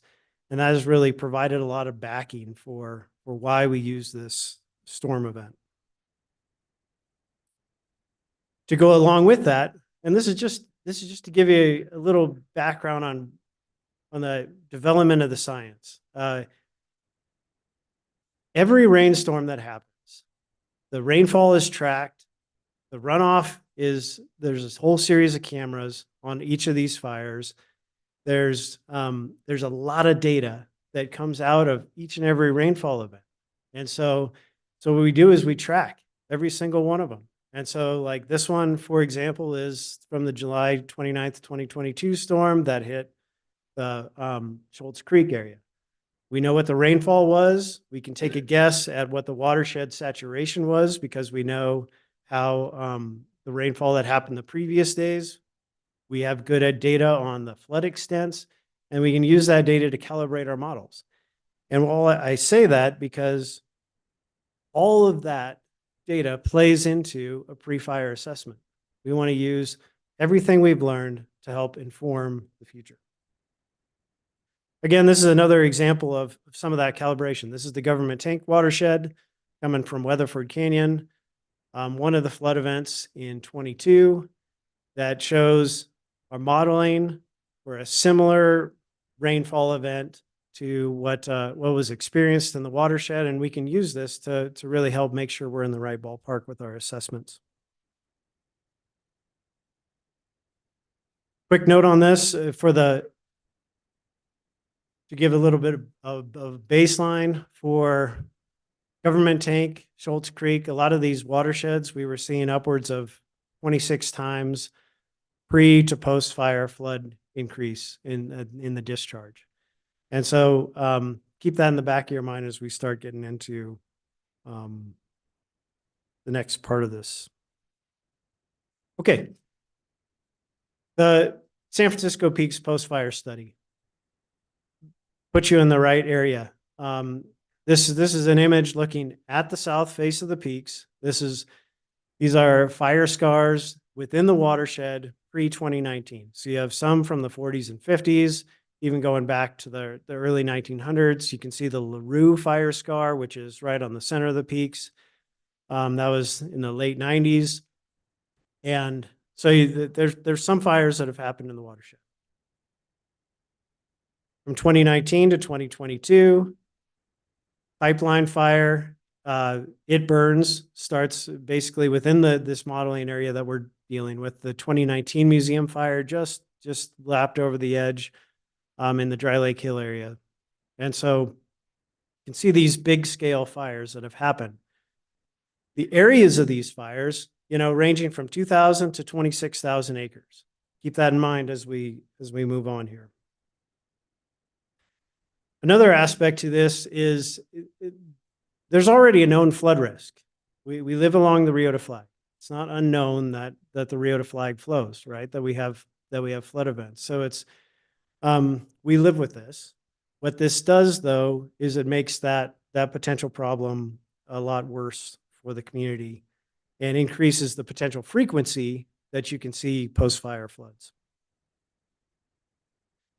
Starting to get into the meat of this study, the first step is to assess the potential burn severity. What we did was we used the modeling tool to use the current vegetation types on the mountain and model how those vegetation types could burn in a scenario where you have fuel moistures similar to when Schultz burned. Then what we do is we take that data and we go back and look at how did pipeline burn? How did Schultz fire burn? How did museum fire burn with those same vegetation types, same type of scenario, and we calibrate that model to make sure we're showing it reasonable. Now, one aspect of this is if you look at the center of the peaks, that you can see the green hatched area. That's the wilderness area. You can see the LaRue fire scar in there. It shows up as a lower burn severity because it's basically grass. You also see some angular features, which shouldn't be in a model. How do you get angles within a forest? What those are treated areas. So what this does is it speaks to, in the fire modeling, what we're showing is that those treated areas have had a great impact on the potential burn severity. And so what we're trying to do is use this data to then help move some of the other forest treatments in other areas forward. Once we have that burn severity, what we don't want to do is to just assume that there's only one potential fire. There's only one size of fire that could happen in one location. So what we did was we took this apart and modeled 5 different fire scenarios. You can see it on this map here next to me and on the slide, but we have burn scenario 1, 2, and 3, stepping across the peaks from Fort Valley over to Schultz Creek. Burn scenario 4 is when you wrap all those together. And burn scenario 5 is really just burning the wilderness area. And so if you look at burning the entire modeled area that we did, everything north of Highway 180 up on the peaks, that's only an area of 21,500 acres. So when you consider that in relation to pipeline fire of 26,000 acres, kind of helps put it in perspective that this is not out of the range of reasonability. This one you'll probably fall asleep on, but bear with me here. With this watershed, what we have to be careful of when we're assessing the risk is a fire on different parts of the mountain doesn't affect everybody uniformly, right? And so if you have a fire in burn scenario 1 over Fort Valley, you're going to have post-fire flood water all the way down the Rio, all the way through the city. If you have a fire just in burn scenario 3 over Schultz Creek, like what we saw out of the pipeline fire, There's going to be no post-fire flood risk in Fort Valley and Cheshire, but you will from Schultz Creek through Coconino Estates and on down. So it helps kind of put this in perspective of fires in different places affect the community differently. That's what we really want to be able to understand with this study.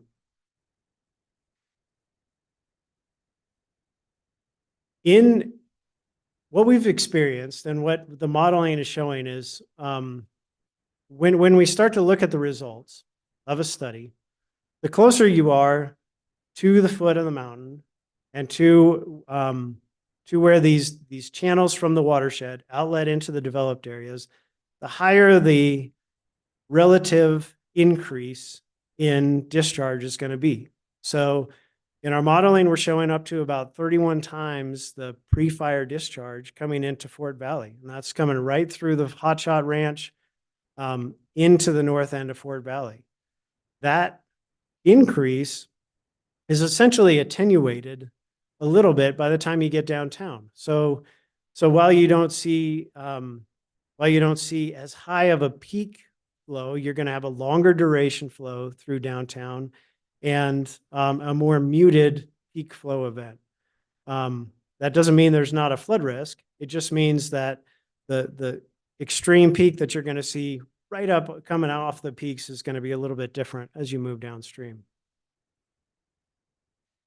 Okay, so we're going to look at a couple of results as we step down through here. There's flood depths maps. You guys have seen a lot of this with all the pipeline and museum fire. This is potential maximum flood depths at any given during the storm event. And what we did to help understand some of the variability with this is we took all of our potential fire, modeled fires, and multiple different storm events, and we overlaid all those inundation results together to come up with a relative probability map. And so what this map is showing, it's the one on the right, it's the orange to red, is if you're looking at the darker red to darker orange colors, basically there's going to be water in that location during most burn scenarios and most storm events. As you start getting out to the more yellows, you have to have a very specific fire and you have to have a very specific storm event in order to inundate it. So what it does is it helps put some of this stuff in perspective as far as, relatively speaking, where is the flood risk? How bad is it? And is it really anything to worry about? This flood modeling, we extended it basically all the way down to Continental, to the railroad tracks. So we can track that flooding all the way through town. And I'm going to zoom in on a few different areas. And I'm going to show you the results from scenario 4, just so you get a bigger picture perspective of what the potential flood risk is down through town. Fort Valley, we'll start there. This is looking from the south to the north. Hotshot Ranch is the little finger poking up towards the peaks. With a 2-inch and 45-minute event, it's a big flood pool. And this is reflected by the existing FEMA maps that are out there also. The concerning thing here is how much orange there is, and how significant that flood impacts could be with a fire in that area with most rainstorms. So it's a pretty concerning area. Also, flood velocities in this area slow. So whatever sediment was coming off the watershed, it's going to drop out here before it translates downstream. Moving on down to Cheshire. Cheshire, you can see the main flood channel going through the center of Cheshire. It's the Riota flag. And then basically the streets on the opposite sides of that can turn into conveyances. So we're finding that in most events, most burn scenarios, that channel does not have capacity. And we saw that channel flow during the pipeline when only a tiny bit of the Chimney Springs watershed burned. So this is something that we've begun to see with the pipeline fire.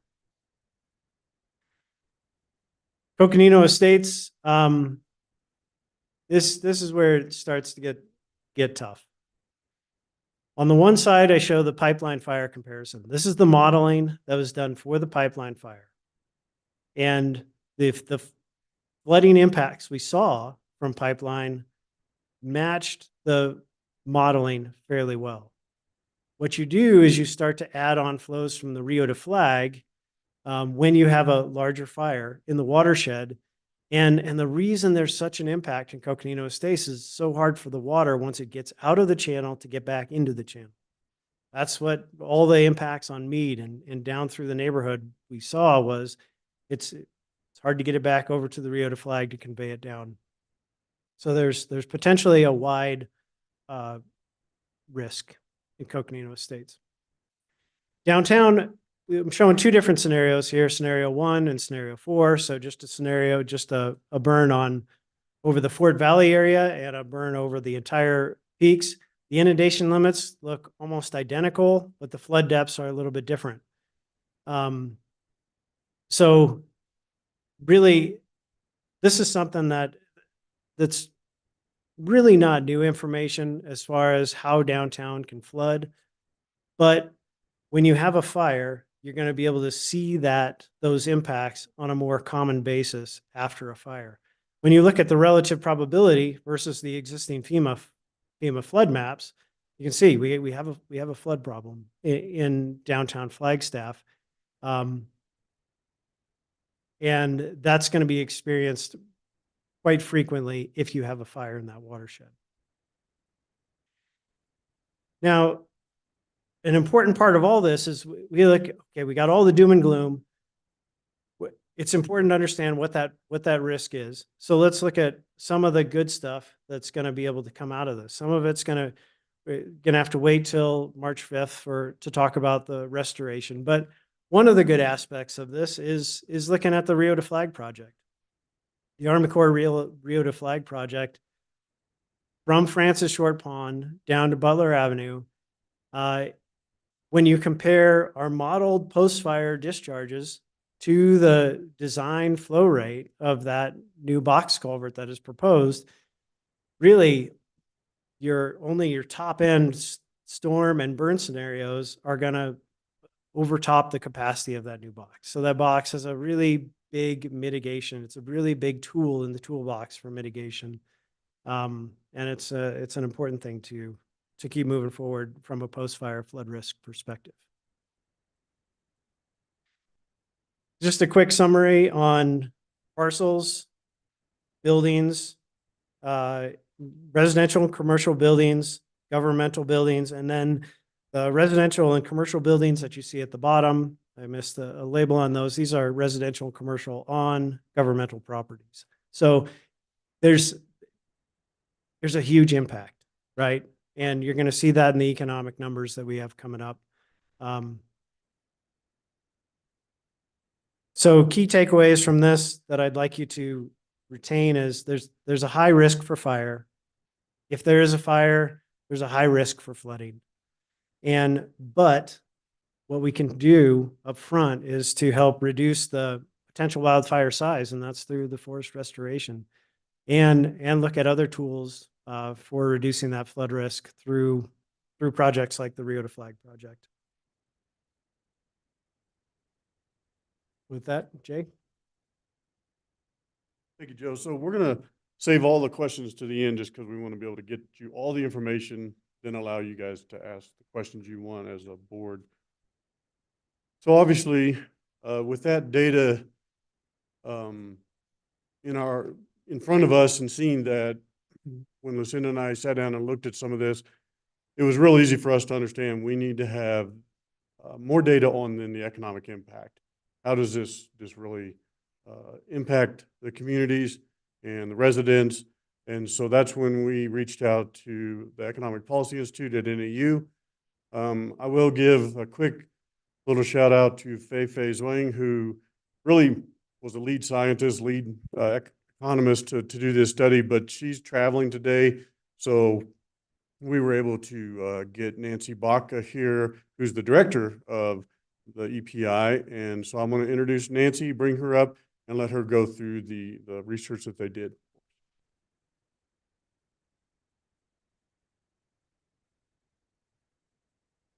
Thank you for this opportunity to speak to you today. This study is, sorry. That's okay. This study is, we did it as part of a long-term partnership that we have with the county to supply studies of this type. So we did the true cost of wildfire on the San Francisco peaks using the modeling that was just shown to you by J.E. Fuller. We came up with a methodology for 10 different categories of costs, and I'll go through that methodology quickly. And then if you have any further questions, I'm happy to answer any questions. Okay, so these are the 10 basic categories of costs that we covered in the study. There's going to be response and remediation, so that's the immediate response and remediation for the fire. Evacuation costs, so that's going to be evacuation costs to the community, so that's ranging in, sorry, no, thank you. Okay. Evacuation costs are going to be, anything from evacuating families to hotel rooms to removing animals, things like that. The Mexican spotted owl habitat, it's very important ecologically to the San Francisco peaks in this area, so we were able to come up with some monetary costs that are representative of both the economic asset that they are, but also the cost to the ecological cost.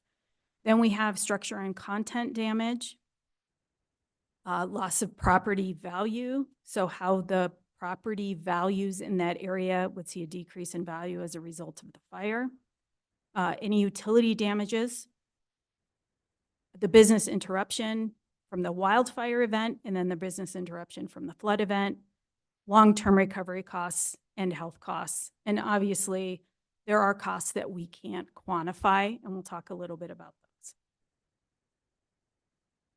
So the methodology, basically, we use the study from J.E. Fuller. We have a lower bound and an upper bound scenario. The lower bound scenario is the smallest burn that J.E. Fuller looked at, which was the 4,000 acre. And then the upper bound is going to be the full burn of all three areas, so scenario number 4. Also, the lower bound is going to be based on a short duration storm, 1 rain event, and the upper bound is going to be a 6-hour, 100-year storm, but 1. So this is a very conservative estimate. We use the FEMA HAZIS model, which helps us to calculate. It's a very widely accepted methodology for things like this. It helped us with the structure and the content loss, the utility loss, and business interruption from the flood event. We used some other fires as reference, some actual fires, plus some studies that we have previously done on hypothetical fires as well. So this is the J.E. Fuller modeling. You've already seen versions of this, but again, just to remind you what the upper bound and lower bound scenarios are, and reminding you once again, we are talking about 1 rain event for each, which differ in severity. So here is the summary of the economic report. These are those 10 categories of costs, and our low bound or low risk scenario and our upper bound or high risk scenario. You can see that our low risk scenario or low bound scenario is $535 million. High risk or upper bound is going to be $2.8 billion. That is 1 rain event. Please keep that in mind. These are very conservative estimates. So let's go through these one by one. So wildfire response. So you can see that we referenced a couple of previous fires for that, the Schultz fire and the museum fire, and we came up with a cost per acre on those. We used the museum fire number when calculating our lower bound because it is a similar sized fire. And then we use the Schultz fire for our upper bound because it is a much larger fire and better represents the upper bound for that. So you can see the cost there for the upper and lower bound.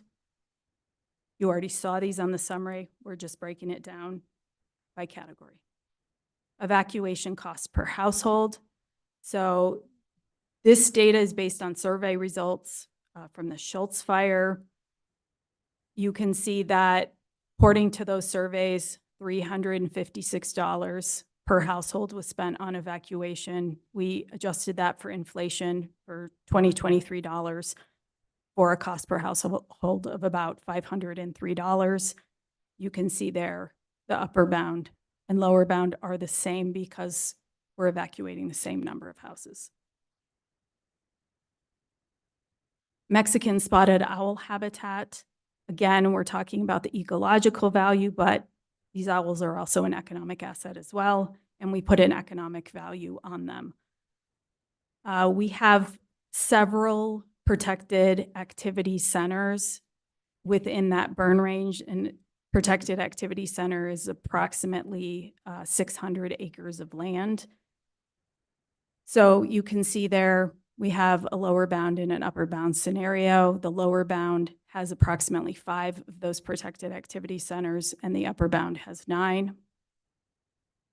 Some of that data was taken from a survey done of American households used to determine the Mexican spotted owl conservation and basically what the public valued those owls at and their habitat. So here's where we started using the HAZIS data, the FEMA program data. You can see here, this is the general building stock module of that program that has this program tool. You can see the building loss, content loss, inventory loss, and you can get those lower bound and upper bound cost totals that you see there. Loss of property, we used, again, the J.E. Fuller flood models in order to do these calculations. FEMA uses census block data, which is just about the most refined data that you can come up with to help determine these costs. Loss of property value.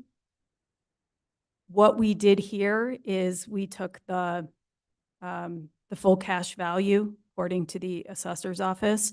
And you can see there at the bottom, the Schultz fire, we predict, according to data, had an overall percentage of loss conservatively estimated at about 6.7% for the properties in the affected area. Now, one could argue that all properties in Flagstaff, depending on the scale of the wildfire, might see a decrease in value. So again, this is a very conservative estimate. We're only using the affected area.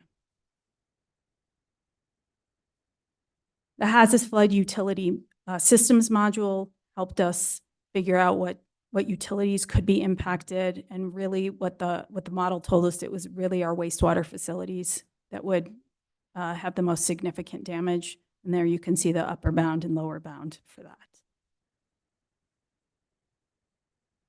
Business interruption. We used a lot of different data, came up with a methodology that we thought was most appropriate for this scenario. For the interruption for the wildfire event alone, we used data from the slide fire in Sedona because it's a heavy tourist economy, as ours is as well. And so we saw from that data that there was a 40% reduction in visitors for the 2 months following the fire, for an overall loss of about $100 million. And so we were able to sort of take that 40% reduction and apply it to Flagstaff revenues in that same industry, in the tourist industry. And we were able to also break out the tax revenue loss for the state and the county and the city that would be experienced as well.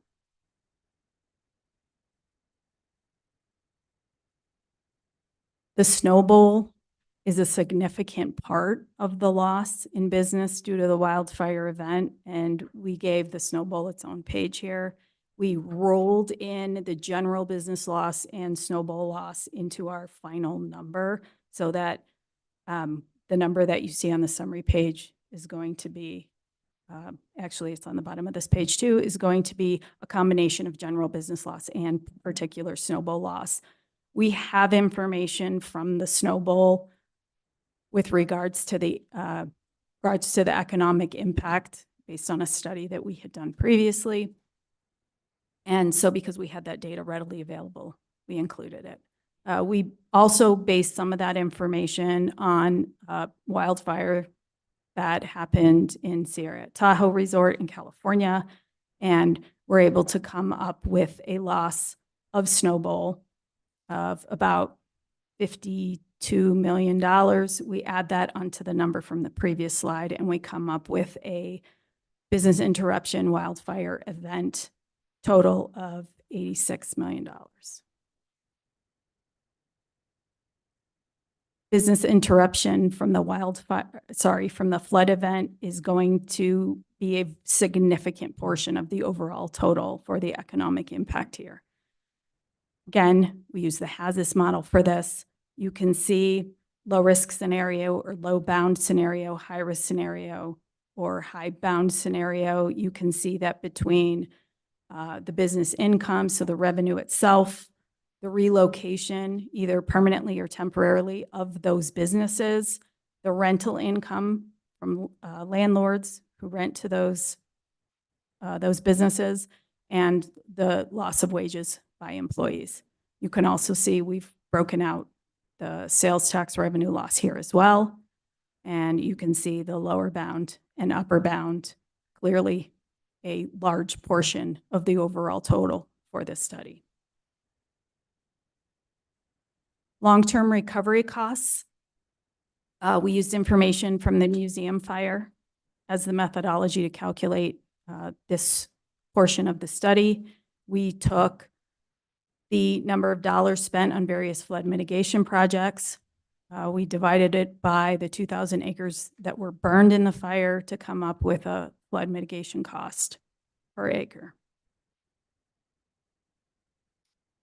As a continuation of long-term recovery costs, the pipeline fire estimated cost of the construction projects and funding to date is $130 million. Now, obviously, that is not the full cost to get that land back to where it was, to fully recover the land and the other assets that were lost. And so we think it's probably up in the $150 to $160 million range. And so we did create a range, one for our lower bound, one for our upper bound number. We used 4,900 as the per acre for our lower bound and approximately 6,000 for our upper bound. Healthcare costs. The cost of illness is estimated at $9.50 per exposed person per day. And this is according to some LA County information that we were able to get. We also were able to find some studies on what people were willing to pay for reduced exposure. And so what was that clean air worth for a day? And that was about $84 per exposed person per day is what people valued clean air at. And so using the LA County information for the lower bound and using the survey data for the upper bound, you can see the information on healthcare costs there. This clearly does not include mental health issues that would result from a large-scale wildfire. We do believe that $84 does include a little bit of that. As people think about how they value clean air, they probably take that into consideration, at least to some extent. But this doesn't begin to cover the PTSD and things like that that we would see after a wildfire of this scale. Here are some of the costs we did not take into consideration because we just couldn't find enough data to include them, although we clearly know there are costs associated with them. So a decrease in outdoor recreation. We don't know what people value a hike in the mountains or a mountain bike ride at. We know it's valuable. We just don't have the data to quantify it. It does not include damage to the railroad and a disruption in the supply chain. We know there would be clearly a disruption, but we can't quantify that at this point. Impact to visitation to the Grand Canyon. We do think there would be some impact, that visitors would see that there had been a wildfire in Flagstaff and that could deter them from coming to the Grand Canyon. Damage to I-40, damage to 180, interrupted connectivity. Those things are not included, nor really are the roads, the road infrastructure from the affected area. So once again, total economic impact. You can see there some information from the Schultz fire, just to give you a little bit of perspective. And then the Bill Williams fire, that's a hypothetical. That's a EPI research project. And then the Upper Rio, which is a project that was presented to you today. Thank you.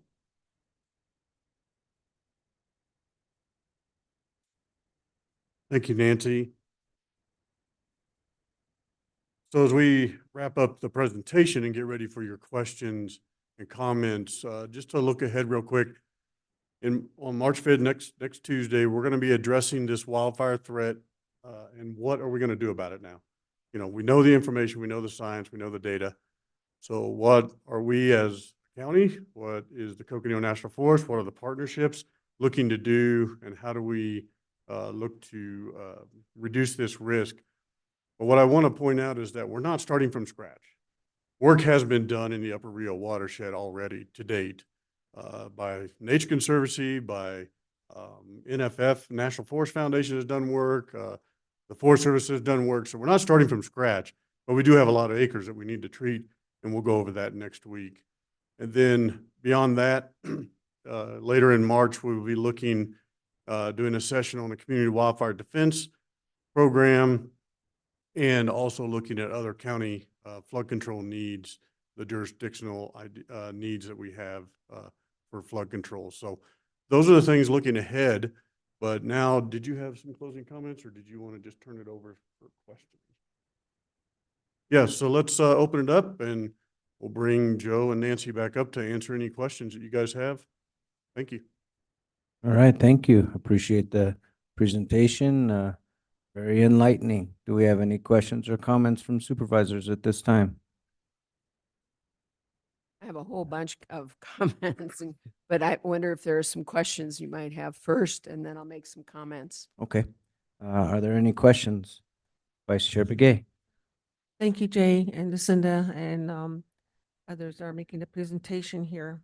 And I just wondered, when you were doing the business interruption wildfire events for the Snow Bowl, total economic impact of the Arizona Snow Bowl, you had mentioned the $69.18 million, and this doesn't include the rebuild of the Snow Bowl.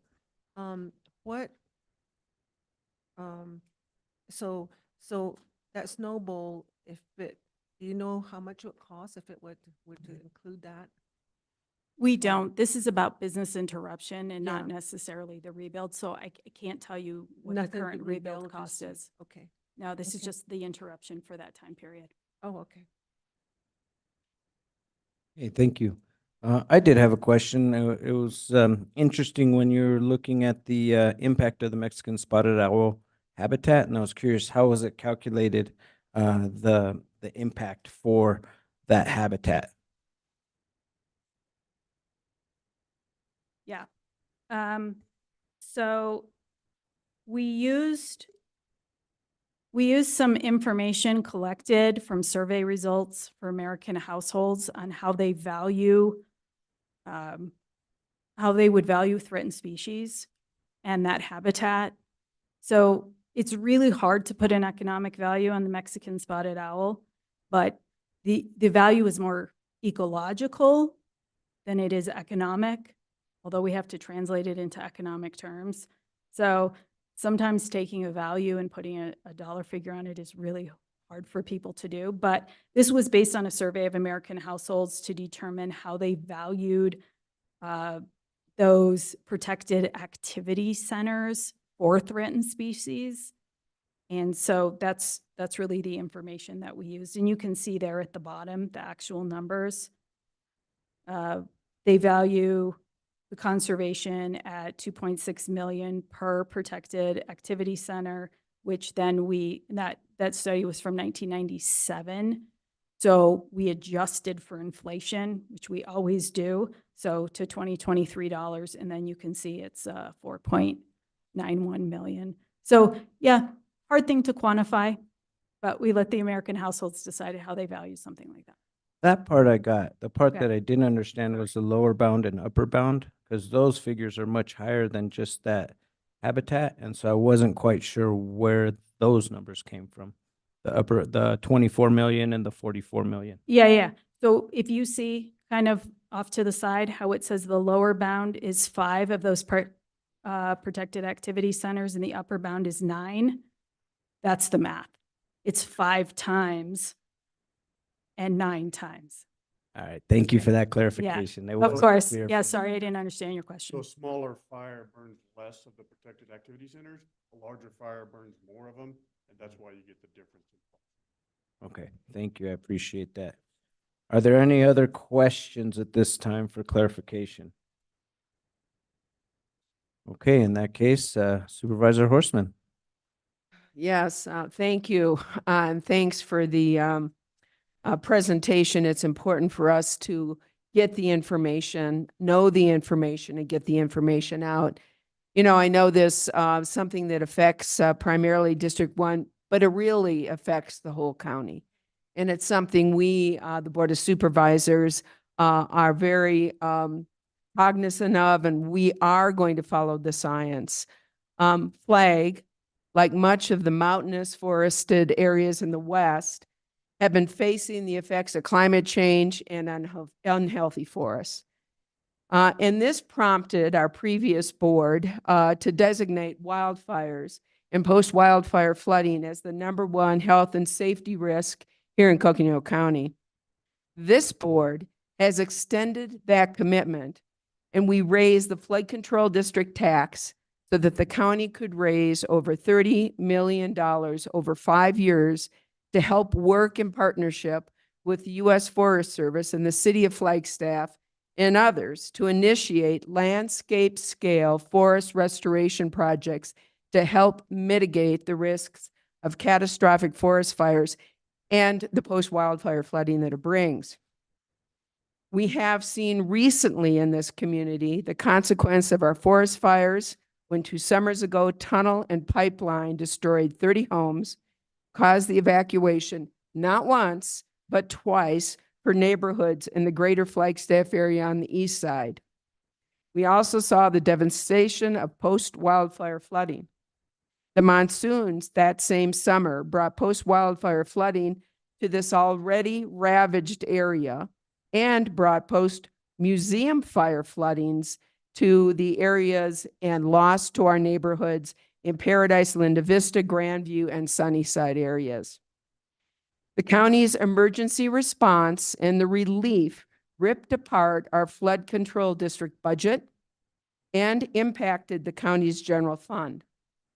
This board and the county flood control district, with the incredible advocacy of Senators Sinema and Kelly, brought home over $100 million for post-wildfire mitigation funds, and we immediately commenced large-scale flood mitigation projects, most completed in record time, and they were completed within a year.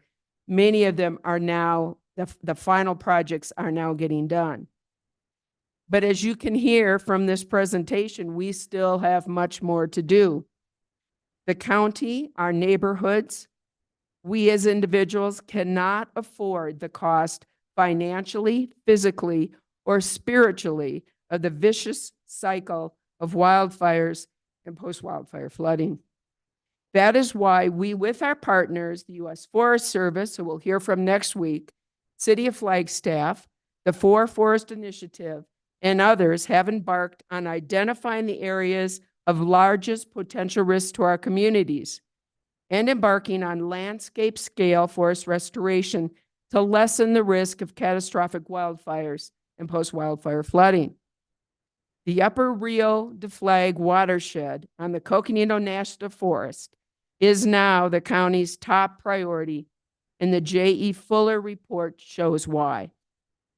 Cost is extremely high. It is way beyond the reach of the county, the city, and even the state of Arizona. And that is why we need partnerships. And that is why we need the U.S. Forest Service and federal government to take the lead. This is that we are talking about federal land, but it impacts greatly our communities here in Flagstaff and Greater Flagstaff. The potential consequences for not embarking on forest restoration and not mitigating the risk of catastrophic forest fires are not only devastating personally into our communities, but as the financial analysis shows from the NIU Economic Impact Study, the financial loss to our communities runs into the billions of dollars. So we have to begin now, and the county is committed to beginning now. Coconino County has a strong and resilient community. We work together during all of our emergencies. Neighbors helping neighbors, building sandbags, opening up our homes to evacuees not once but twice, cleaning out mud and debris from our communities, donating to the United Way and other emergency services. We need to be united in our efforts to create more resilient communities. Forest restoration on the Upper Rio de Flag watershed is essential for our communities, especially, of course, for Western Flagstaff, Fort Valley, Cheshire, Coconino, downtown Flagstaff. But as I've said, and as the analysis shows, this affects the whole county. And with that, we really appreciate the information from J.E. Fuller. We appreciate the leadership shown by the Flood Control District, Lucinda and Jay and your staff. You have always been there for us, providing us the best information, the most scientific information, so we can make the very best decisions for our communities. We have worked very closely with the Forest Service, especially with the Coconino and the KIBAB for the Bill Williams forest restoration. We continue to look to do that. We have ongoing communications and work with the City of Flagstaff. We appreciate their leadership and advocacy for flood mitigation and also for forest restoration. We aren't in this alone. And as our Flood Control District Director said, there's no reason for alarm if we act, and we will act. We will act now. So thank you, and thank you, my colleagues. I know you've been leaders in this as well, and we're going to move forward and we're going to work to mitigate the risks to our community. So thanks. Thank you, Supervisor Horstman. Are there any comments from other board members? Okay, in that case, I'd just like to say thank you for the presentation. It's very illuminating to see the potential risks if we do nothing, but we know we aren't going to do nothing. We are going to do something, and these conversations are about how we proceed forward so that we can mitigate as much of the risk as we can, knowing that we can't mitigate all risk, but we will work to do the best we can moving forward. So, thank you. Thank you, Supervisor Vasquez and Chair Vasquez. Just from my standpoint as a forester, never would have thought I'd have to deal with all this. You know, as I graduate from NAU forestry, I mean, this was the last thing in my mind that I'd be dealing with 35 years later, but glad to be here. Thank you for your support in all this. We will get the work done. We've got a great partnership and all the partners, and, you know, we're dedicated to getting the work done to protect the community. Thank you. All right, who's next, or is that it for the evening? Wow. Oof. Information overload. I'm sorry if we're kind of speechless over here. We're digesting all that information because it was a lot, but we do appreciate the process of getting these presentations, seeing all the models. It helps us visualize what kind of risks we're looking at for the the flag watershed. Flood Director, Vice Chair Begay. Yeah, I'm thankful to everyone again here. I just want to say that it's a great loss with what's going on with all the fires and floods that are happening to the sacred mountain. And we do go there and do our prayers. I go up there and do my prayers up there. And then also we collect herbs, and it's not only, it's all, some tribes, I know that do that. They go up there and they get that. And so it's a loss, and, it's something that we as Native Americans, feel that, it helps us mentally as we do our prayers up there And medicine. and medicine and drinking herbs and to heal, whatever is ailing us. And so I just feel, it makes me sad, that, we have to go through that. And I know that that plays a big part in what's going on, is just, we need to preserve. And I do agree with my colleagues here that, we're here as County Board of Supervisors to protect anything that can hurt our constituents. And we feel we want them to be safe out there, and that's what we're here for. And we do anything, in our power and to make sure that, it's minimized. So thank you, and we'll wait for more presentations, but it's very overwhelming, what we're hearing today. And thank you for the studies, and it's going to really help us. Thank you. Thank you for sharing that. And I think one thing I think we can take away from this is that, frankly, it shows the bias in studies. Something, we may really want to look at is how do Indigenous people put a value on a landscape? And I think that's a value that in that list did not get included. And I think that's something we should take on as a challenge, because I think it's extremely valuable to 13 tribes recognize that mountain. And so thank you for pointing that out. That's very important to recognize that. I just want to take a minute to thank the team. Both Nancy and her team and Joe and his team have done some pretty remarkable work. And I can pretty safely say, having worked at the national level now, the Federal Wildland Fire Commission, there's not a lot of this going on out there. People are, making decisions from the point of information that they have, but I think we've invested in the science. And I really applaud past boards and the current board for continuing to do that. And then, investing in what's important, right? And so really commend you for that. I think this is going to become a national model that others could potentially replicate and look at how do they identify their own resources and work hand in hand with the Forest Service to address this threat. So thank you again for your attention today. Really appreciate it. No, thank you. And one thing, you hit it on the head. I really appreciate the fact that we're being proactive and looking at all the different potential risks and ways that we can try to minimize that risk rather than being reactive. Because over the last couple of years, as we've had these catastrophic fires and later the flooding, we've had to be reactive. And so while this is a mountain to look at and bear, it is encouraging that we are taking that time to analyze and look at what things we can do to help minimize risk to where we can. Yeah, absolutely. Thank you. Are there any other questions or comments? Yes, Supervisor Hess. Yes, thank you. When I got appointed, Lucinda was like the first person that came up to me and said, "Sir, we got to talk because this is important." And then the first time Jay talked, I was like, "We got to talk because this is important." One of the first things I asked Lucinda when I went on the tour, even before I was appointed, when we went with Matt Ryan, was 3D modeling. That was the first thing I asked her was, what is the modeling saying about all this? Because as an Army engineer, maps tell 1,000 words, so the pictures. Absolutely. So I really appreciate the maps and the modeling, because that definitely points out so much and really gives us a view. And then to put the monetary value on it, it's a lot. I really applaud you for doing that. But this is exactly what we talked about. And I really thank you, Lucinda, for taking this and being proactive, because this is the science, as my colleagues have talked about.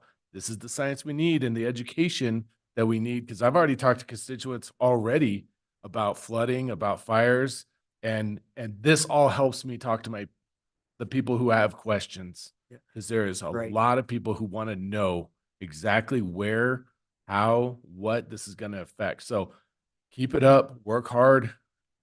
We owe the people of Coconino County and Flagstaff and everywhere, because we still have Bill Williams to look at. We still have a lot of other things to look at. And this is important, as you brought up to me, sir, we gotta talk. And Yeah, so, and Bill Williams, it's really in the implementation stage, and Jay will speak to that next week, although it's largely a focus on Upper Rio. It will come up in terms of our financial plan. No. Our forest restoration investment plan, Yep. and what we're looking at investing, and working with both Forest Service supervisors, both for the Kaibab and Coconino. I think Jay's, put together a really good plan on how do we move both forward at the same time. And it's going to be a challenge, but this kind of information, and those of you that were in DC saw it when we met with people like the chief deputy at the Forest Service, Chris French, that you see the impact when he sees that information. And it's important for them to understand that we understand what our threat is. We've quantified it, and we can say who else is investing. Who are your other partners? And when we asked him that question, he said there aren't very many others out there. Beyond obviously National Forest Foundation, TNC, but in terms of local government partners. Certainly there's more activity starting to happen in California and some other areas, but we've been in the forefront of that. So very proud of that. That's a legacy you can all carry, and we can all carry, that's going to be important for future generations. Thank you. I appreciate that. And as my colleagues were talking, I realized as I'm digesting some of this, the one area that wasn't discussed that would be helpful for me to understand the bigger ramifications and pieces is the actual Rio de Flag project in the city of Flagstaff. Just because we did see modeling of what could potentially happen in Flagstaff, but we didn't get the details about what that project looks like. So, and I know it would Thank probably you be for too bringing much that. for No, this, but absolutely. And that was a judgment call, but we have made the invitation, offered, invited the city to come. I haven't gotten a response back yet, but I'm hopeful that they'll come and present. I think this study, although it did not specifically model that project, but we know by the flows that both they're mitigating and what is projected to come, right, in terms of the flood flows post-wildfire, that is a really crucial project. And I think it gives them another set of, I'll say, quivers in the, for the bow, and another set of information to make their case, and for us to make the case as well, as which we did when we were in DC, that it's going to be important, for the city and for the federal government through Army Corps to continue to fund that. We understand they're going to launch that project in 2025. But we've asked them to come and do a presentation and speak to it. It's their project, and hopefully they'll come and provide that information. yes, I think that would be very useful. Because as- we've never, this quantified that there would be a benefit. We've never had that quantification before until this study was done. So that's really valuable information to substantiate the importance of that project. And I think it would be useful for us just to be able to see if once that project is in, how the modeling changes downstream. Yeah. Yeah, we Right, look forward to Supervisor Horseman. and we certainly look forward to the continued partnership with the City of Flag. They've been with us all along through these. So, and we look forward to that as we move forward. Yes, thank you. All right. Are there any other questions or comments from supervisors at this time? Okay, in that case, thank you for the Thank you very presentation. much. Thank you, everybody that's here today for this presentation. Really appreciate it. We're digesting it and we'll be ready with some questions for the next week when we go next round. If I may, Chair? Yes, Supervisor At- Horstman. At this time, I'd make a motion that we resolve back as the Board of Supervisors. We have a motion by Supervisor Horstman and a second by Vice Chair Begay. All those in favor, please indicate by saying aye. Aye. We have a 4-0 vote. All right, thank you very much. We are now the Board of Supervisors, and unless there's anything else to discuss as the Board of Supervisors, this meeting is adjourned. Thank you, everyone.